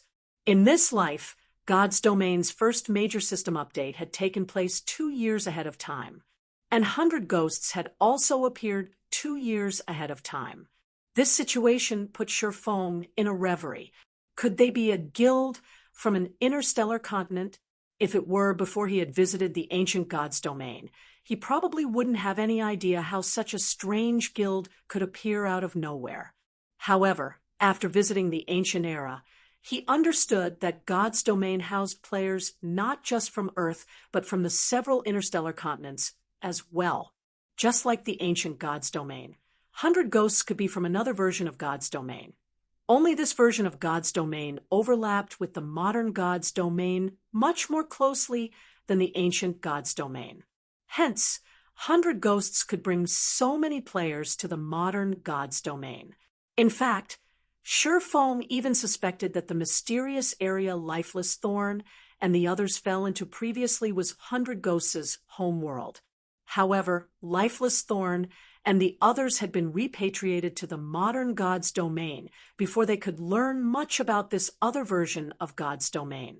This would also explain why 100 Ghosts' members gave off a similar but more subdued sense of abnormality as the ancient God's domain's players. Another thing that surprised Shifeng was that Starlink had actually managed to connect with 100 ghosts. This never happened in Shifeng's previous life. Now that so many powers are gathered, I'm afraid Zero Wing will have it tough later. I know, right? The experts from Starlink, Miracle, and the other superpowers aside, just the number of experts gathered here is still more than enough to make Zero Wing suffer. I wonder if Zero Wing even dares come? Starlink has obviously set up a trap. I doubt it will, since this is Starlink's residence. Even if Starlink's experts take action inside, the city's NPC soldiers won't care at all. Zero Wing's experts can only rely on themselves.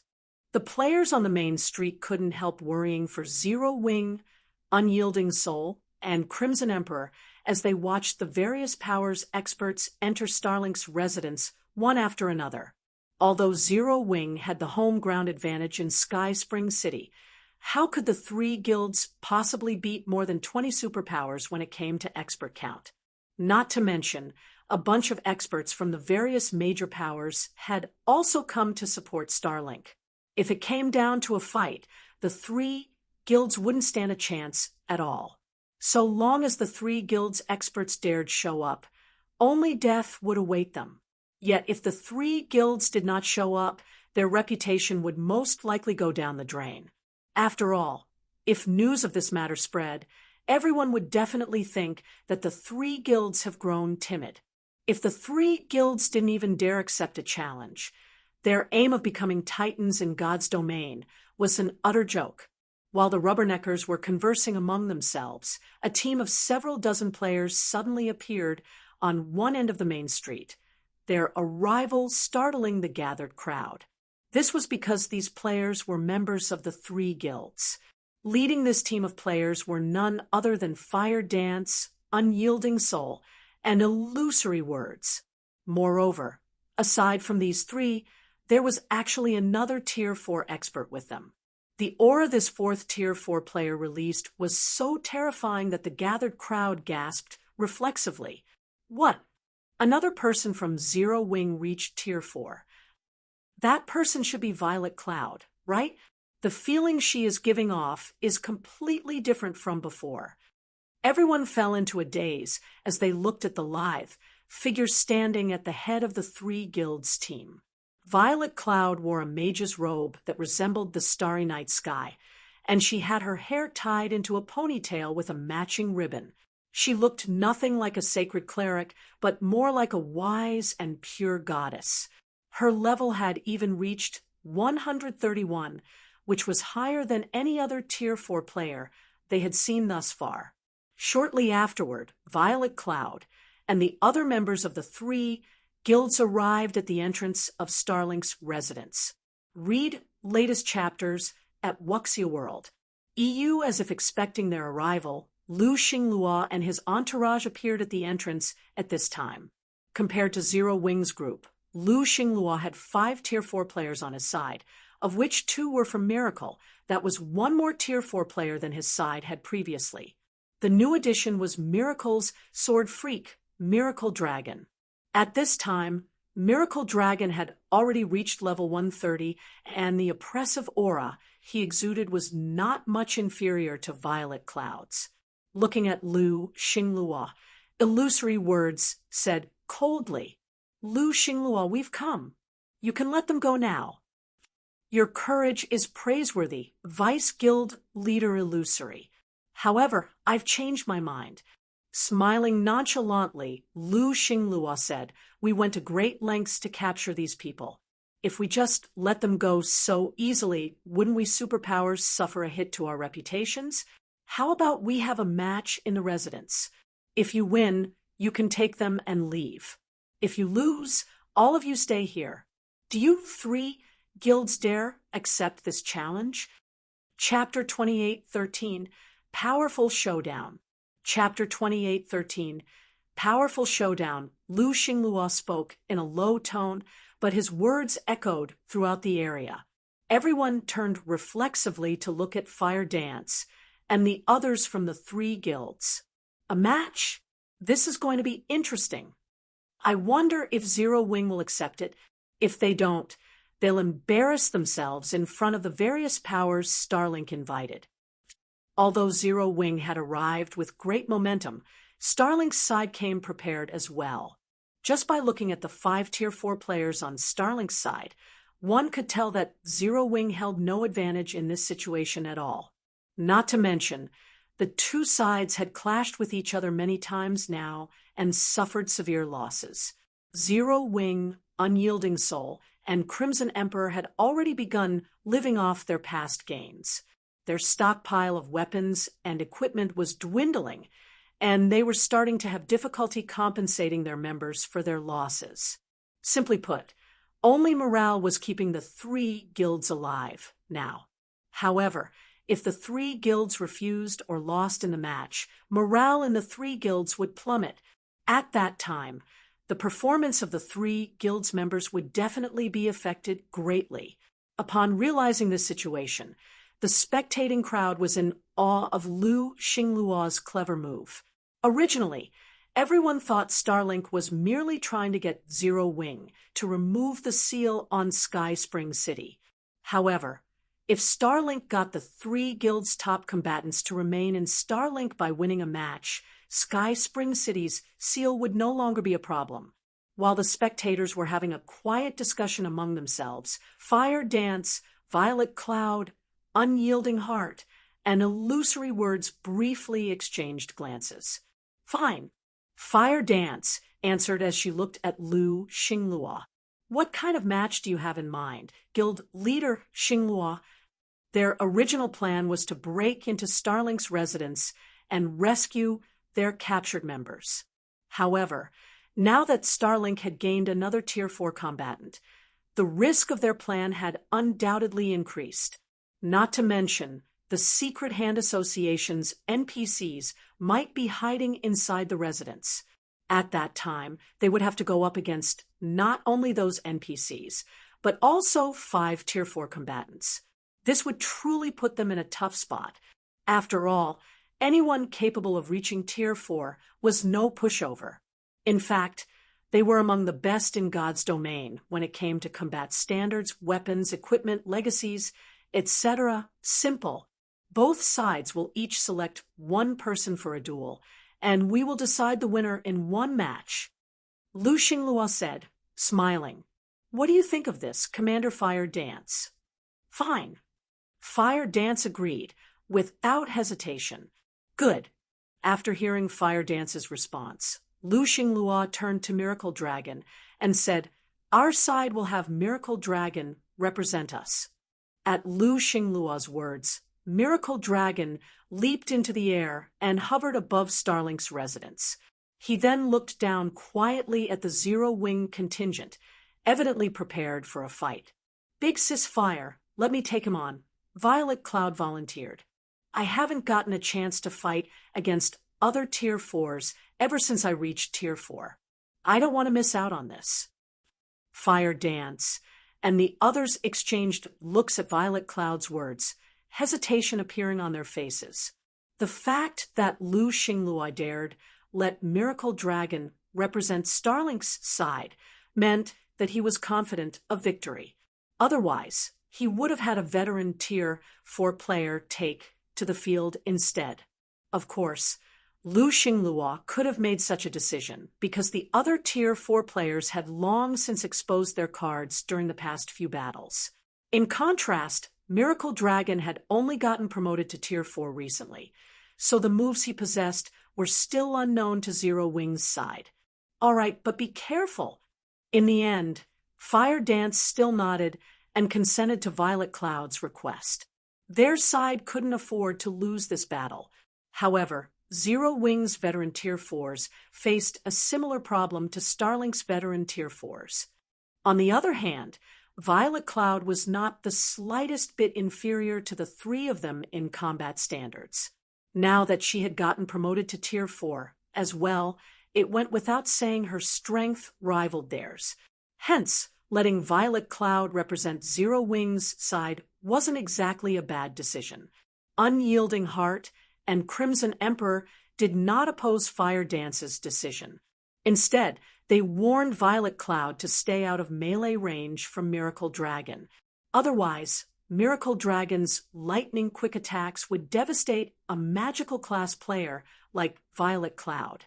Afterward, Violet Cloud similarly leaped into the air and hovered 100 yards away from Miracle Dragon.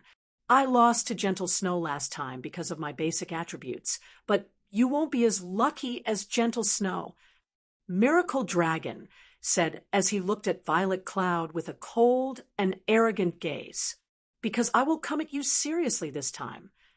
After Miracle Dragon finished speaking, energy rippled out from his body and instantly enveloped the vicinity. Meanwhile, those caught within his mana domain immediately felt their bodies become incomparably heavy. Even Tier 3 players found it difficult to move their bodies. A supergravity domain.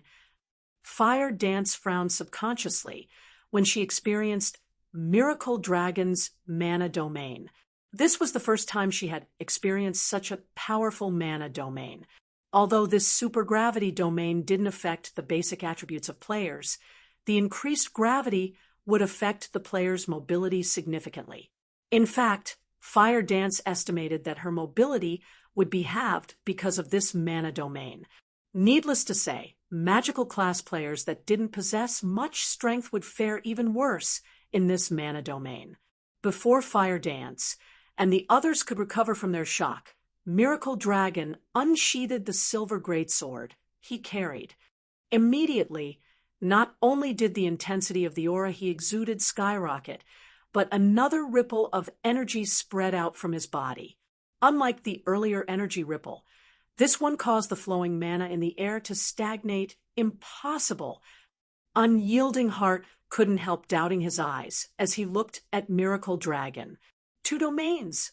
It was already incredibly difficult for a Tier 4 player to obtain even 1 mana domain. Hence, any Tier 4 player that succeeded in doing so would become a force to be reckoned with even among other Tier 4 players. Now, Miracle Dragon revealed that he actually possessed 2 mana domains. This completely shattered Unyielding Heart's understanding of mana domains. Meanwhile, Lu Xinglua and the others on Starlink's side who were standing at the residence's entrance smiled when they saw the reactions of Fire Dance and the others from the 3 guilds. Commander Fire Dance, get ready to lose. Miracle Dragon has the supergravity domain and the space freezing domain. He is the absolute bane of magical classes, Lu Xinglua said, smiling calmly as he looked at Fire Dance. Of course, the outcome won't change, even if you have someone else take to the field. Under the effects of these 2 mana domains, nobody can defeat Miracle Dragon in single combat. A dual domain wasn't just a simple addition of 2 mana domains. Instead, the effects of the 2 mana domains would overlap and generate exponentially greater results. When Miracle Dragon activated both of his mana domains, he could take on 2 of Starlink's veteran Tier 4s simultaneously and still hold his ground.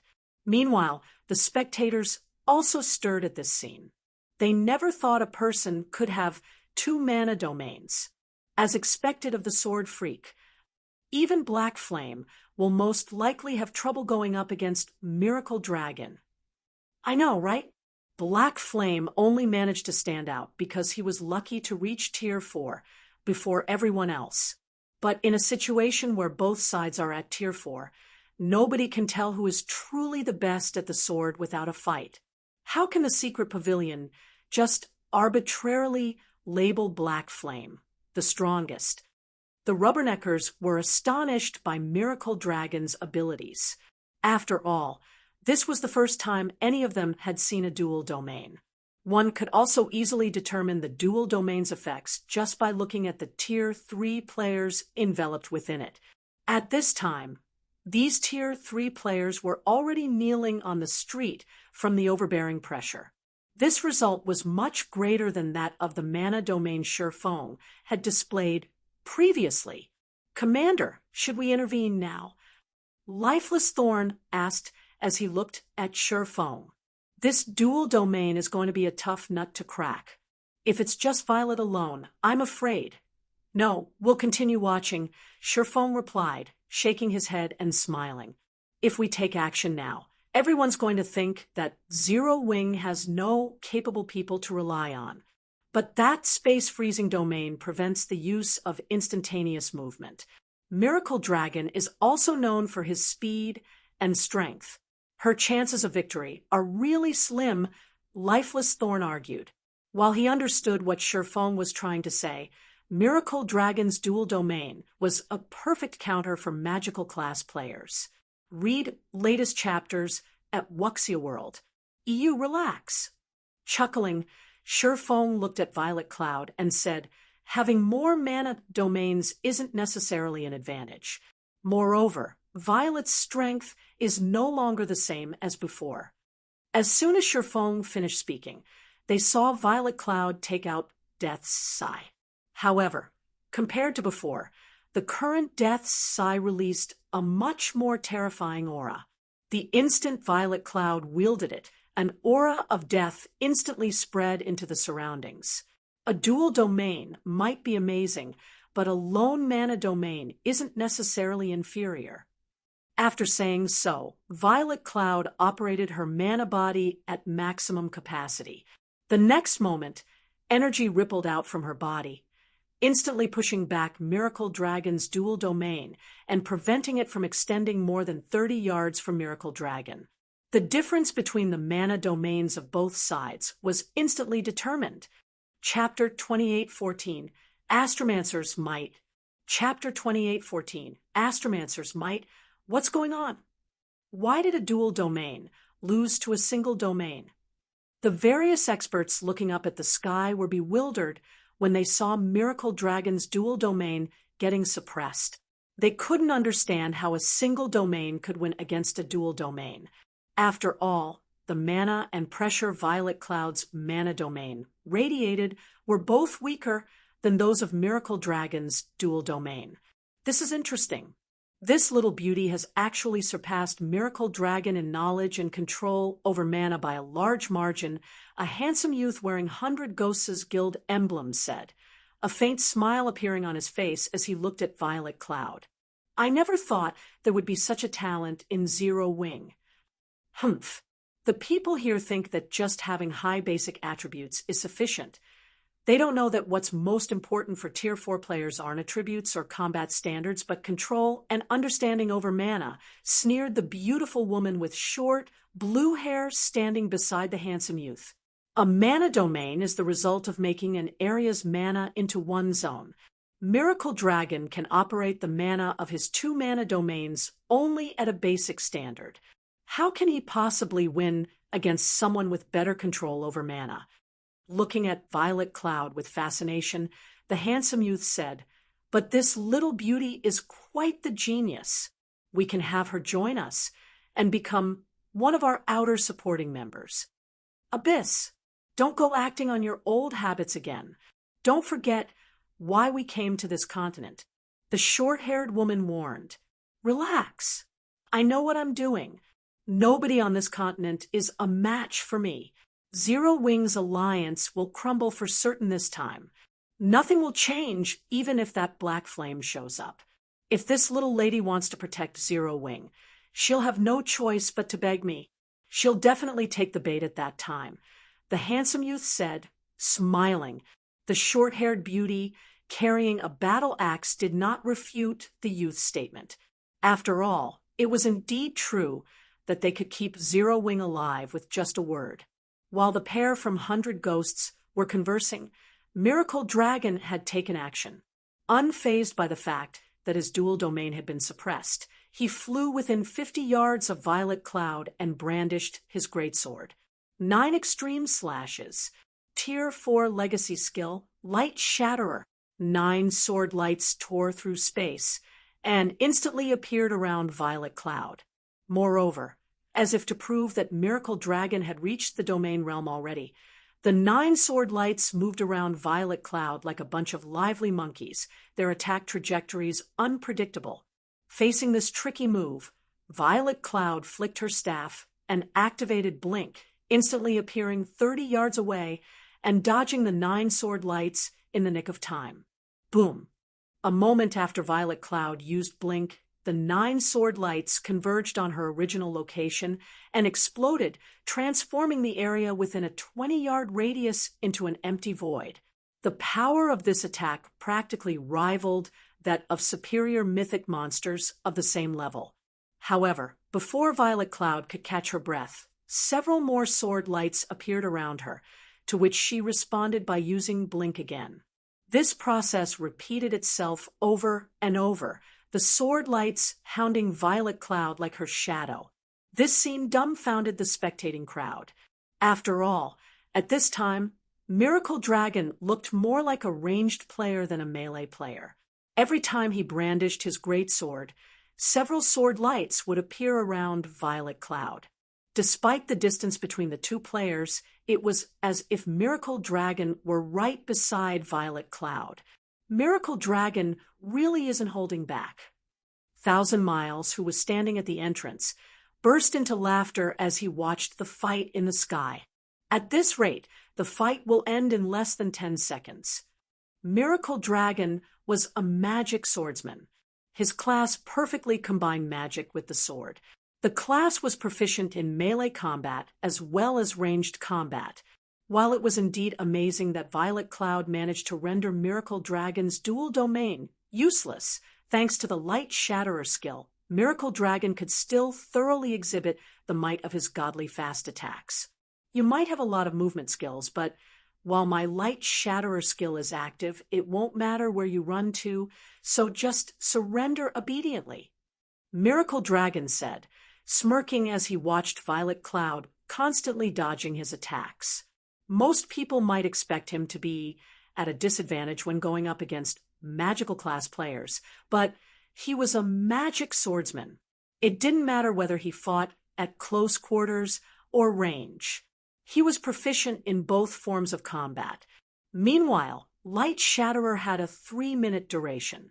Even if Violet Cloud had many movement skills, she definitely wouldn't have enough to last 3 minutes. And once she ran out of movement skills, all she could do was wait for death. Thank you for your warning. Looking at the arrogant magic swordsman, Violet Cloud smiled faintly and said, I might not be able to dodge them if I'm alone, but what if there are multiple copies of myself?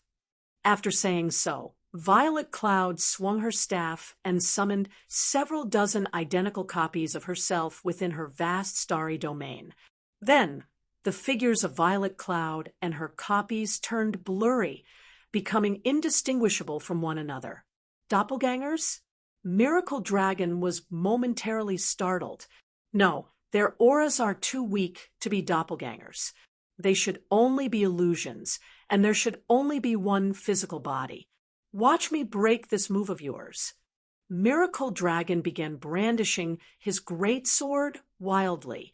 Unlike before, his sword lights no longer converged on a single point. Instead, they scattered all around Violet Cloud's starry domain, leaving empty voids wherever they passed and turning the starry domain into a place of death. After the series of rampant attacks, black voids filled the starry domain. which covered a 300-yard radius. This outcome thoroughly demonstrating the power of a Tier 4 magic swordsman. You refuse to come out even in death. Miracle Dragon was puzzled as he looked at the dark void before him. His attacks had left no corner untouched. While Tier 4 players could indeed survive inside the empty void, they could do so only for a short period. They would still die if they lingered. As soon as Miracle Dragon finished speaking, however, Violet Cloud came strolling out of the black void entirely unscathed. It was evident that Miracle Dragon's rampant assault just now did not affect her. She avoided everything. Miracle Dragon was surprised by this scene. He knew the speed of his attacks very well. Only by using skills like Blink could magical class players dodge them. Relying solely on physical movements for evasion was impossible. Tanking his attacks would also be utterly foolish, and he would be more than glad to see Violet Cloud try. After all, her defense was bound to slip up against his swift and violent attacks. Nevertheless, Violet Cloud remained unscathed. Even her robe was intact. This proved that Violet Cloud had actually dodged all his sword lights. Amazing! I didn't even have time to cast my spells while dealing with those fast attacks. Thankfully, my starry domain just so happens to counter you. Otherwise, this really would be a tough fight. Violet Cloud sighed ruefully as she looked at the dark space around her. While the doppelgangers she summoned might seem like illusions, they were, in a certain sense, real. This was because she could freely shuttle her real body between these doppelgangers.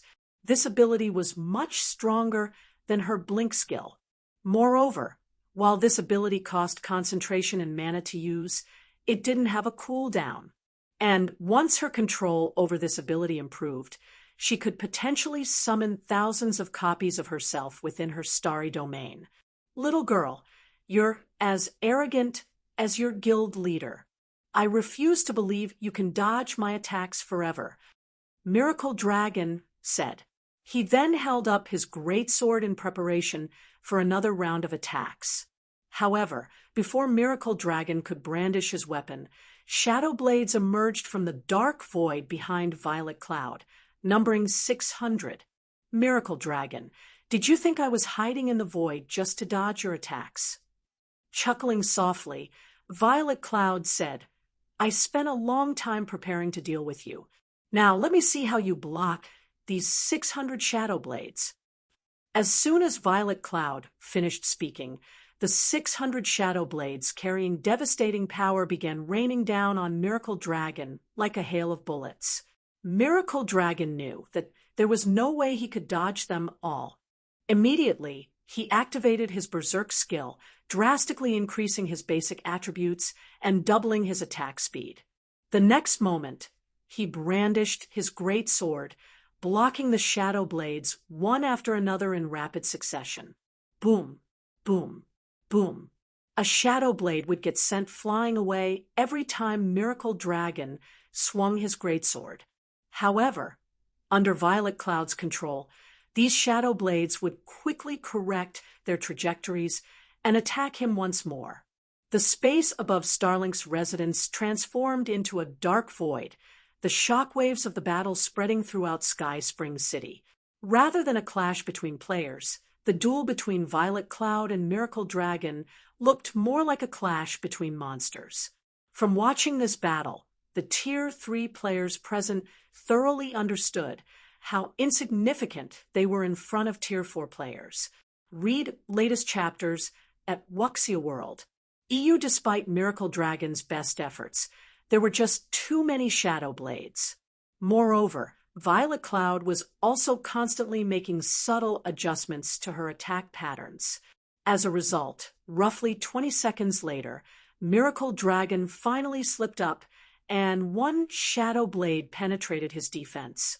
Just one hit took away 1/4 of Miracle Dragon's HP. Moreover, within a few more seconds, he slipped up 3 more times. The next moment, the clash in midair came to an abrupt halt, and Miracle Dragon's eyes closed reluctantly as his body fell into the compound of Starlink's residence. Only Violet Cloud and her 600 shadow blades remained hovering in the air, the frightening aura they released instilling fear into everyone. Guild leader Lu Xinglua, you can release our people now. Chapter 28:15. How bold of you! Chapter 28:15. How bold of you at Violet Cloud's words. Lu Xinglua's complexion turned ashen. Never did Lu Xinglua think that Miracle Dragon would lose. Moreover, the man had lost so miserably. Now, not only did Lu Xinglua fail to humiliate Zero Wing, but the morale on his side had even suffered a hit. This situation put him at a loss as to how to respond to Violet Cloud. Lu Xinglua wasn't the only one taken aback by this outcome. The various major powers were similarly stunned beyond belief. Everyone present could clearly tell that Miracle Dragon was monstrously powerful, yet Violet Cloud had actually displayed even greater strength.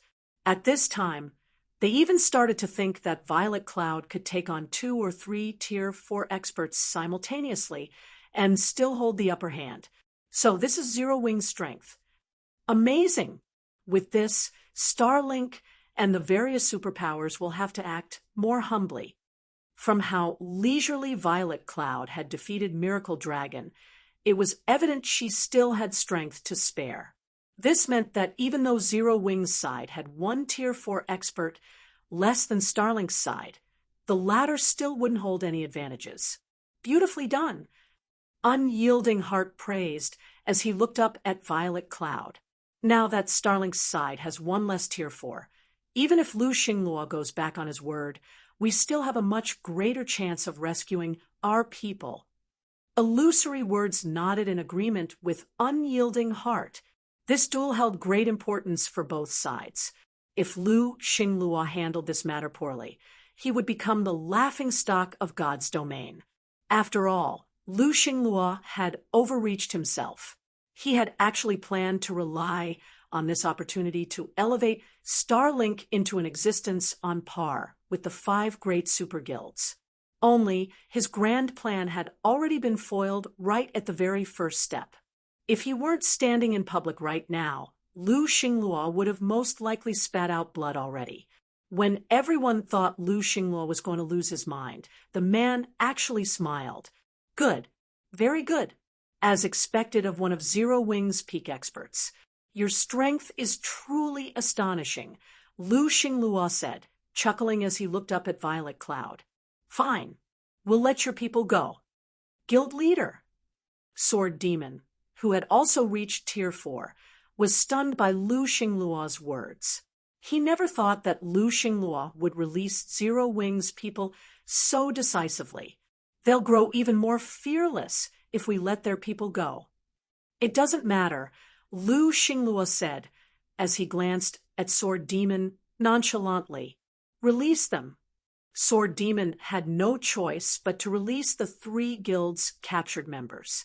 The next moment, Alluring Summer, Shadow Sword, Mu Lingsha, Blue Gown, and several other players were released from Starlink's guild hall. From the time they emerged from the building until they walked out of the residence's entrance, none of Starlink's or the various superpowers members stopped them. He's releasing them without a fight. Unyielding Heart was stunned when he saw Mu Lingsha and the others free. Honestly, Unyielding Heart didn't believe any of the words Lu Xinglua said before. To his disbelief, Lu Xinglua had actually gone through with his promise and released the captured players without a fight. However, as soon as the bindings on Alluring Summer and the others were removed, Alluring Summer shouted, "Run! Commander, you guys need to get away fast. It's a trap!" Unfortunately, as soon as Alluring Summer finished speaking, a 3-fold magic array suddenly appeared in the sky above Starlink's residence. The magic array instantly expanded and covered a 1,000-yard radius. Apart from Starlink's and the various superpowers members, everyone caught within the barrier felt their bodies growing heavier. Even Tier 4 players like Unyielding Heart found their basic attributes falling by 30%. Run? You think you can run away today? Lu Xinglua sneered as he looked at the members of Zero Wing, Unyielding Soul, and Crimson Emperor. I've released your people, so don't say I didn't abide by our agreement. However, whether you can leave this place alive is another matter altogether. Oh, by the way, this magic barrier is a master barrier. Let alone you tier 4s. Even a superior mythic monster can't break out from it. At the same time as Lu Xinglua finished speaking, 3 NPCs flew out of Starlink's residence and looked down at the 3 guild's members from the air. With the appearance of these 3 NPCs, Violet Cloud's starry domain was instantly overwhelmed by a much stronger and violent mana domain. As a result, her starry domain contracted to only 50 yards away from herself. Meanwhile, upon seeing these 3 NPCs, everyone present gasped involuntarily.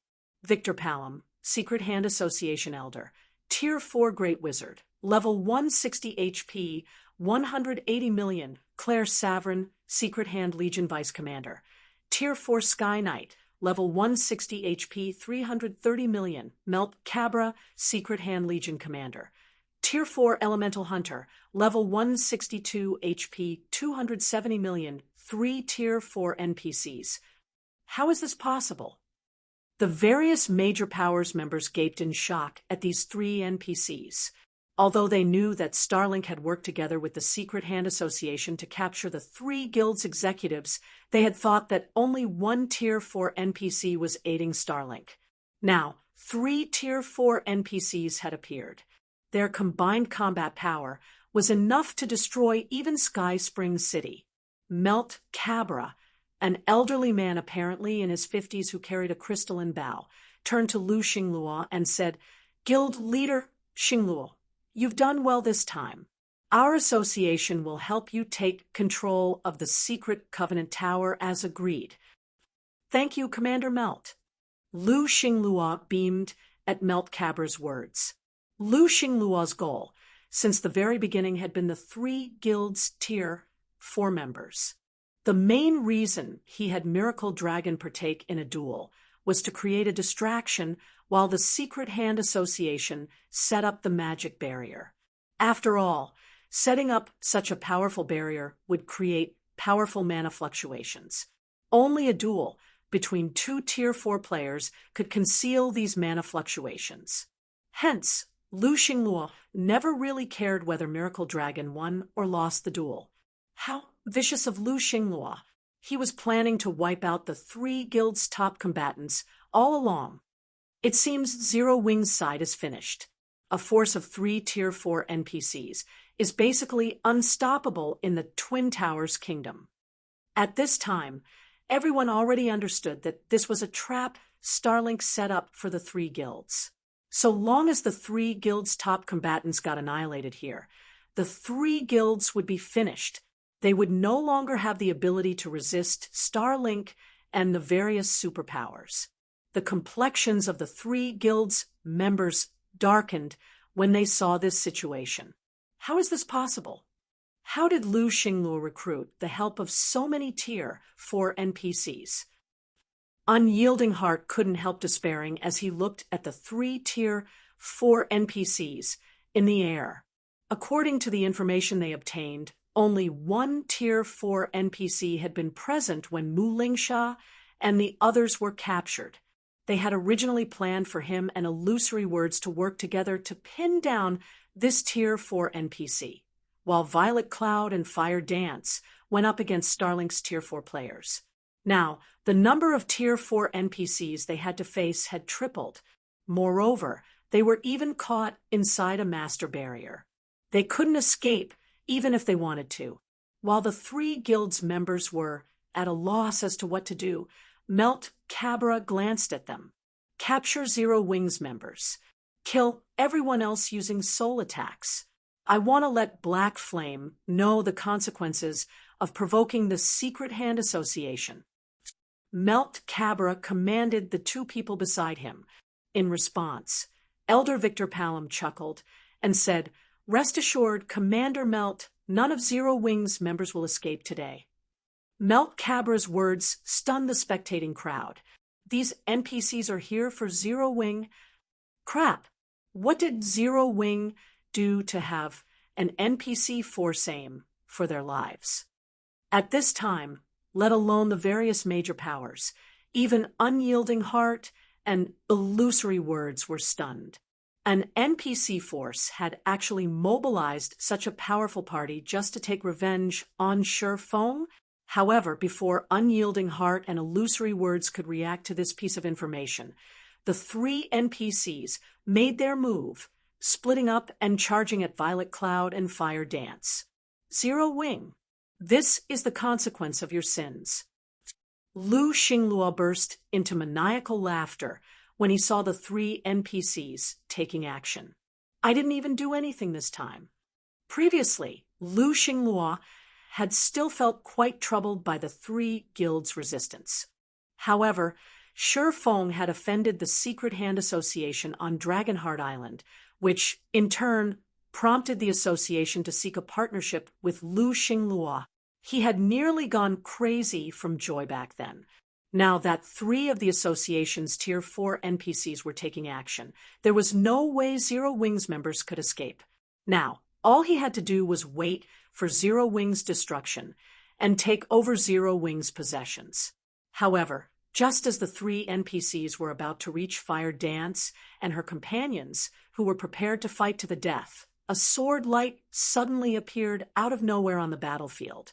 This lightning-fast sword light cut straight at Melt Cabra, who led the charge against Zero Wing's members.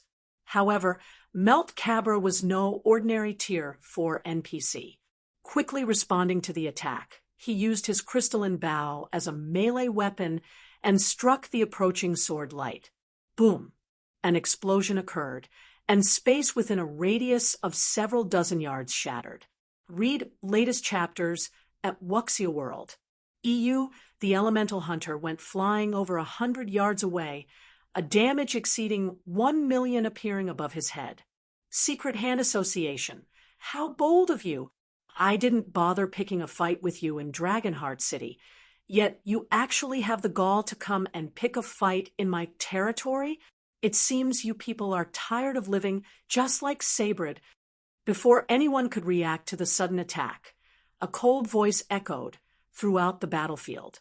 Everyone turned to the voice's origin, curious to find out who had sent Melt Cabra flying.